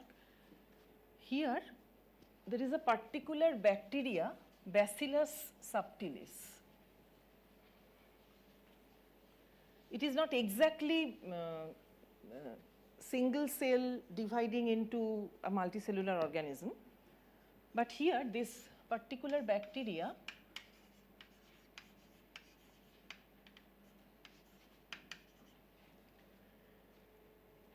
it has the ability to form spore. It is called sporulation. What is this? Suppose you starve the cell. You don't, yes, any question? There is, Z is not being activated. So how is Y being created in this diagram? This second one. No, I mean, here you see this, if you just think of this one, both of them represses each other. So not having X is good for Y, and vice versa. So I start from this off-on state. X was off, Y was on, and then turning on Z takes me to the other state.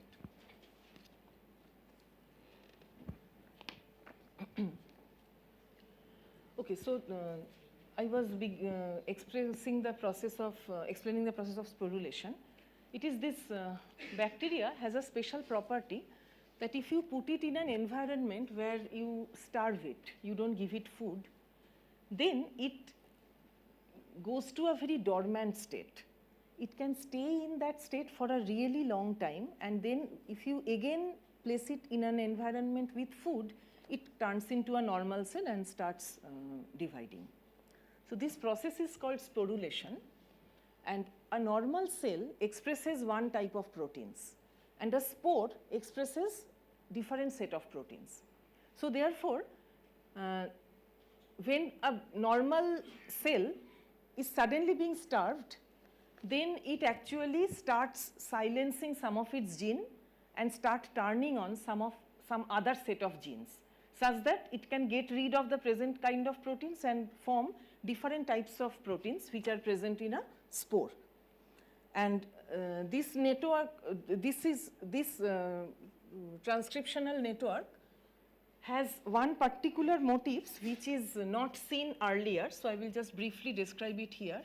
This is called interlocked feed-forward loops.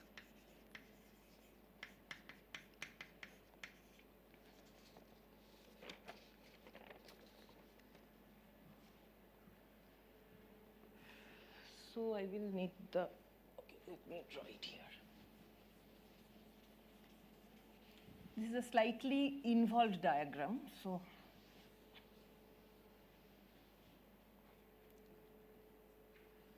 this is X1. X1 activates Y1. Both X1 and Y1 represses and X1 activates they combined in an AND gate, and they regulate Z1. In parallel, X1 and Y1 both combine in an AND gate to regulate X2. This X2 regulates Y2. Y2 in turn blocks and X2 activates again an AND gate Z2.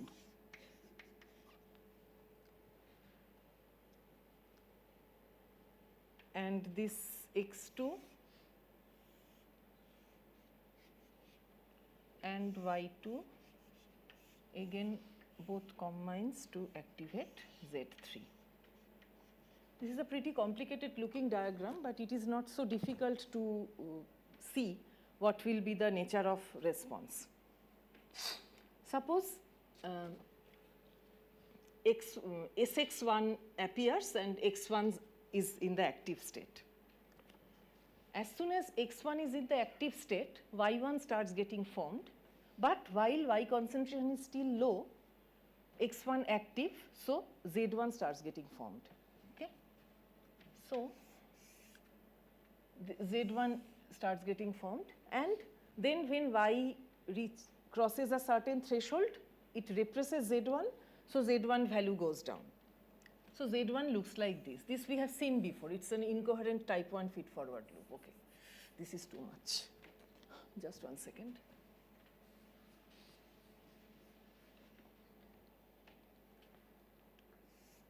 So it increases sharply, then it decreases. This is Z1. What about Z2? When Y1 crosses a certain threshold, then X1 is already there, then X2 is activated. X2 activates Z2 and low Y2 concentration, then Z2 starts getting formed after some time. Then in a similar way, it again decreases. Finally, this is Z2. Finally, this is Z3. Again, when Y crosses a certain concentration, then Z3 is being formed. So you see, this type of things, it actually, different proteins, Z1, Z2, Z3, are peaking at different points of time. So this is actually, just 1 second, this is actually quite common for sporulation process, because at different stages you need different types of proteins, and you are maybe trying to do with one starvation signal. So first Z1 is formed, then Z1 goes away, and after a delay Z2 is formed. While Z2 is decaying, okay, this doesn't need to be so delayed, it can start early on, Z3. Okay, so different proteins are peaking at different, this is, I mean, you see this is a combination of C1 and I1 feed-forward loop, and this can give this temporally ordered peaking of protein concentrations. Yes, there was a question? Yes.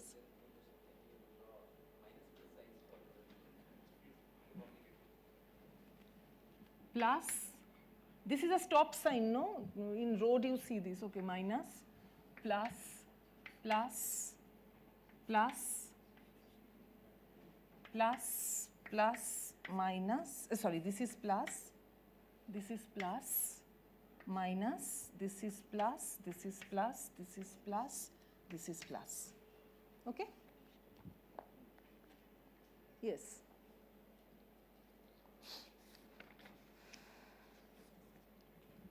Yeah, sorry, I'm not really sure if I understand. So like with the end condition, does it mean like, for example, for the leftmost end? Sorry, say it again. For the leftmost end operation, does it mean like? It means that Z1, yes, it's a gene, yes, its promoter region has two binding sites, yes, in one of which X1 should be present, in another of which Y1 should not be present. Okay. And when both these conditions are satisfied, then Z1 can be turned on. Ah, okay. So, okay, yeah, I think I see. Thank you. Any other questions? Is it getting confusing? Because yesterday a lot of people were asking questions. Yes.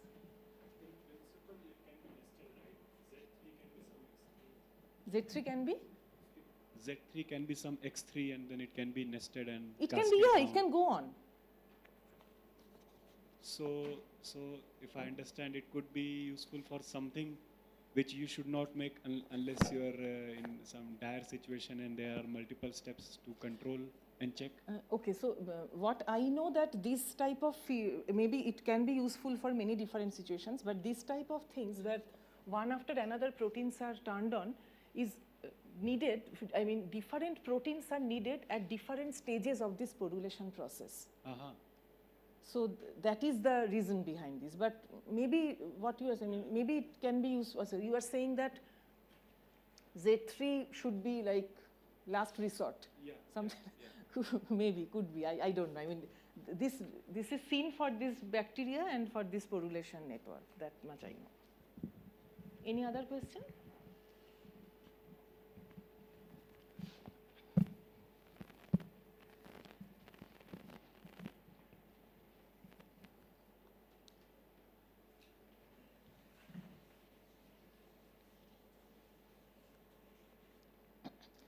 So that's all I wanted to say about the transcription network. Next, I wanted to talk about signal transduction network. And we will, the most widely studied, I mean, well studied and most popular signal transduction network is the chemotaxis network inside an E. coli bacteria. So we will discuss that. But before that, first, when I say signal transduction, I am still using the word network. So you see, I started the discussion on sensory transcription network by saying that it is responding to its input signal via generation of certain proteins. For developmental transcription also, that it is streaming into different tissues which are part of different organs. So different set of genes are silenced, different set of genes are turned on. And in both the cases, the network consisted of nodes were genes and the edges were the transcription control. But signal transduction network is different. Here, you receive a signal, but you don't produce protein, not necessarily. There are also existing proteins there and they take part in different type of chemical reactions inside the cell. So this is also another way to process the signals that, okay, you have, in fact, that's what happens for E. coli chemotaxis. So earlier in the transcriptional network, which were the quantities or which were the objects which were importing the signal from outside by changing their state? That was transcription factors, right? But here, that job is done by receptors.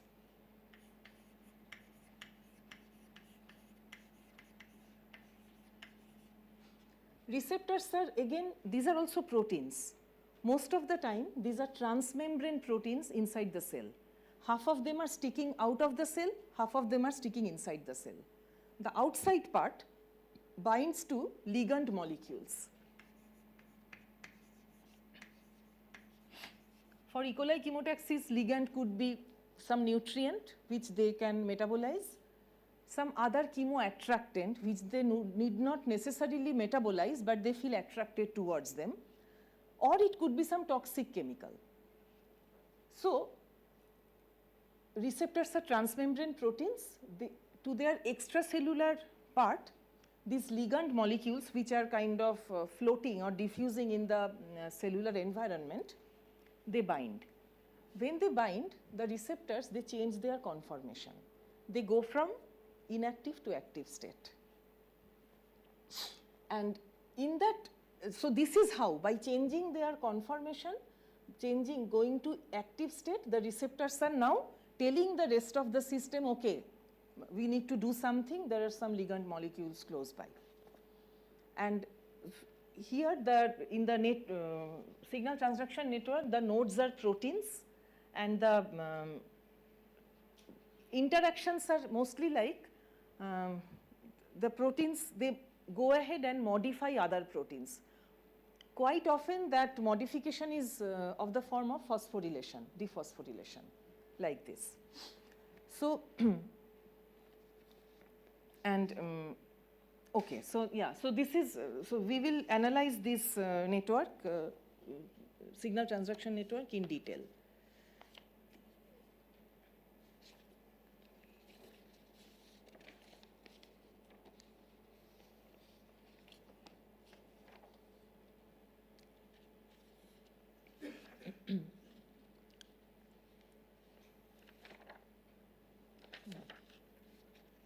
Just one second, let me just give me one moment.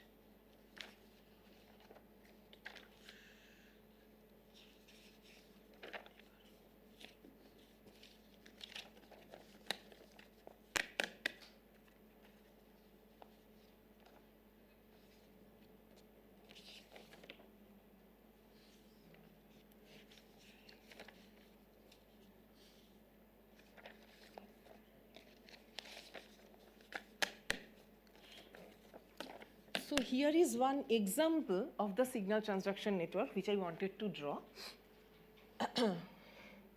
Suppose this is the receptor and this is one protein. It's typically it's kinase.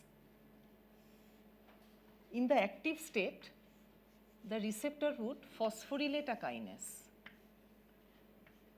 Then X becomes XP. And the reverse transition is also possible. These phosphoryl groups are removed by another enzyme called phosphatase. I don't even bother to remember the names, it doesn't matter. So then in the these phosphorylated forms, I call them active. In the phosphorylated forms, they can go ahead and influence other proteins.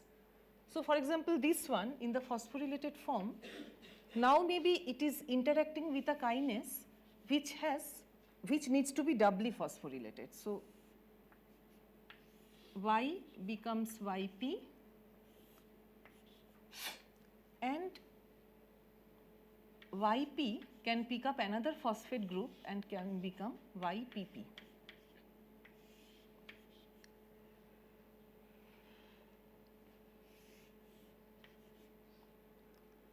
This one is active now, so this one will come. I mean, I can go on like this. This is Z. It can phosphorylate Z. Maybe Z is also doubly phosphorylated. So this is Z, this is PP. Sometimes what happens, although these are all kinase proteins, sometimes what happens, an end product could be activating one particular transcription factor. That is possible. That although this is signal transduction, but sometimes it ends in activating a transcription factor which can go ahead to express some of the genes. But okay, we don't need to bother about that.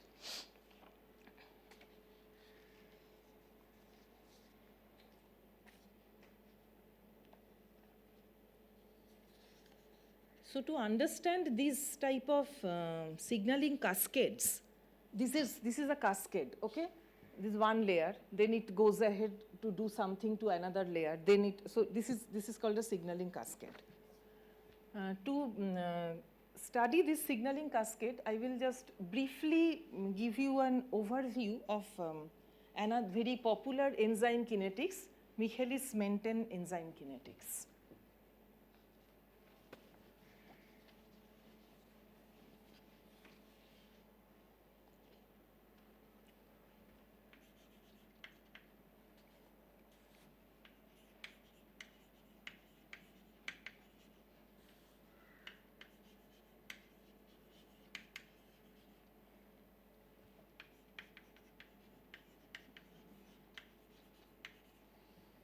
Maybe many of you are already familiar with it. I mean, I think in school or high school you may have read it, but let me go through it again.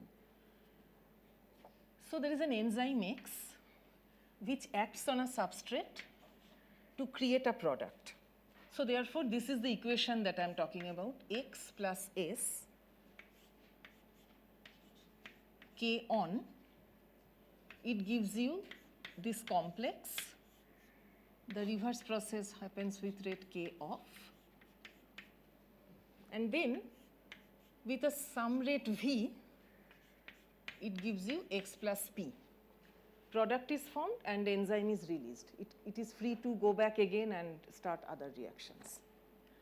And typically this V, the rate of product formation, this V is much smaller than this. So this is slower, this is a much faster reaction. Okay. Now let us say I would like to write down the time evolution equation of this. So ddt of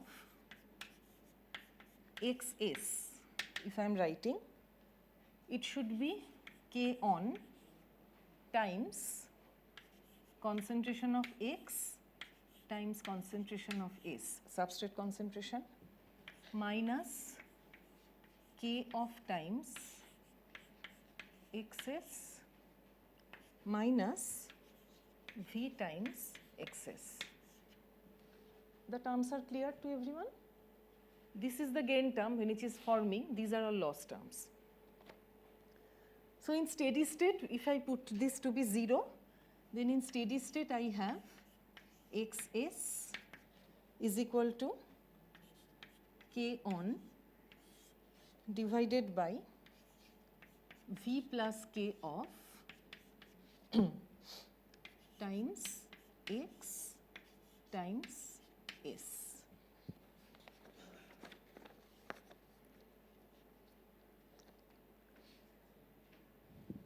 Next I write the total X concentration should be conserved. Okay, so X plus XS,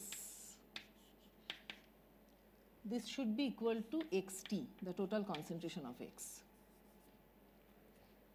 And then this one can be, so therefore now what is the rate of product formation? V times XS. So V times XS, it follows, this is the rate of product formation. It is equals to V times XT times S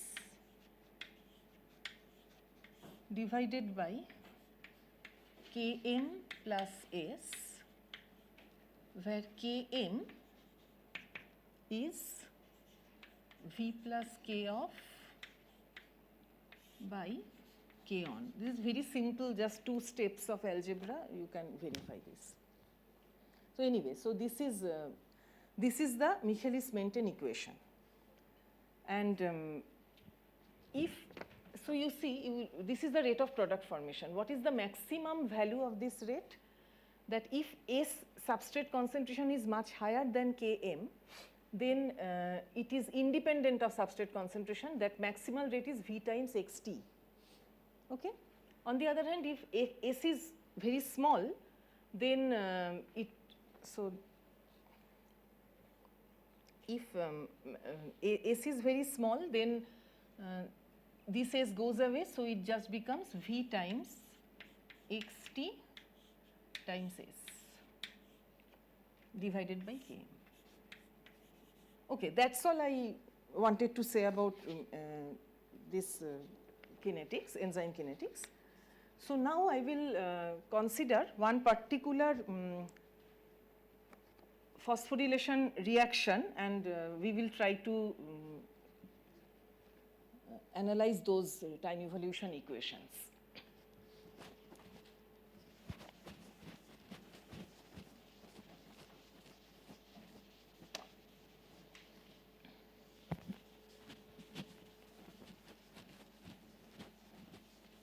I have a question.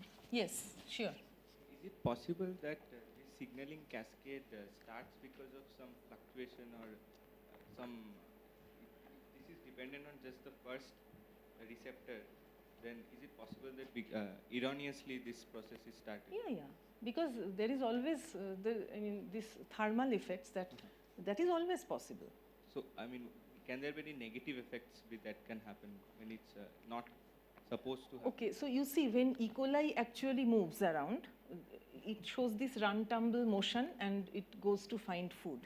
But there is, even if you do not have any food concentration gradient, even then if you just look at the run tumble motion, and suppose if you look at the tumbling rate, it shows significant noise.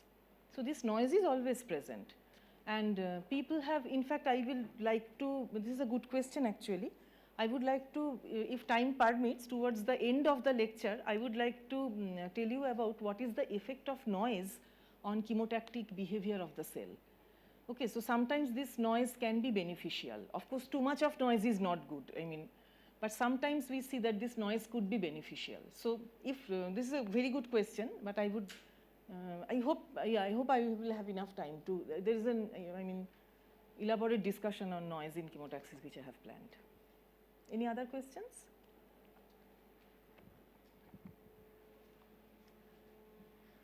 I noticed one thing, so far none of the girls have asked a single question.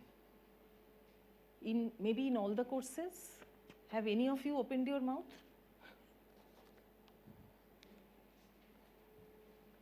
Okay, so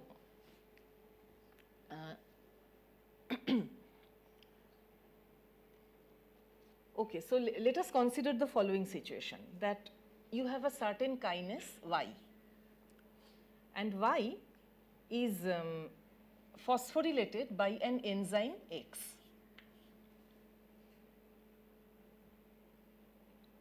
And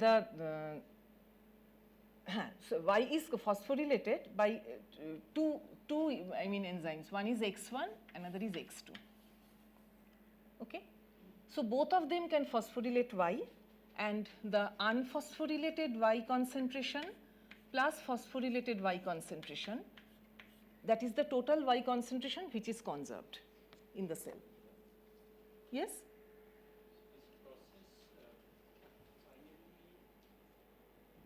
Is it that S disappears and then only you have P? No, This- this one? No, the red diagram you wrote, no, that because finally this product going to X plus P, that's only one way, right? Yes. Is it possible that at the end, there is no S? No, because there is substrate is often present in huge amount. Okay, so it's It like is a the- bath of. Yes, it is the bath of, exactly. It is like Okay. a bath of substrate. Okay. Yes.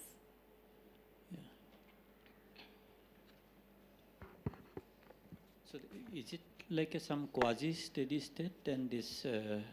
Yeah, we are assuming that this is zero. DDT of Yeah, this is but zero. is it like a quasi steady state? Because at very long time probably even that will be zero, right? Yeah, yeah. And That is possible, yes. At the time scale of these rates, okay. This is, because you see, this gives you, when you multiply it with V, this rate, it gives you the rate of product formation. Yes, but like. But that product formation will cease after long time. Okay. That is possible, Okay.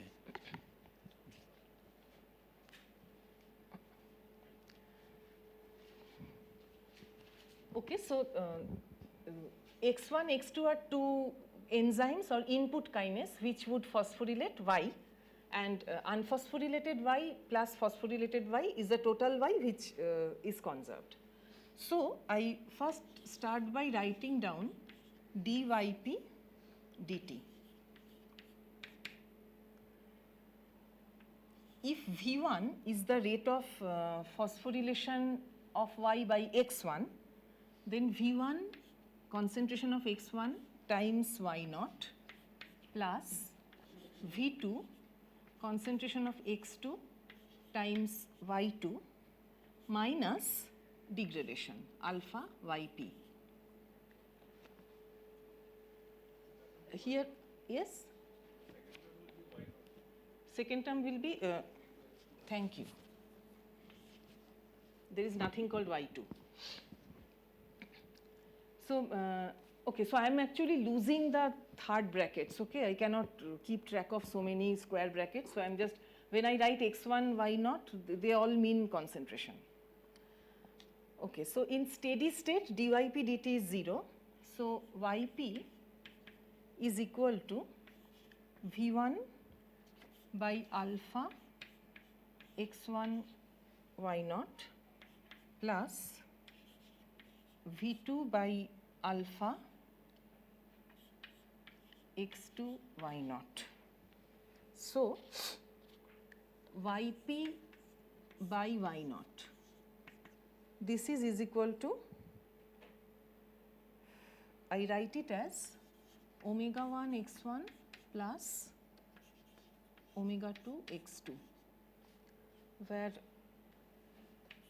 omega I is Vi by alpha.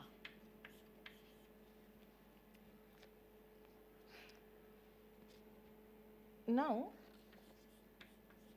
Yp divided by, I add the numerator and denominator. Can you see it from here? Is it too low? You can, okay. Yp plus Y0 is equal to, same thing on the right hand side, omega 1 x1 plus omega 2 x2 divided by 1 plus omega 1 x1 plus omega 2 x2. So, therefore, I can write it as some function of omega 1 x1 plus omega 2 x2, whereas this function fu, what kind of function is this? It is u by 1 plus u.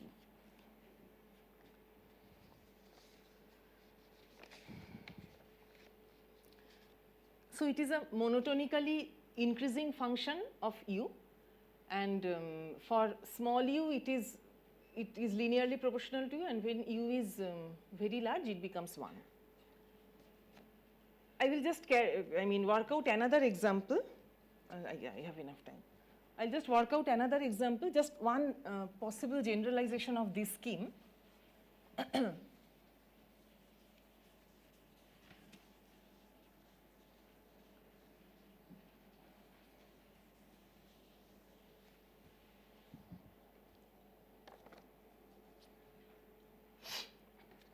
That here I assumed that Y is singly phosphorylated by 2 enzymes.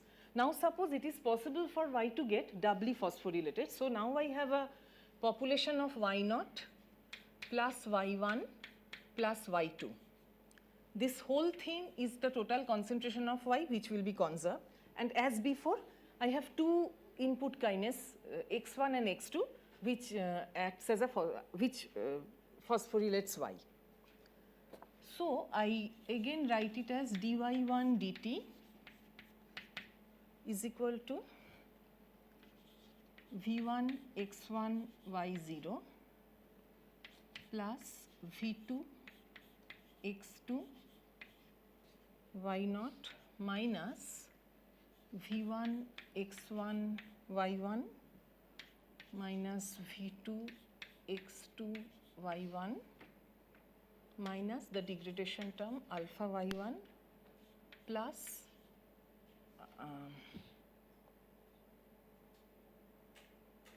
alpha y2. So, these are dephosphorylation. So, when alpha y2 is dephosphorylated, it becomes y1. So, that is why there is a plus sign here.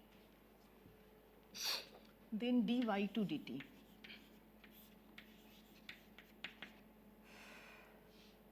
Again, v1 x1 y1 plus v2 x2 y1 minus alpha y2, that is dy to dt. Okay. Now in the steady state, both these time derivatives are 0. So if dy to dt is 0, if I put it, then yes,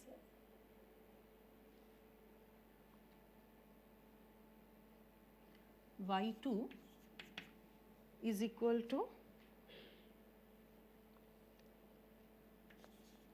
v1 x1 plus v2 x2 multiplied by y1 by alpha, right? y2 is equal to this, okay. And again I can write v1 by alpha as omega 1. So this gives y2 is equal to omega 1 x1 plus omega 2 x2 multiplied by y1. So y1 is equal to y2 divided by omega 1 x1 plus omega 2 x2. Or what I want to do, I want to derive the input function for this doubly phosphorylated reaction chain. Okay. So this is where I have used dy to dt is 0. Okay. Next I will use ddt of y1 plus y2. That should be equal to 0, and which is equal to y0 times v1 x1 plus v2 x2 minus alpha y1. So y0 becomes is equal to y2 divided by omega 1 x1 plus omega 2 x2 whole square. And then y is equal to y0 plus y1 plus y2. If I take y2 common, I get 1 plus 1 by u plus 1 by u square, where u is omega 1 x1 plus omega 2 x2. So y2 by y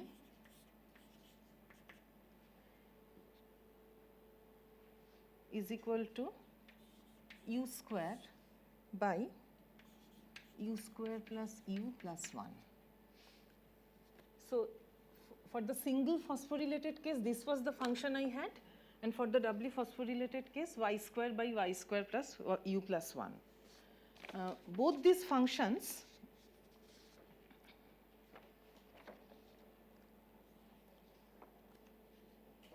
have the same property that if u is small, they are 0, and if u is large, they reach the maximum value 1. So therefore, what did I calculate? What is the fraction of phosphorylated Yp? Okay, that was this value. So therefore, if u crosses a certain threshold, only then this reaction is happening. Okay. So the condition is u, or omega 1 x1 plus omega 2 x2 should be greater than of the order of 1. Okay, so that is when this will act as a switch. Now here just one small point is, if omega 1, omega 2 both are small, if these rates are very small, then to satisfy this condition, both x1 and x2 needs to be large. So if some kinase is being phosphorylated by 2 input kinases, then if the V1, V2, if these rates are small, then x1, x2 should be very large, both of them, otherwise this condition cannot be satisfied. This is something like an AND gate, that there are 2 input kinases, both of them should be simultaneously large, otherwise I cannot have the reaction. However, if omega 1, omega 2 are large, then either of them could be large, and even then the reaction will happen. this is something like an OR logic, that I need just one of them.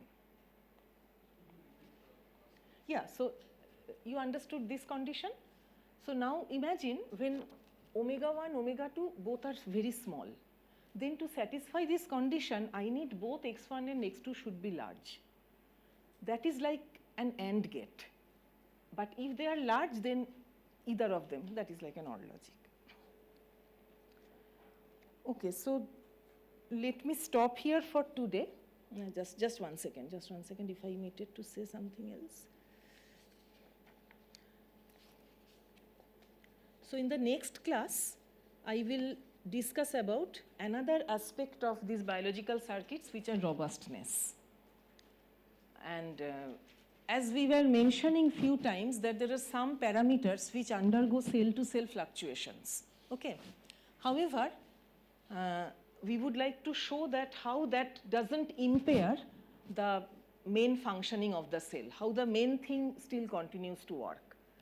So in the next class, and I will describe that in the bacterial chemotaxis network. Okay? Yes?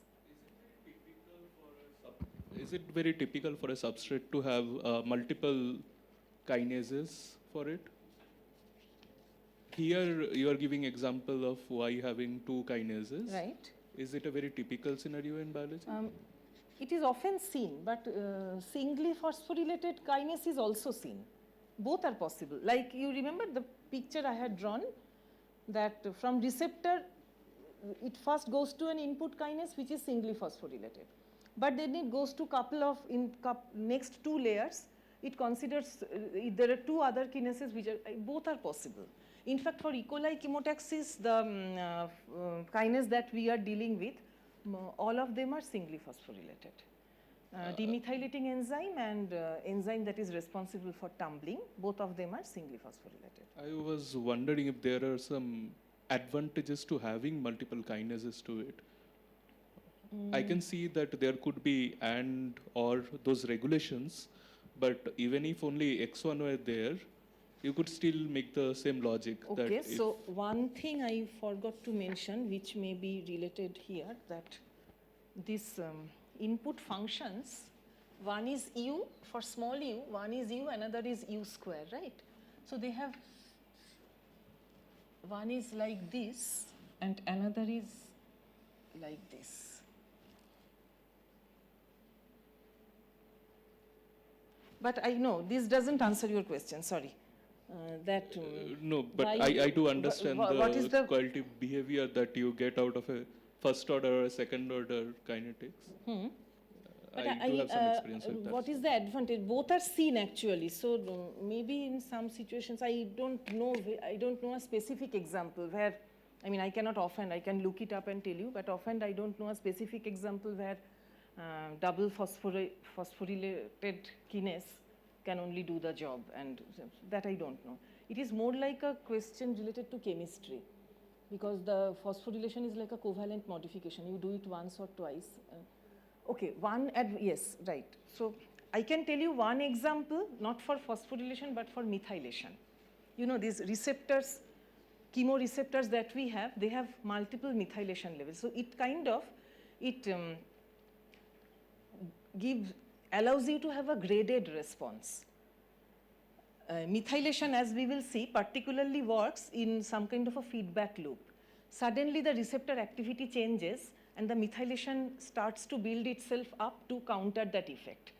Now, having multiple methylation site helps you in the sense that maybe, I mean, it's something like, suppose I'm holding something at hand, it suddenly changes its color. There are few buttons. I can push one of them and then I can try to get that color back. More buttons I have, better control I have. If it's just one button, then it again switches back. So this is okay. I mean, methylation, I know that methylation is known to be advantageous for this particular reason. But phosphorylation, I don't know an example.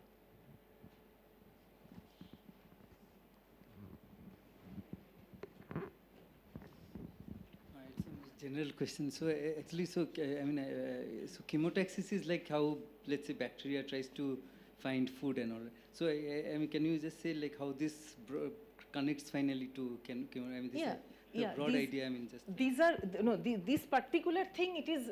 I mean, I was just trying to develop the reaction kinetics of phosphorylation, dephosphorylation. But when, in fact, tomorrow only I will describe the chemotaxis circuit.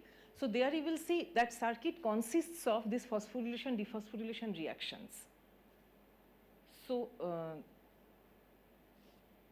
So like finally there's a motor or like something which moves and in response to some chemical. So, and so where does all this fit into that? Yeah. So for example, when the motors rotate in the clockwise direction, then the cell tumbles. When the motors are rotating in the counterclockwise direction, the cell runs. What makes it switch from counterclockwise to clockwise? That is, when a particular this molecule Y in the phosphorylated state, it can bind to the motors, and that actually acts as a clockwise bias. So this phosphorylation, dephosphorylation reactions are present in that sense, that to switch the bias ultimately, chemically what is happening, that some molecule in the unphosphorylated state, it cannot do anything. But only when it is phosphorylated, it would come and bind to the motors, and then the motors will start rotating in the clockwise direction and the cell will tumble.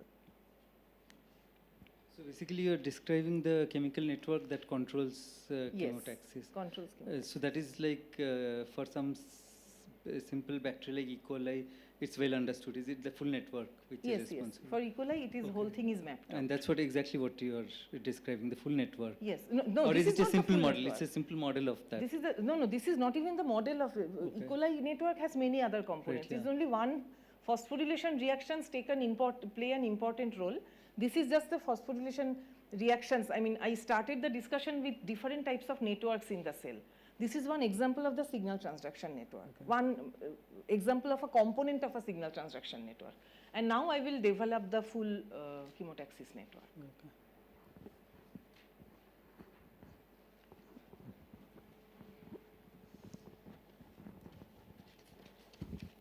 Excuse me? Yes. Before these binding processes happen, in the cellular medium, what sort of motion do these molecules, I mean, can they be described by just a random walk, or is it there is some sort of activity?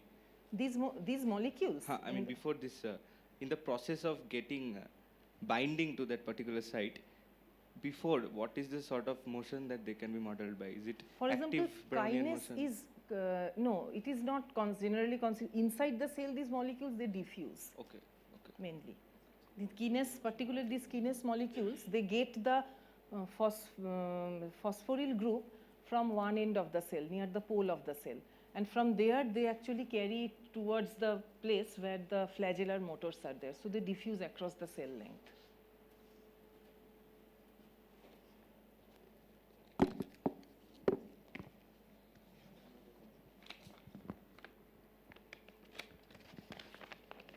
Any other questions? Hi ma'am, I just want some clarification. So when you made this signal transaction network first, so there was this X and so receptor binding happens and XP star is like it is becoming active. And so after that, those steps is it happening that XP star is kind of some binding element for Y and YP and YPP, or it's just like cascading effects going on itself? That's I didn't understand. Sorry, say it, what is the question? So the question is that I understood up to the part when XP star is there, so like that is in active state, and after that what's happening? Like this Y phosphorated, is it happening itself, or there is another like this binding kind of stuff is going on again? XP, I mean X in the phosphorylated state is, we are calling it as active X. Active, okay. So that would then go and phosphorylate Y. So it is possible that Y goes ahead and phosphorylates another kinase. It is possible. Okay, and then Y phosphorated itself, again phosphorate itself, so YPP is yes. that. Thanks. Yeah, and also there is these dephosphorylations which are simultaneously going on. Yeah. Okay, thank you.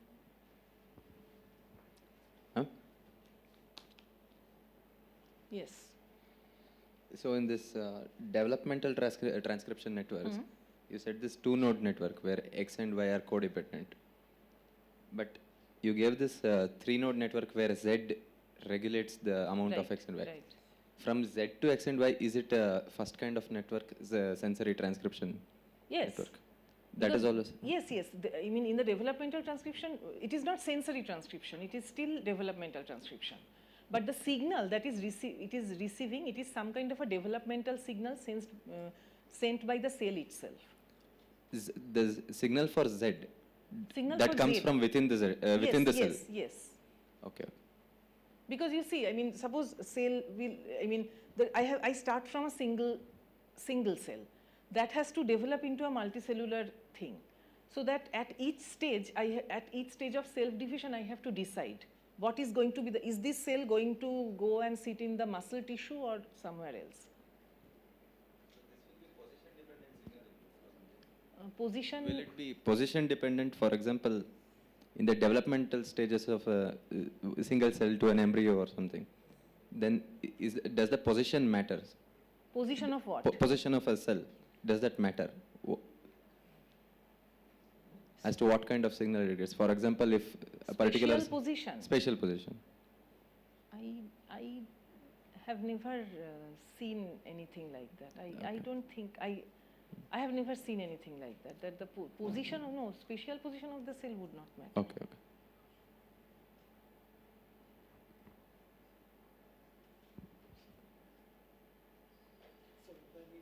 Yes, yes, yes.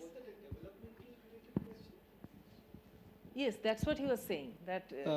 So was that a development related question, like when the cell migrates?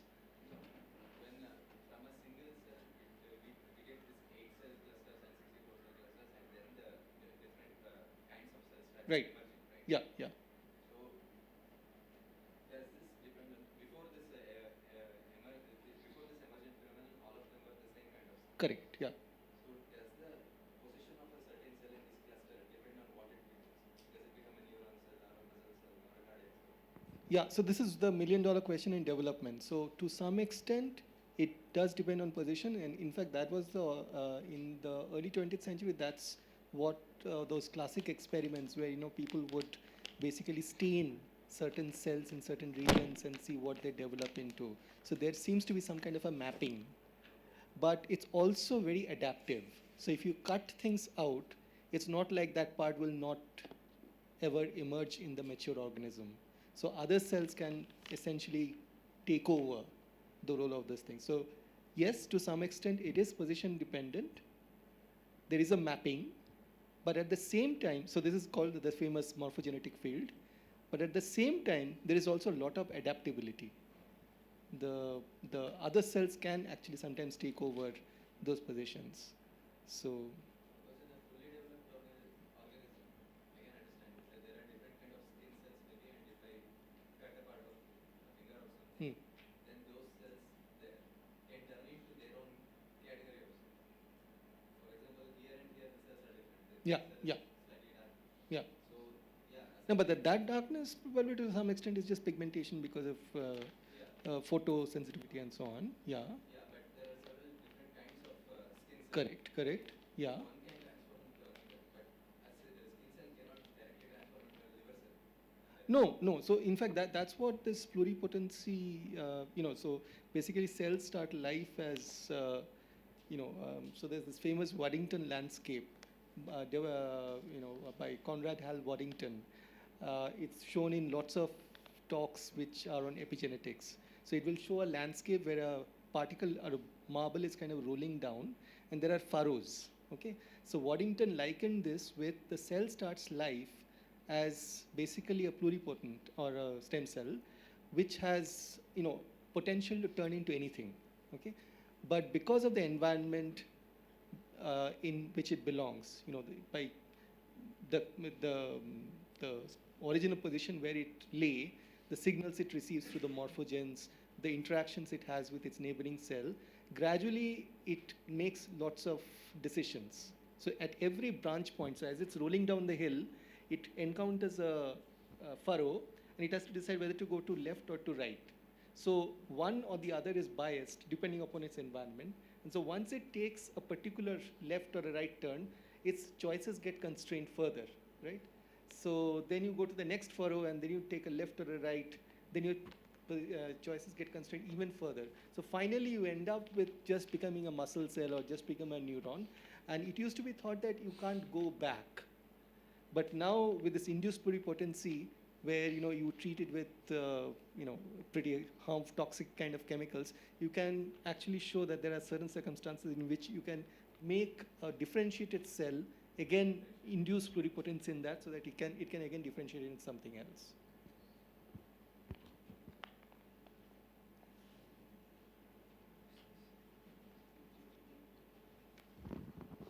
Any more questions? No. Okay, so I think we'll stop here. This tutorial, Shitabro, you two can be there, right?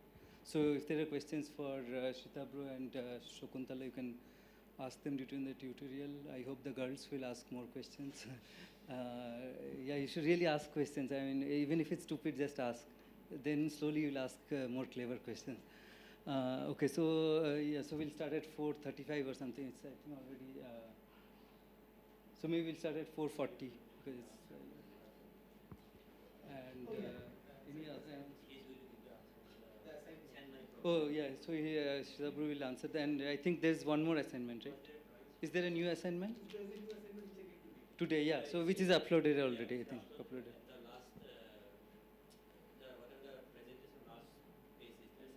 Yeah, last page of the lecture notes is the new assignment.